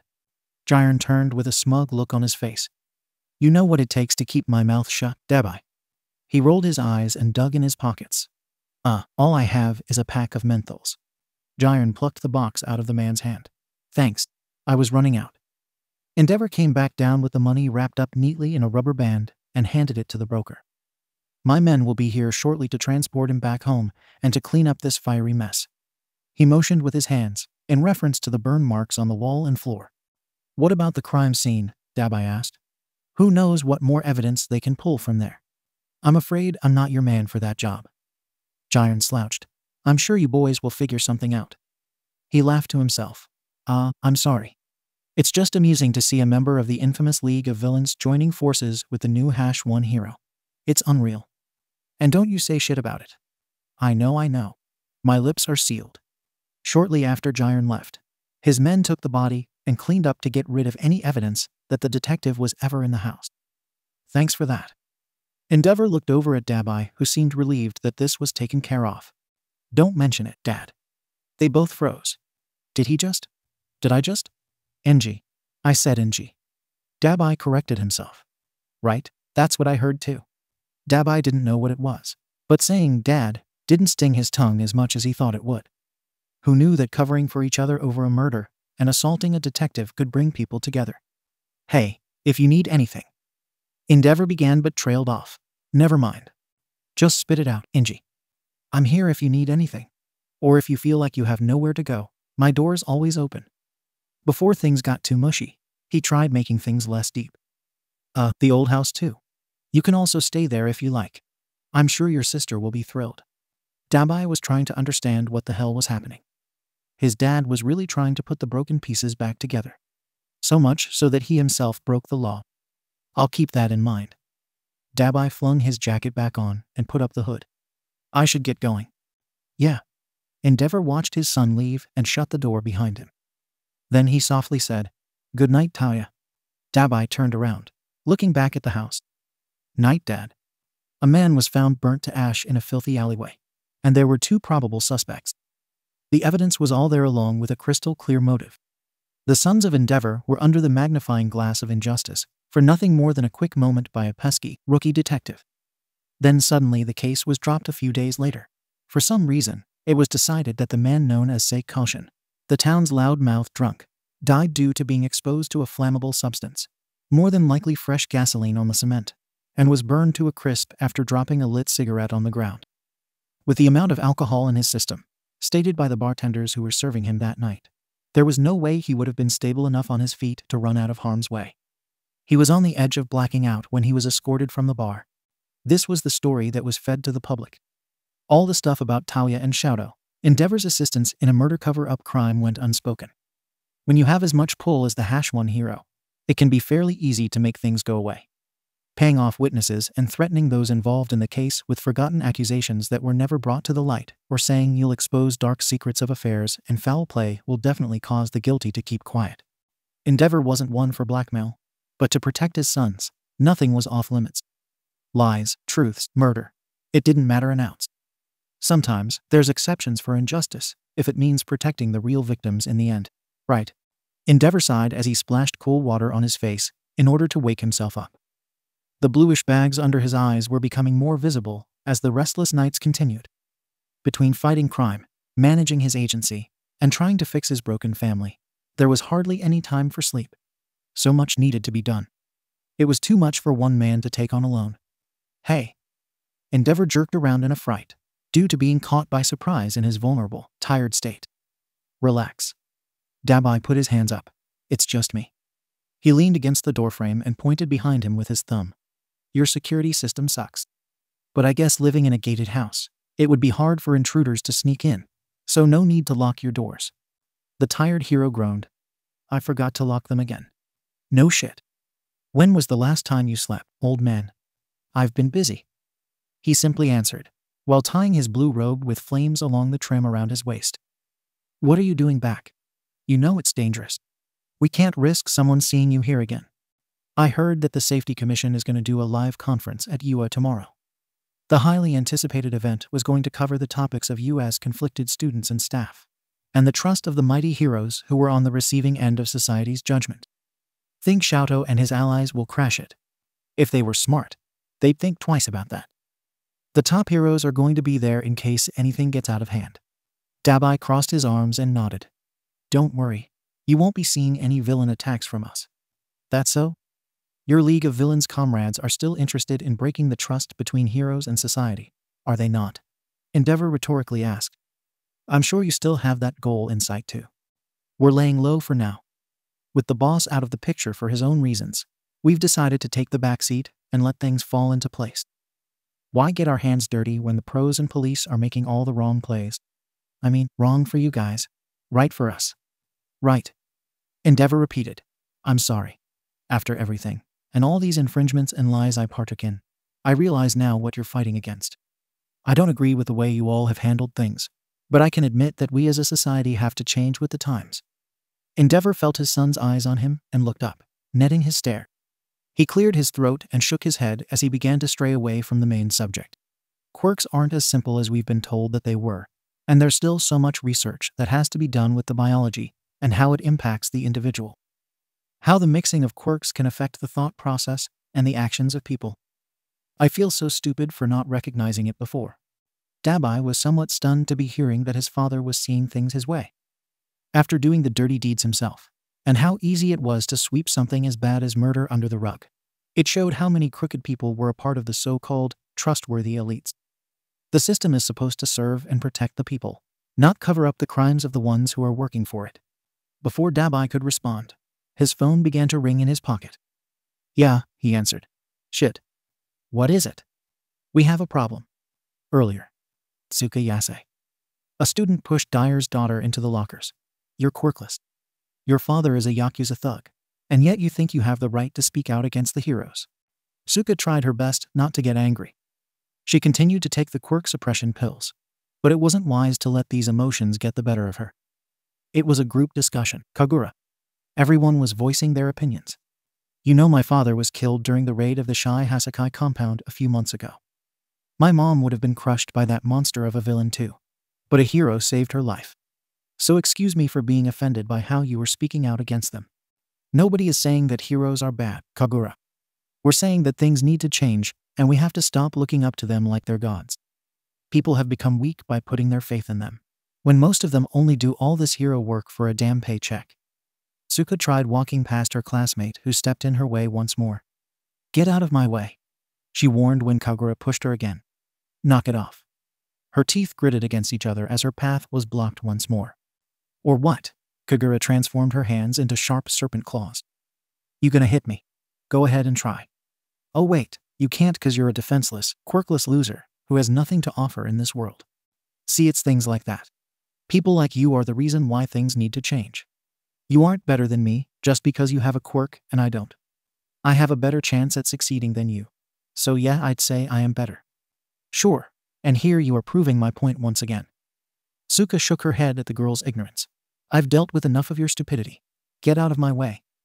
She bumped past her, but then felt a sharp pain in her shoulder. Kagura had stuck a claw in her shoulder and flung her into the wall. Students scattered to the scene and circled around the girls chanting for a fight. Tsuka looked up through her blonde hair as she felt blood dripping down her arm. She wasn't angry anymore, but she was afraid of everyone's safety rather than her own. Get up, Kagura snarled, spreading her claws. We're not finished. I'm not gonna fight you. She's scared. Pathetic. What do you expect out of someone without a quirk? What would happen if she took this?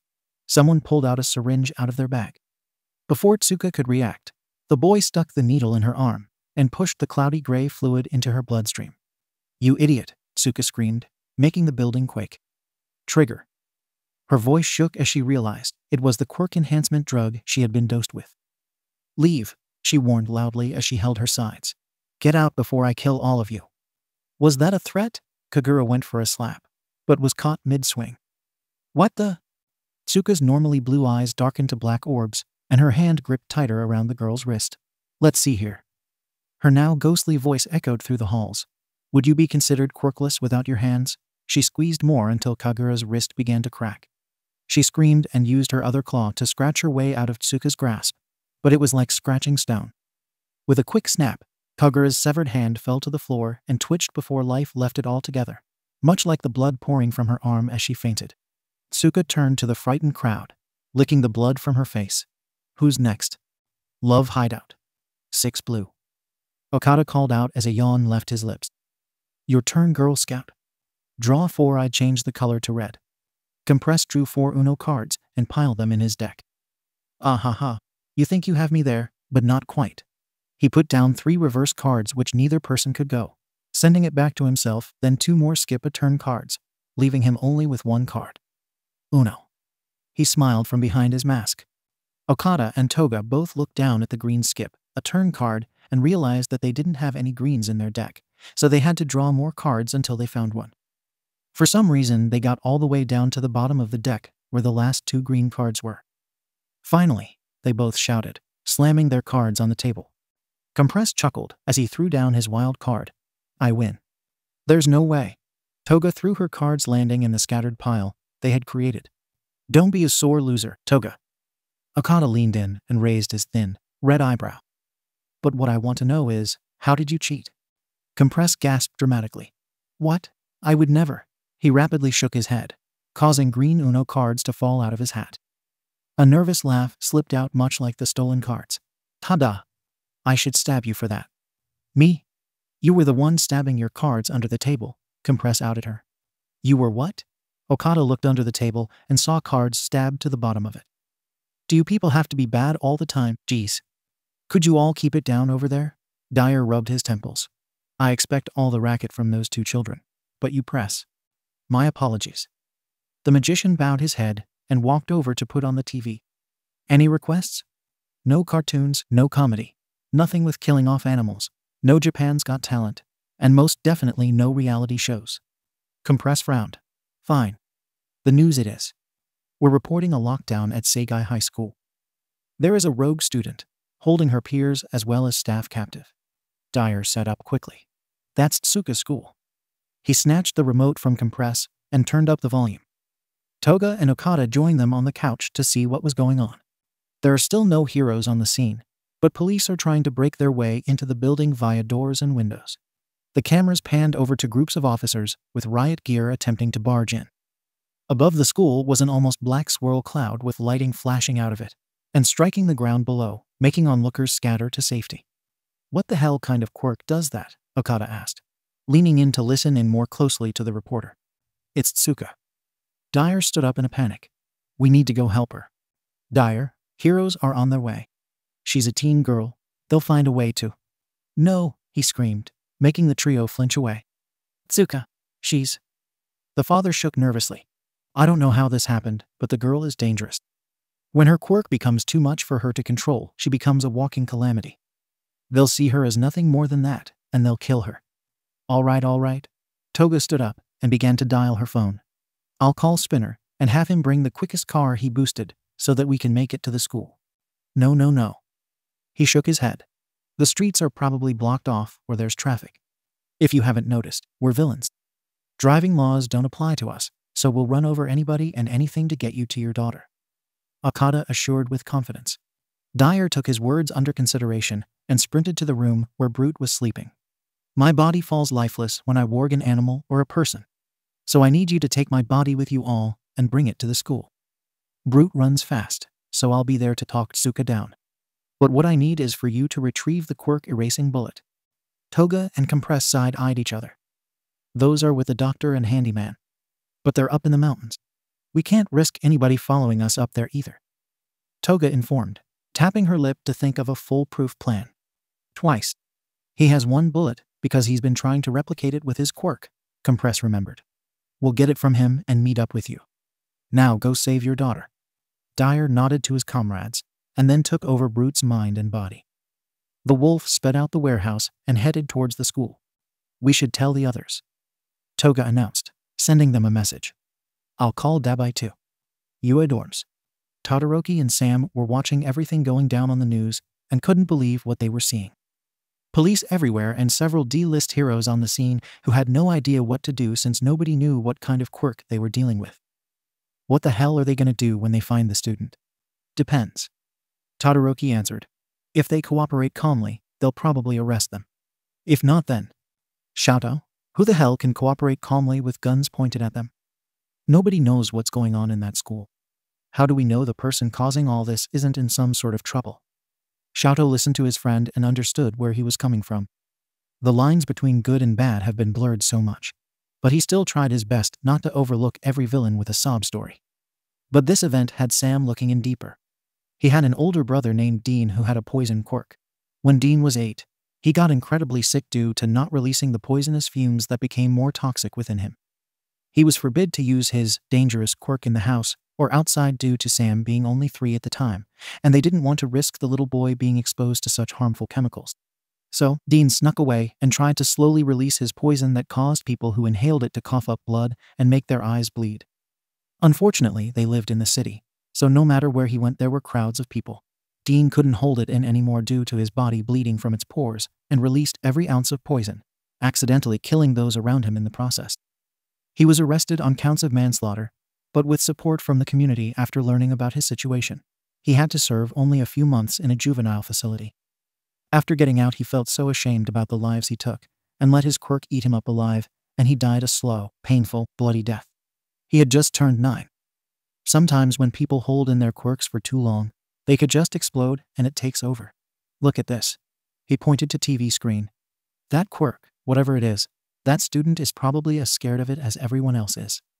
Shouto noticed the tears in his friend's eyes and gave the situation a second thought. Let's say you're right.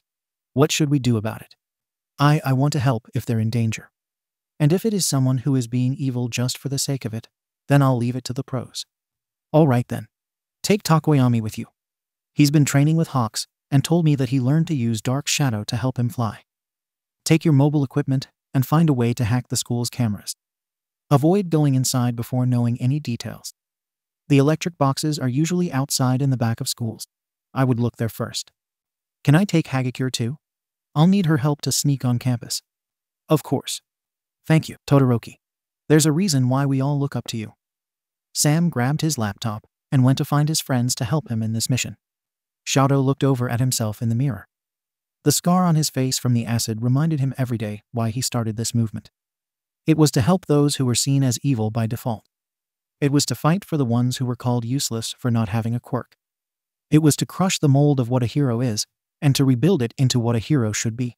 One who saves people regardless of their quirk, not being fit for the occasion, and one who tries to understand what caused the downfall of someone who turned to villainy and try to change how things are to save someone else who could be on the same path. The world is in for major change, and it doesn't matter if society is ready for it or not. Because it's coming. Shouto touched his scar as a smirk grew sinisterly across his face. Seigai High School. Tsuka's quirk allowed her to control the movements of the school. Due to her command, every door from the front half of the school was clamped shut. Her quirk was slowly possessing the rest of the building, not allowing police and heroes to enter.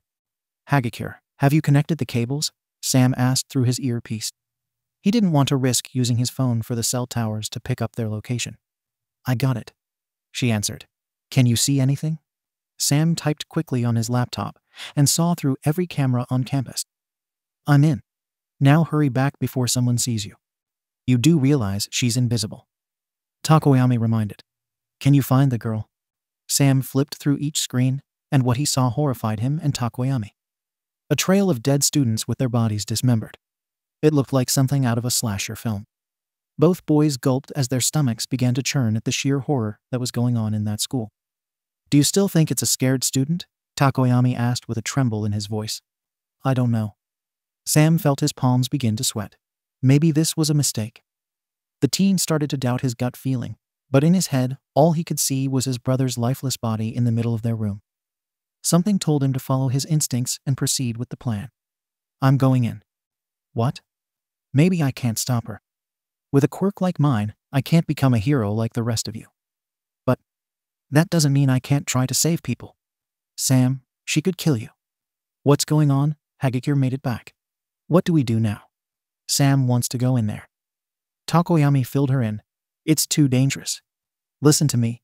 Just being near that school gave me such an uneasy feeling. It was something so evil. Hagakure explained, trying to talk her friend out of entering the school. Evil. He huffed.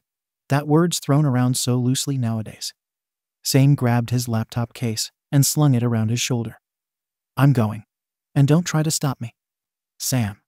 They both called out, but were ignored watching him sneak into the school. Dyer weaved through the busy streets and leaped over cars and people using Brute's body. He was only a block away from his stepdaughter's school, but he could already feel her power radiating from it. Tsuka. Hang in there. His paws scraped against the cement as he came to a halt. The school was surrounded by police, heroes, and news reporters. Damn it. He cursed to himself. How the hell am I supposed to make it in there without being noticed? Look, up there, a woman screamed in horror. Dyer looked up to where the woman pointed. It was 5 students standing on the edge of the school. They all had a grim expression and moved like robots. You all look down on me and see someone useless, the first student spoke. Their ghostly voice sounded as if they were possessed, being forced to speak by their master. The second student held their arms open, but it was anything but inviting.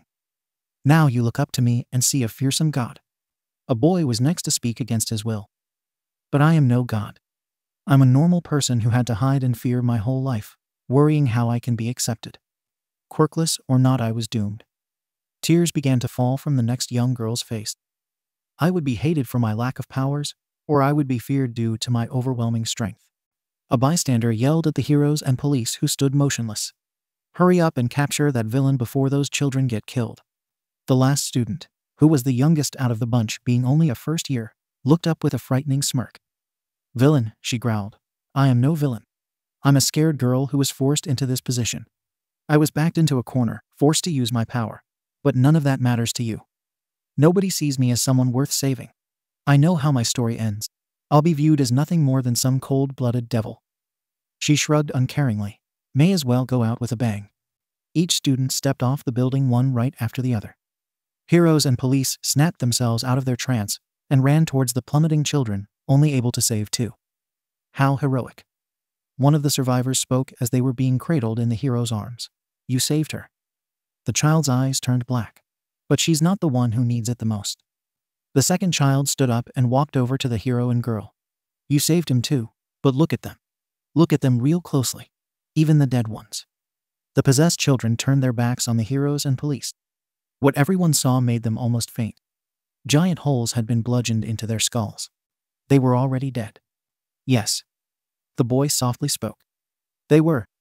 Now how will you stop anyone else from dying? He asked, but by the shocked expressions on everyone's faces, they didn't have an answer. Just remember.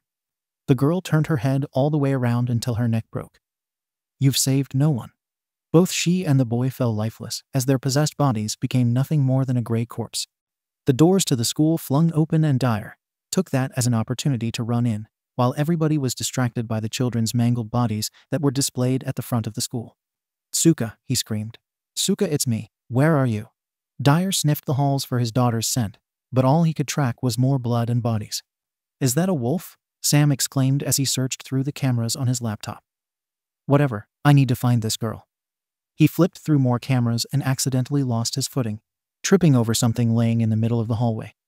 He rubbed his head and looked down at his feet. A shocked yell echoed down the empty halls that looked untouched. Right in front of him was a dead boy's body. His insides were hanging out of his body, and the jaw had been ripped from his skull. Oh God! Sam gasped, holding his hand over his mouth in hopes to subdue the pressure of vomit, making its way up his throat. Who are you? Sam looked up at the girl who seemed to appear out of nowhere. She had messy, bloody blonde hair and large, beautiful blue eyes. She looked like the war angels in the fantasy books he loved to read. He couldn't help but to stare at her in awe. Perhaps I should repeat myself. Suka grabbed the boy by his throat and raised his body off the floor. Who are you? He gripped her wrists, trying to escape her python-like hold. My name's Sam Winchester. He choked out. I'm a student from UA. I'm here to help. His eyes began to roll in the back of his head until Tsuka let him go and fall back to the floor. Help? She circled around him, her bloody footsteps leaving a trail around the boy. What makes you think that's possible? What gives you the idea that I'm in need of saving now when I can protect myself? I can tell. Sam answered as he stood up to the girl in front of him, only being about an inch or two taller than her with his 6 feet frame. My quirk is called Red. I can pretty much hold my hand over a book and read it in a second or understand any language. Tsuka tilted her head in confusion. It also allows me to read and understand someone's body language and know how they're feeling. He reached down for the girl's trembling, blood-stained hands and took them in his. Tsuka. The name showed up in his brain like words written on a chalkboard. You're afraid. You want to be saved. He closed his eyes trying to read further. You just want to be home with your father and the rest of your family. Tsuka backed away slowly with tears running down her cheeks. Help me. She cried. I don't want this. I'm so sorry. I couldn't stop it. The building began to rumble as soon as Tsuka started to break down. Trigger. I couldn't control it. I can't control it. With the more her emotions grew, the more erratic her quirk became. Tsuka, it's not your fault, Sam assured. Please look at me. This isn't on you. People failed you. Now let us make it right. Finally, we're here. Togo loaded the gun with the quirk erasing bullet they got from Twice. The League screamed when Dyer's body jerked back to life. Do you have it? He asked in a panic, then swiped it from Toga's hands. Thank you, he said, about to hop out of the van. Wait, Compress pulled him back. There's no way you're going to be able to get into that school with a loaded gun. You're not a police officer. My daughter is in danger. I need to help her. You won't be much help with a bullet in your head, Spinner reminded. We need a distraction. Don't worry, I got this. Okada stepped out of the van and cracked his knuckles. It's been a while. Old man, I suggest you start holding your breath. The League covered their mouths. Okada focused his energy and released a red fume from his body as he walked into the crowd of people, Dyer walking a few feet behind him. What is that fog? The people coughed. Okada smirked. And 3, 2, 1. The people began to twitch and move as if they were malfunctioning. Foam started to gather in their mouths as they began to attack each other. Okada stopped the fumes as his body began to fall limp. All right, old man, he wobbled. My quirk may be strong, but I never had the opportunity to train it to its fullest. With how thin I had to spread my quirk, this'll only last about 5 minutes, so be quick. I owe you one. Okada nodded before falling down to his knees and looking on at the mosh pit of chaos he created. Ha, they don't call me Mayhem for nothing. Nobody calls you that. Toga held a pink handkerchief up to her nose and mouth. It's so lame, she insulted as she tried helping the boy back to the van. Dyer remembered the halls he searched when he warged Brute. All that was left was the south wing. When he got close, he felt a rumbling under his feet. Hold on, Suka, he called out, hoping his voice would help his daughter calm down. I killed so many people, Sam. So many, and I can't bring them back, Suka cried uncontrollably. How could I do such a thing? I'm evil. Don't say that. You were drugged and your quirk went haywire. I know you didn't want to hurt any of those kids. Either way, I let my power consume me. I gave up and didn't try to fight against it. Suka looked down at all the blood that was covering her body. I just wanted to stop now. Sam knew there was little time left before the school would eventually be raided. The buzzing in his ear was Tokoyami and Hagakure calling him from his earpiece, more than likely worried for his safety. But his safety didn't matter. What mattered was this scared girl in front of him who needed to be rescued. I'm going to get you out of here. There was nobody guarding the building from where I came in. We can escape through, Sam screamed when he felt teeth sink into his arm. Brute, no, Suka screamed at her father's wolf. He's trying to help me. The beast healed and obeyed her orders. Suka, Dyer called out, running towards his daughter, checking her for any wounds. Are you all right? We need to get you out of here right now. I'm fine, Dad. I'm so sorry. I didn't mean to. She sobbed in her father's arms. The girl pulled away and felt her stomach twist in knots when she saw a significant amount of blood rub off on her father's white button-up shirt. Oh no, what did I do? No. This isn't you. Look. Dyer showed her the special gun with the quirk-erasing bullet that they've both been wanting to get their hands on for so long. Sam pulled Suka away and tucked her behind him. What's that for? He asked, worried about the girl's safety. A quirk-erasing bullet. Dyer answered. That way Tsuka's power will be gone forever, and she could live normally. That's not your choice to make, Sam protested. Sam, it's okay. This is what I want. Meanwhile, this is taking too long. Compress began to notice the heroes and police slowly begin to calm down. Okada's quirk is starting to wear off. Can't you do it again? Toga asked, shaking her tired comrade. Can't. I need time to recharge. By the time I do, it'll be too late. He sighed. I'm sorry. Look, Spinner pointed. They're all starting to enter the school. This is bad. Toga shook her head as she watched the raid on the school. And we can't go in there. Okada tried keeping his heavy lids from drooping down. We have to try. He's our friend. We have to save him. Saving is a hero's job, Okada. We're just villains. Spinner looked down and started up the van to leave the scene. Sometimes, villains need saving too. This isn't good, Tokoyami. The police are already going in. We have to get Sam out of there. I know. But what if he's... I knew this was a bad idea, Toru. Doesn't matter. I'm going in there if you follow me or not. Oh, easy for you since you're invisible, Tokoyami argued. What if I get caught? Or killed? You're talking like the heroes that we're fighting against. What? You're going to leave someone in danger because you don't have the right quirk to save them, she scoffed. Make sure you fully stand with a movement before you start walking with them, Tokoyami. You're going to shoot your daughter. There must be some other way. This is the only way.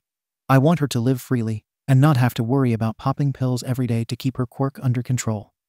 Dyer exclaimed loudly at this random boy in his way. The world is changing, sir. We can get her the help she needs. Dyer looked down at the loaded gun. No. He quietly responded. We can't wait that long. He pointed the barrel at Tsuka, who accepted what was coming. The bullet left the gun and Sam squeezed his eyes shut when he heard the bang. Then another one made his eyes jolt open. Stop right there. A hero held out their hand, focusing their quirk on the bullet. Daddy, Tsuka screamed, watching her father's body fall to the floor as a second bullet met right with his spine. The time hero, halt. He can pause any moving person or object, making it come to an abrupt stop. Although, his quirk can only work on one object at a time. Officers, arrest her. He ordered the group of police that made their way down the hall. Be careful, she's dangerous. Brute lunged in front of Tsuka, acting as her shield, barking at the officers. He foamed from the mouth and flashed his long teeth, causing some of the officers to stop. Sam felt a tugging on his shirt that began to drag him away. We have to go now, Hagakure whispered. She was completely invisible, which made Sam come to the realization that she was naked. No, we can't leave her. I will kill you all, Tsuka screamed, using her mind to turn the bullet around and fire it at the hero. You're all just corpses in my way. What the girl didn't know was that trigger was wearing off, and she was only a fraction as powerful as she was before. She could still use some telekinetic force depending on the weight and size of the object. But as for taking damage, she might as well be shielding herself with a pillow. The hero went down, holding his arm in pain.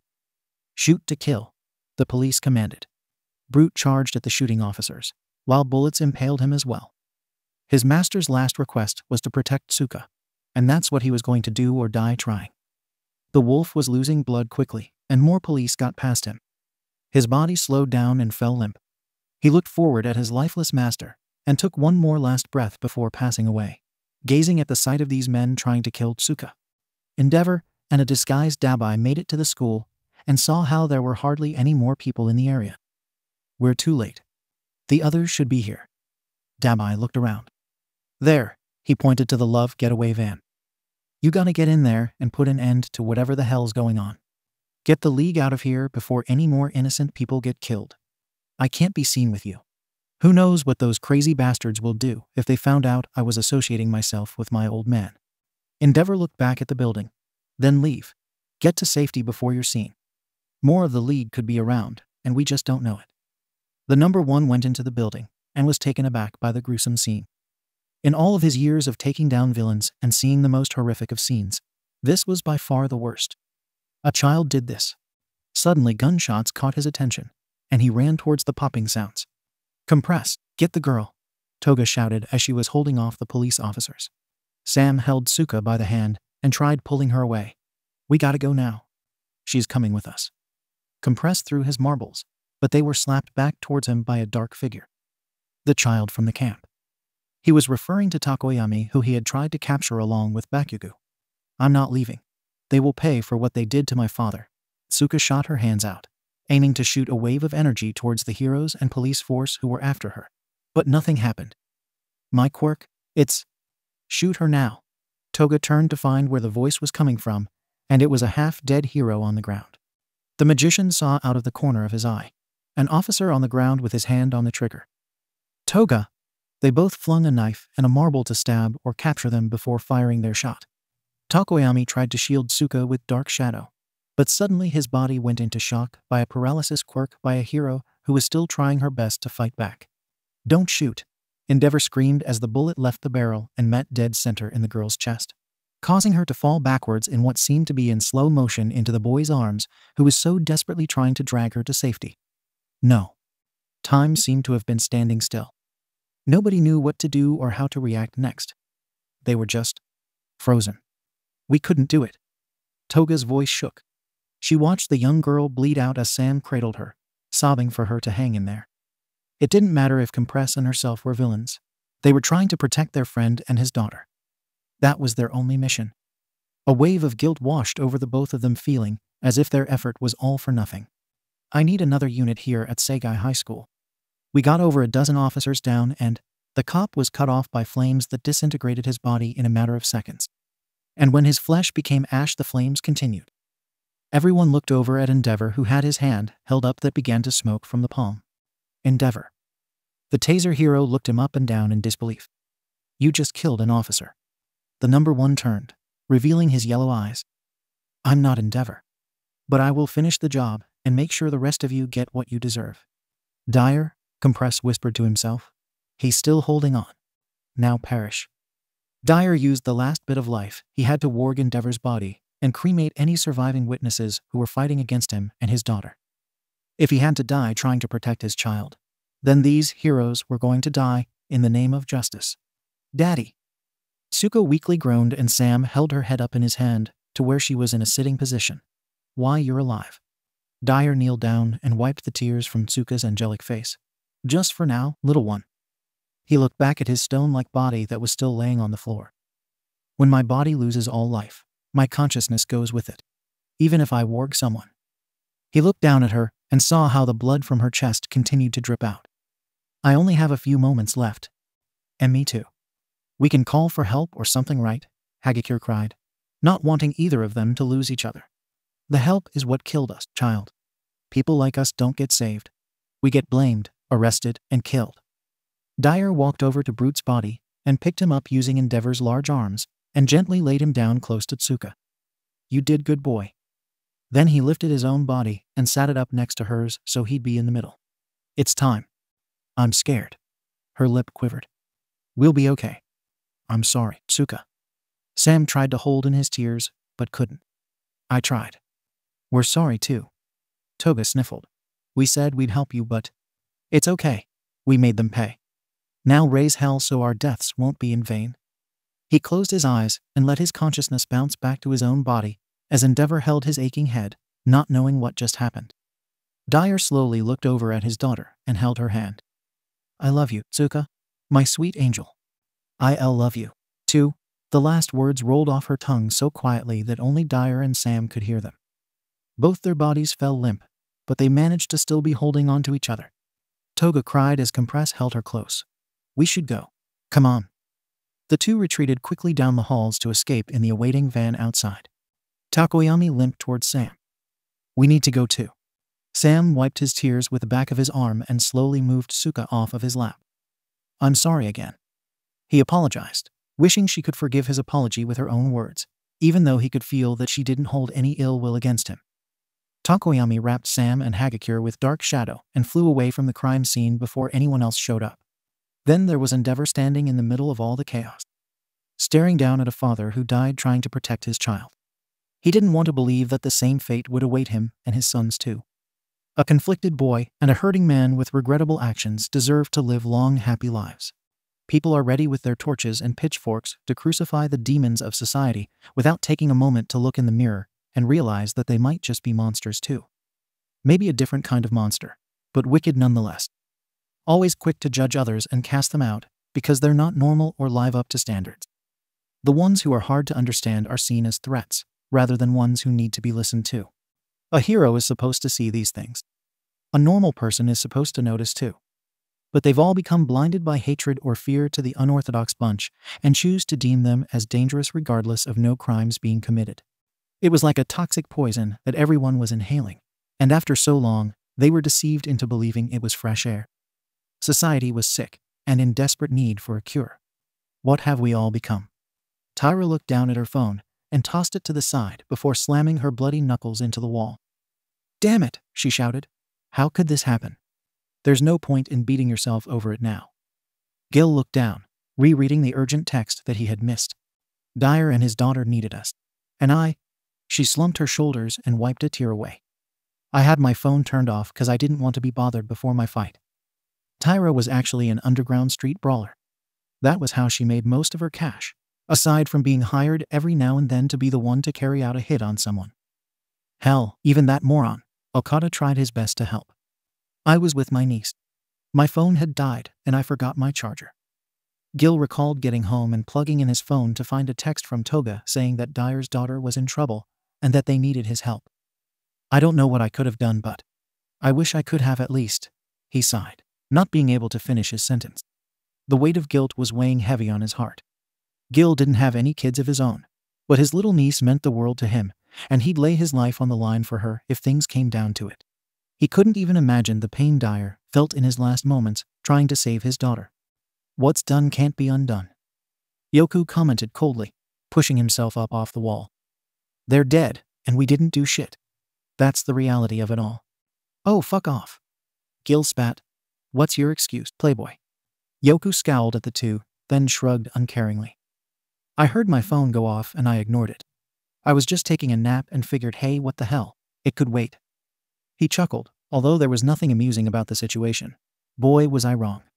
The three sat in silence, waiting for the others to return. Tyra and Gil allowed their shame to show, but Yoku was focused on something else. Losing a comrade was rough, especially because he was lying about what happened. Yoku actually showed up to the school and decided to walk away. Not because he didn't want to help, but because something even more strange caught his attention. After everybody was gathered in the base aside from Tora, who was still in school, and Twice, who had went back to the mountains to meet up with the doctor and check in on Shigaraki, the group was filled in on the events that took place earlier that day. Wait, so Endeavor showed up? Gil asked in shock. I thought his agency was on the other side of town. It is, Toga confirmed, which is probably why he showed up late. Couldn't have given your old man an early heads up, Dabi? Yoku teased. Maybe if he would have been quicker, Dyer and Suka would still be alive. Dabi tried to contain his rage. If he showed any type of sympathy or offense for the #1, the League would definitely view him as disloyal to his own beliefs. You think I talk to that bastard on a regular basis or something? It's not my job to tell him to be a sorry-ass hero. He's actually the reason why we got away. Compress added, getting a surprised reaction from the group. Dyer did warg him, but I remember he mentioned to me once that the hold he has on people isn't that strong. So it was strange that Endeavor showed no signs of fighting him off. What did Dyer do? Dabi asked. He used Endeavor's flames to kill everyone who was trying to harm the girl. Compress continued to explain. We all got away. Even the US students. Dabi felt his body stiffen. Shouto. No, it was the bird kid from the camp and 2 other kids. Toga answered. I didn't see your brother anywhere. There was an awkward silence. Nobody knew what else to say. A friend and their child were dead, and they failed at saving them. The strength wasn't there, and they felt as if their heart wasn't fully in it either. Was this what it felt like when you couldn't be a protector to someone who needed you? Is this what heroes feel when someone's life slips away through their fingers? The Hero Commission Conference is tomorrow. Gil stated, we gotta do something big. Something that'll turn the tables completely over. You idiot. Dabi insulted. That conference is gonna be crawling with heroes and police. There's no way we'd make it out alive. Who says we're gonna get violent? The media knows about the infamous League of Villains. Tyra stood up and pointed at herself, as well as the other new members. But who they don't know about is their new recruits. What are you getting at? We stage something, Tyra suggested. Something that'll get the heroes to act out. I can get behind that.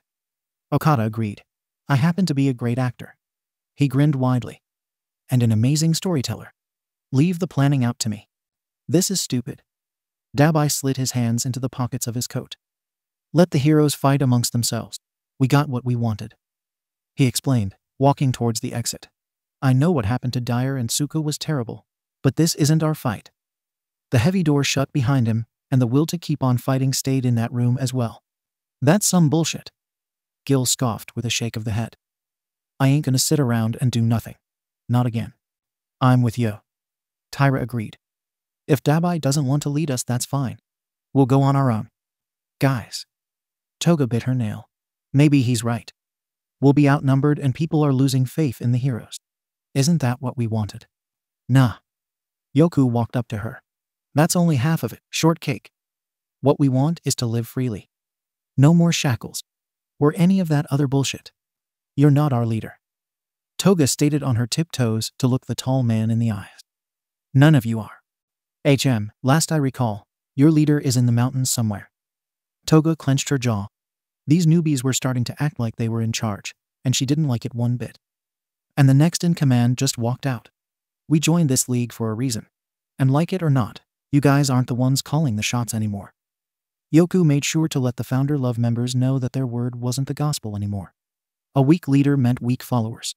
Weak followers leads to a failed movement. And these new recruits weren't going to let that happen. Now if you'll excuse me, I gotta go take care of something. Yoku stood up straight and bumped past the small girl in front of him. Sorry, Toga. Okada apologized. But we can't let this slide. I know. Toga looked down. Her hands were still stained with blood. For once, the mere sight of it made her stomach churn. She looked back at Compress and Spinner, who both were at a loss for words. We know. I could have called you out in there. Yoku shouted from behind Dabi. The burned man rolled his eyes. I don't know what you're talking about. Yoku caught up to Dabi and turned him around harshly by the shoulder. Maybe if you were there, Dyer and Suka would still be alive. But no. You were afraid to be seen with Daddy. Or was your old man afraid to be seen with you? He taunted. Get the hell away from me. Dabi hissed. Or what? You gonna burn me? Dabi's eyes squinted. He wanted to kill this guy. He wanted to burn him. Flay him. Torture him until he bled out. If you were there, why didn't you do anything? He retorted back. Huh? What's your excuse? Yoku gritted his teeth and turned his head away. Since you got here, you've been acting like you got things all figured out. But once it came to stepping up, you cowered away. Why? I don't have to explain shit to you. You're not letting us know who you really are, playboy. Dabi scanned the man up and down as if he were looking for answers on his chest. People knew Eros, his stage name, as some dreamy, bad boy bachelor from a reality show. Nobody knew what he was really like outside of the spotlight, besides the fact that he was promiscuous as hell. His fans didn't even know what his quirk was, even if he shamelessly used it on them. What do you got to hide? Yoku, just like Dabi, had his fair share of dark secrets and skeletons in his closet that were clawing to see daylight. I'm not hiding anything. You want to know why I didn't help out our friends, if you can even call them that? He scoffed. I was just following the actions of my leader. Maybe if you were to have stepped up, then I would have too. He smirked. You're full of shit. And you're full of daddy issues. Yoku wasn't afraid, and he enjoyed playing with fire. A burn would hurt, but he knew he'd survive. Yoku dragged his finger under the purple burns under Dabi's lashes. The eyes exposed many things. Taoya. Dabi suddenly began to feel uneasy. Something about Yoku had changed, and hearing the sound of his birth name rolling off this guy's tongue made his palms sweat. You do know that, right? They're like portals leading into your soul. You can see the truth. He brought his lips just centimeters away from Dabi's pierced ear. And you can see the lies. He drawled out, his warm breath creeping down the side of his leader's neck. Dabi pulled away, and his blue orbs met with Yoku's flaming red ones. He didn't know what he was looking into or what he was seeing. You know what's funny? Secrets are getting a lot harder to keep nowadays. Remember that. Yoku backed up and had no expression. Not even his signature cocky smirk was anywhere to be found. Yeah. He simply answered in a very monotone manner. Noted. Hero Commission Conference. What was supposed to be a gathering of HC members and reporters turned into an event much larger than anticipated. So large to where things had to be moved out of UA to an open area outside on the campus, due to civilians demanding to be there in person and ask questions of their own. The Hero Commission spoke on the events of Seigai High School, where 34 students were murdered in cold blood, while 13 were heavily wounded. The name of the student responsible was all over the news. Suka Yase single-handedly murdered her classmates and injured over a dozen others. That's not including the heroes and police force on the scene. The HC explained harshly to the audience in attendance and those watching at home. A reporter raised their hand. Is it true that the school's security system got hacked and all video evidence has gone missing? Another member of the board leaned in to answer that true statement. Yes, we're still investigating how that happened. Another reporter stood up without being called on and asked his question loudly. The hero schools have a very technical security system that's 99.99% impossible to hack. Why do the other schools not have that type of protection during this time of, dare I say, chaos? Do you see these children as less valuable because they're not planning of becoming soldiers for the government to control? The crowd started whispering to each other and getting loud until heroes in attendance made their presence known by standing in front of the commission's table, acting as guards. Each child's lives are seen as equal to us, quirkless or not, or in hero training or not.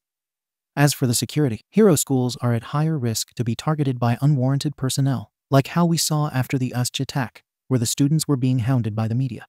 So to keep the children safe, do you have any idea why Tsuka Yase acted in the way she did? A member in the crowd shouted, but was told to hush by an officer. The crowd started to rebel against the force at hand, and the HC knew they had to answer before things started to escalate. The reason is still unclear on what her motives were, but we do have evidence that leads to some rather disturbing speculations. A remote was clicked to show a picture of a bloody syringe on the monitor. This was found at the scene where the event is theorized to have started. Another shot showed residue of a gray substance staining the syringe. After running some tests, we discovered that this is the illegal substance, trigger, which is used to strengthen the user's quirk. They explained as reporters took notes and pictures. As it has been confirmed, floating around in headlines, Tsuka Yase is the adopted daughter of Yakuza member Dyer Yase, who was also found dead. Now keep in mind, this was someone affiliated with the infamous Shai Hasakai. The HC spoke on, demonizing the girl and her father. This isn't right. Sam whispered to Shouto, as they were watching from the very back of the crowd. Everything they're saying, they're making her seem like the bad guy. People like us don't get saved. We get blamed, arrested, and killed. Dyer's last few words echoed in Sam's head. It was all true. They were saying Tsuka stole Trigger from her father in order to kill the kids that bullied her. Only a select few knew that wasn't the case, but unfortunately none in attendance could step forward. Endeavor was the only hero who walked out of that building alive after all the destruction. But even the -1 couldn't put a stop to what happened. A woman crying commented as she held her child. We should send these types of people with villainous quirks to reform schools to teach them not to kill. The stolen footage? Do you still have it? Shouto asked with a scowl. Hearing these people with all their fear-mongering made him sick. Yeah? Why? Destroy it, he instructed. Sam couldn't believe it. That wasn't what they had agreed on. You said we'd post edited versions of it. That we'd show everyone what caused all this carnage. I changed my mind. Shouto looked over and saw how furious his friend had become. Rightfully so. All Sam wanted was to clear Tsuka's name. But he couldn't do that without evidence. Trust me. The truth will come out. It always does. Next question. Yeah, I got a question. A loud, explosive voice responded. What the hell would even be considered a villainous quirk anyways? Kaken, Deku hushed. You need to raise your hand and be respectful. I am being respectful, nerd. Bakugo clenched his fist. Villainous quirk, huh? You mean like something destructive? He held open his hand as sparks popped off his fingertips. Like explosions. Weren't you the kid that got kidnapped because you showed signs of being a villain? A reporter pointed out. Deku and Kirishima held their explosive friend back as he yelled at the heckler. What of it? I'm at the top of my hero class. Does that scream villainous to you? Ya damn extra. Leave it to Bakugo to make a scene. Luna slouched in her chair and covered her face out of embarrassment. Zero literally had to tape the boy's mouth shut to keep him from getting kicked out. What Kaken is trying to say is, we shouldn't label someone as a villain because of their quirks. Especially if they never did anything bad or harmful. Deku explained in simple terms. So are we supposed to wait until they do something? A HC director slammed her fist. Of course not. Suddenly her body became stiff. Perfect timing. Shouto smirked as he covered his mouth and breathed into his shirt. While everyone was distracted by the stone-like side of the director, a light mist carried over to the conference table. The director jumped up and started attacking the reporter, whose voice seemed to be coming from a different direction from where he was sitting. The HC went rabid and began to strike each other. The people in attendance naturally fought too. Let's get out of here. Shouto pulled Sam by the arm. He pressed down on the chip in his ear. Nice work, Shinsu. He fell for it. Shinsu took off his support mask, which changed his voice to imitate anyone of his choosing. He quickly put it away in his backpack before it was noticed that he was the cause for the director freezing up. Thanks. Now we let Mayhem have his fun. Okada discreetly made his way through the crowd and released his quirk to where it couldn't be pinpointed back to him due to everyone being so close together. Now this is the shit I signed up for, Okada said to himself.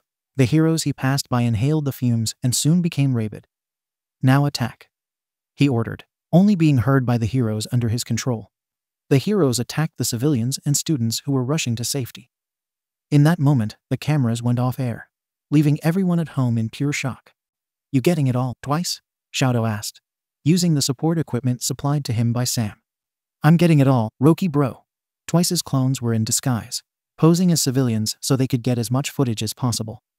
The live cameras may have exposed that this riot was an inside job, so using chaotic footage from phones was safer, especially if they needed to manipulate the videos before posting them.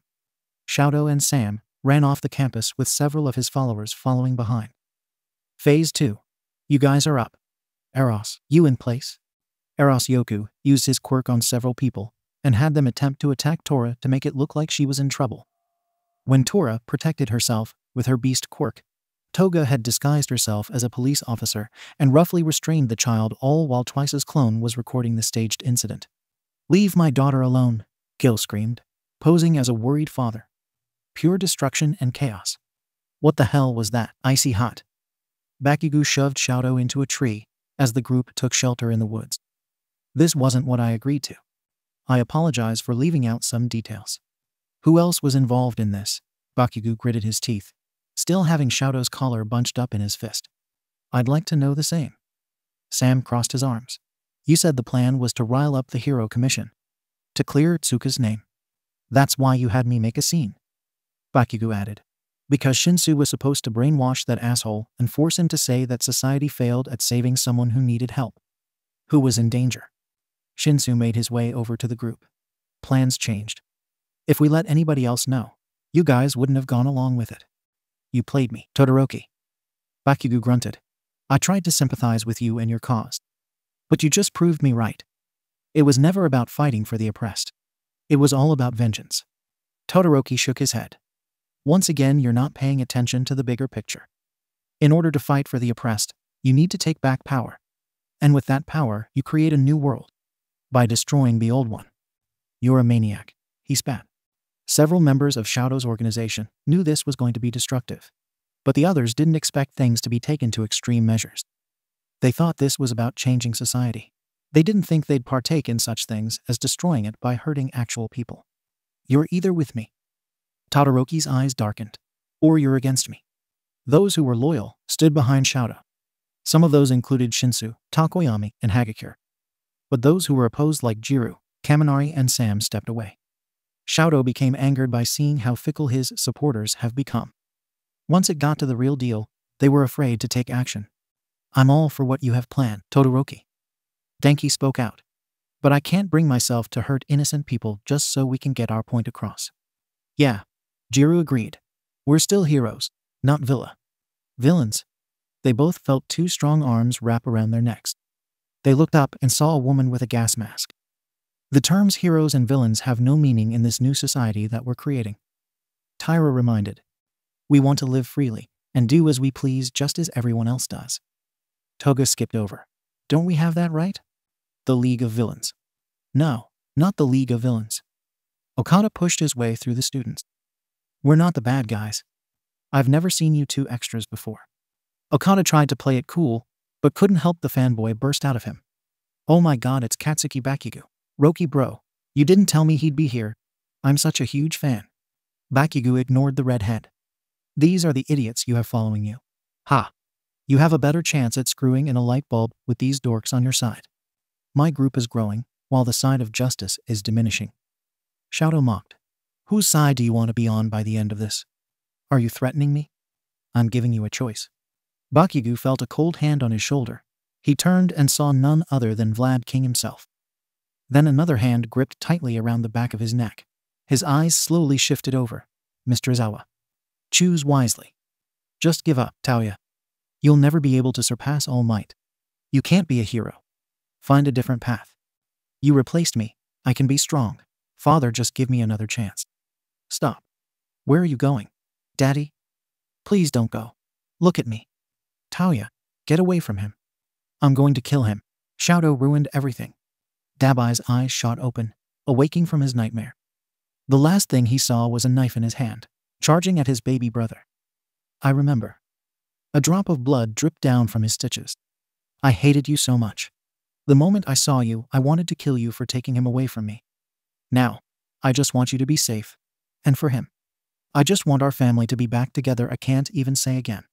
Seemed like we were always broken." Suddenly, the phone that was resting beside him pinged, indicating that he had gotten a new message. It was from Yoku. It read, "Playboy, we decided to leave you out of this one, hotshot. Wouldn't want Daddy getting upset that you're still hanging out with the likes of us. That damn asshole." Dabi held the phone tightly and typed back, If you get anybody caught or hurt, I'll kill you myself. Playboy. Turn on the news and see what happened for yourself. Dabi groaned and turned on the TV, and every single station was talking about the Hero Commission conference that happened at UA this morning. Seeing all the chaos and destruction, the only thing Dabi was able to think of was if his brother was okay or where he was in that moment. He was beyond angry. What the hell? Dabi slammed Yoku against the wall. Are you all fucking stupid? What were you thinking? It wasn't our idea. Yoku smirked, licking the blood from his busted lip. Well then, who is it that I have to incinerate? He growled as steam humidified from his pores. Taoya, killing your allies is foolish. Dabi turned around and his jaw nearly hit the floor. After all, there are strength in numbers. Shouto. Long time no see, brother. Flashback asterisk. Mr. Izawa, Vlad. What the hell? Bakugo shook under their strong grasp on his shoulders. This couldn't really be them. It had to be a villain that copied their appearance. Or maybe they were under the influence of a villain's quirk. There was no way they were acting on their own free will. As I was saying, Shouto stepped forward, tipping Bakugo's head up so that he was staring into his eyes. You're either with me or against me. He smirked. So what's it gonna be? Go to hell. Bakugo spat and attempted to lunge, only for him to be shoved into the dirt by Vlad King. Come on, snap out of it, he begged the teachers. What kind of heroes would let lame-ass villains control them? Control? Vlad chuckled sarcastically. More like free will. What are we gonna do with him, Todoroki? Toga skipped around with a knife in hand that was just waiting to be stained with blood. Can I stab him? Aizawa binded the crazy girl with his scarves. Control yourself. There's a reason why the heroes always won when coming face to face with the League. You all never consider your options and are too quick to act on emotion. He's right. Shouto agreed and took the knife out of Toga's hand. She blushed the moment his fingers grazed against hers. We can either kill them or force them to join. I personally know which choice I'd pick. I'd rather die than join you. Well, that could be arranged. Yoku kneeled down to look at the boy. You look kinda familiar. Do I know your mom? I feel like I've fooled around with a chick that looked similar to you. Bakugo gritted his teeth. Like I'd be afraid of someone like you. What kinda asshole walks around half naked in public? Yoku began to reach his hand down to grab a hold of the struggling boy's face. Let me show you. Don't touch him. Shouto ordered. Since you're so stubborn, you left me no choice. I actually have the perfect idea of what to do with you. He looked over at the rest of his former followers. What I do next will solidify our new alliance and show that I can be trusted. Shouto wanted the League to know that he was serious about creating a new society by demolishing the old one. But he needed them to have faith in him. What better way to do that than offer up one of their own? This is your last chance to make a decision. He warned them all. If you decide wrong, you'll be joining Bakugo, which I can assure you won't be pleasant in the slightest. This is crazy. Dabi shook his head. There's no way I'm letting my brother join us. It's already been decided. Gil responded back. He's with us now. Last I checked, I'm the one who makes the final decisions here. I didn't come here to be bossed around by my big brother. Shouto made his way towards Dabi, who didn't look too thrilled to see him. Shinsu, Takoyami, and Sam stood back as their leader was ready to get down to business. And I sure as hell am not looking to be led by you either. This alliance is our two groups working side by side towards a common goal. You don't know what you're doing. There's no going back from this. Shouto scoffed at how his brother was treating him like an insolent child. It was insulting how he was being looked down on and seen as incapable of changing the world. You act like I don't have a clue. Because you don't. Dabi yelled, which caused Shinsu and Takoyami to step beside their leader in case they needed to defend him. Sam, on the other hand, kept his distance. Tell your punk-ass classmates to stand down. Shouto looked over his shoulder and gave them a nod, which they obliged. Let us have the room. Dabi ordered. His comrades shared glances with each other, but ultimately obeyed, as did Shouto's guys. This wasn't how things were supposed to go down. Everything happens for a reason. You're following in my footsteps. Wrong. Shouto wagged his finger. I'm simply walking on the road you helped pave, but I'm in my own lane. Smartass responses like that isn't going to help you in the underworld. No, but brains and manpower will, and I possess both. Dabi frowned at Shouto's overconfidence. A big ego like that will definitely get him killed. If you're doing this to get back at the old man, this has nothing to do with Endeavor. Shouto held up his hand that was engulfed in flames. Do you see it? This is my power, and I can do with it whatever I want. I have flames that burn hotter than yours, Shouto. I accepted this power long before you did. I had years to plan out what I was going to do. Meanwhile, you rushed into shit head on.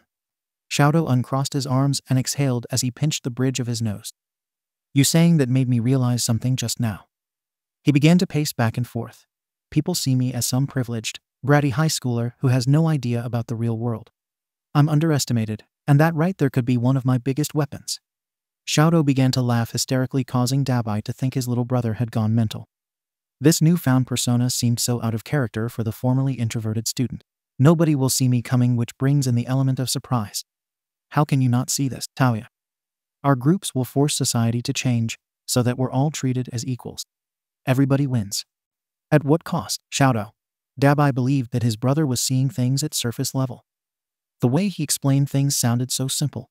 But almost everything sounds like a good idea on paper until it comes to actually doing it. Blood? You're supposed to be the hero.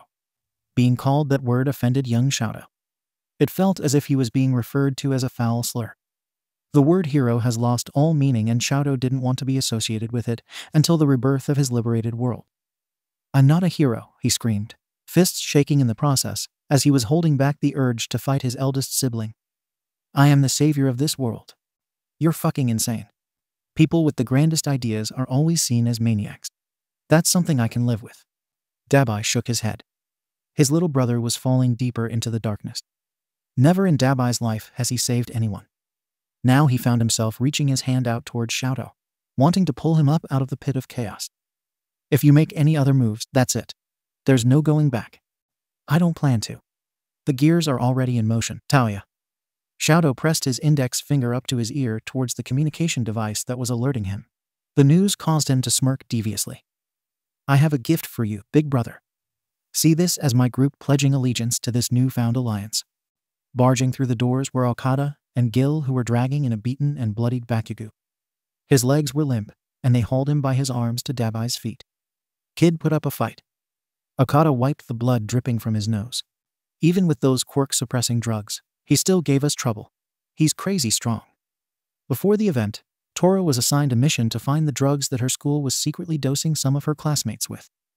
Anybody who had a villainous quirk would eat these, and within a certain time period, after multiple doses, their quirks would render the host defenseless. You kidnapped your classmate. Dabi couldn't wrap his mind around these events. Almost a year ago, the League was trying to kidnap Bakugo. Then fast forward and Shouto of all people was serving him up on a silver platter. Do to him what you want. Frame him. Force him to join. Live execution. I don't really care. He's useless to me. Be bastard. Bakugo choked out weakly. I'd rather die than join you. He grunted between words.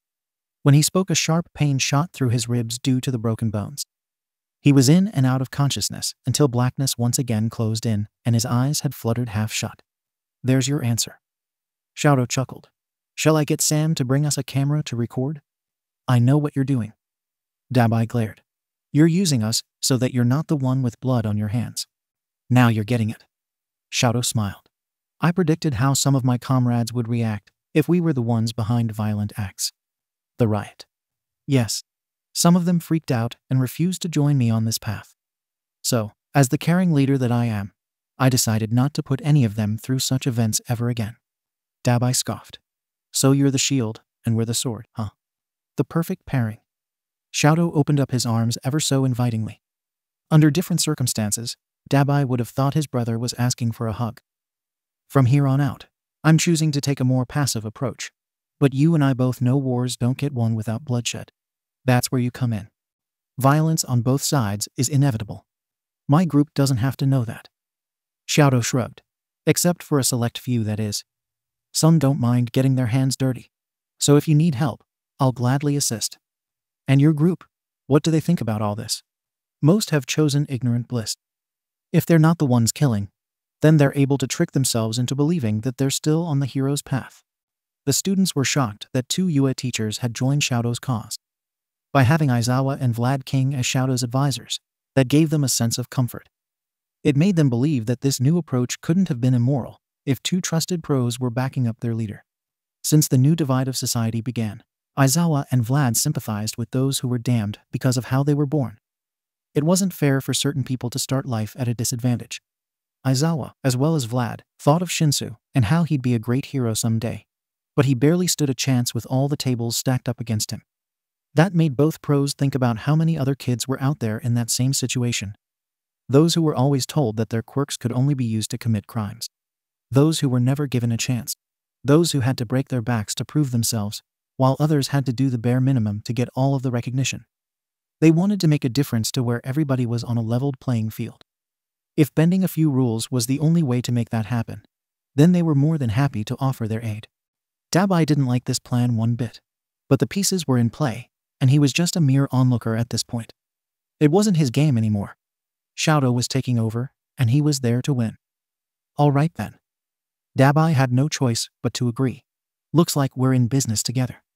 I knew you'd see things my way. Shouto smirked. Have you heard what the news outlets are calling my organization? Dabi kneeled down and checked to see if Bakugo still had a pulse. He did. Nah, anything's better than League of Villains and Paranormal Liberation Front. The two brothers shared a soft chuckle. We're now the Shinsekai Order. New World Order, believe me when I say, everything is going to change. Finn.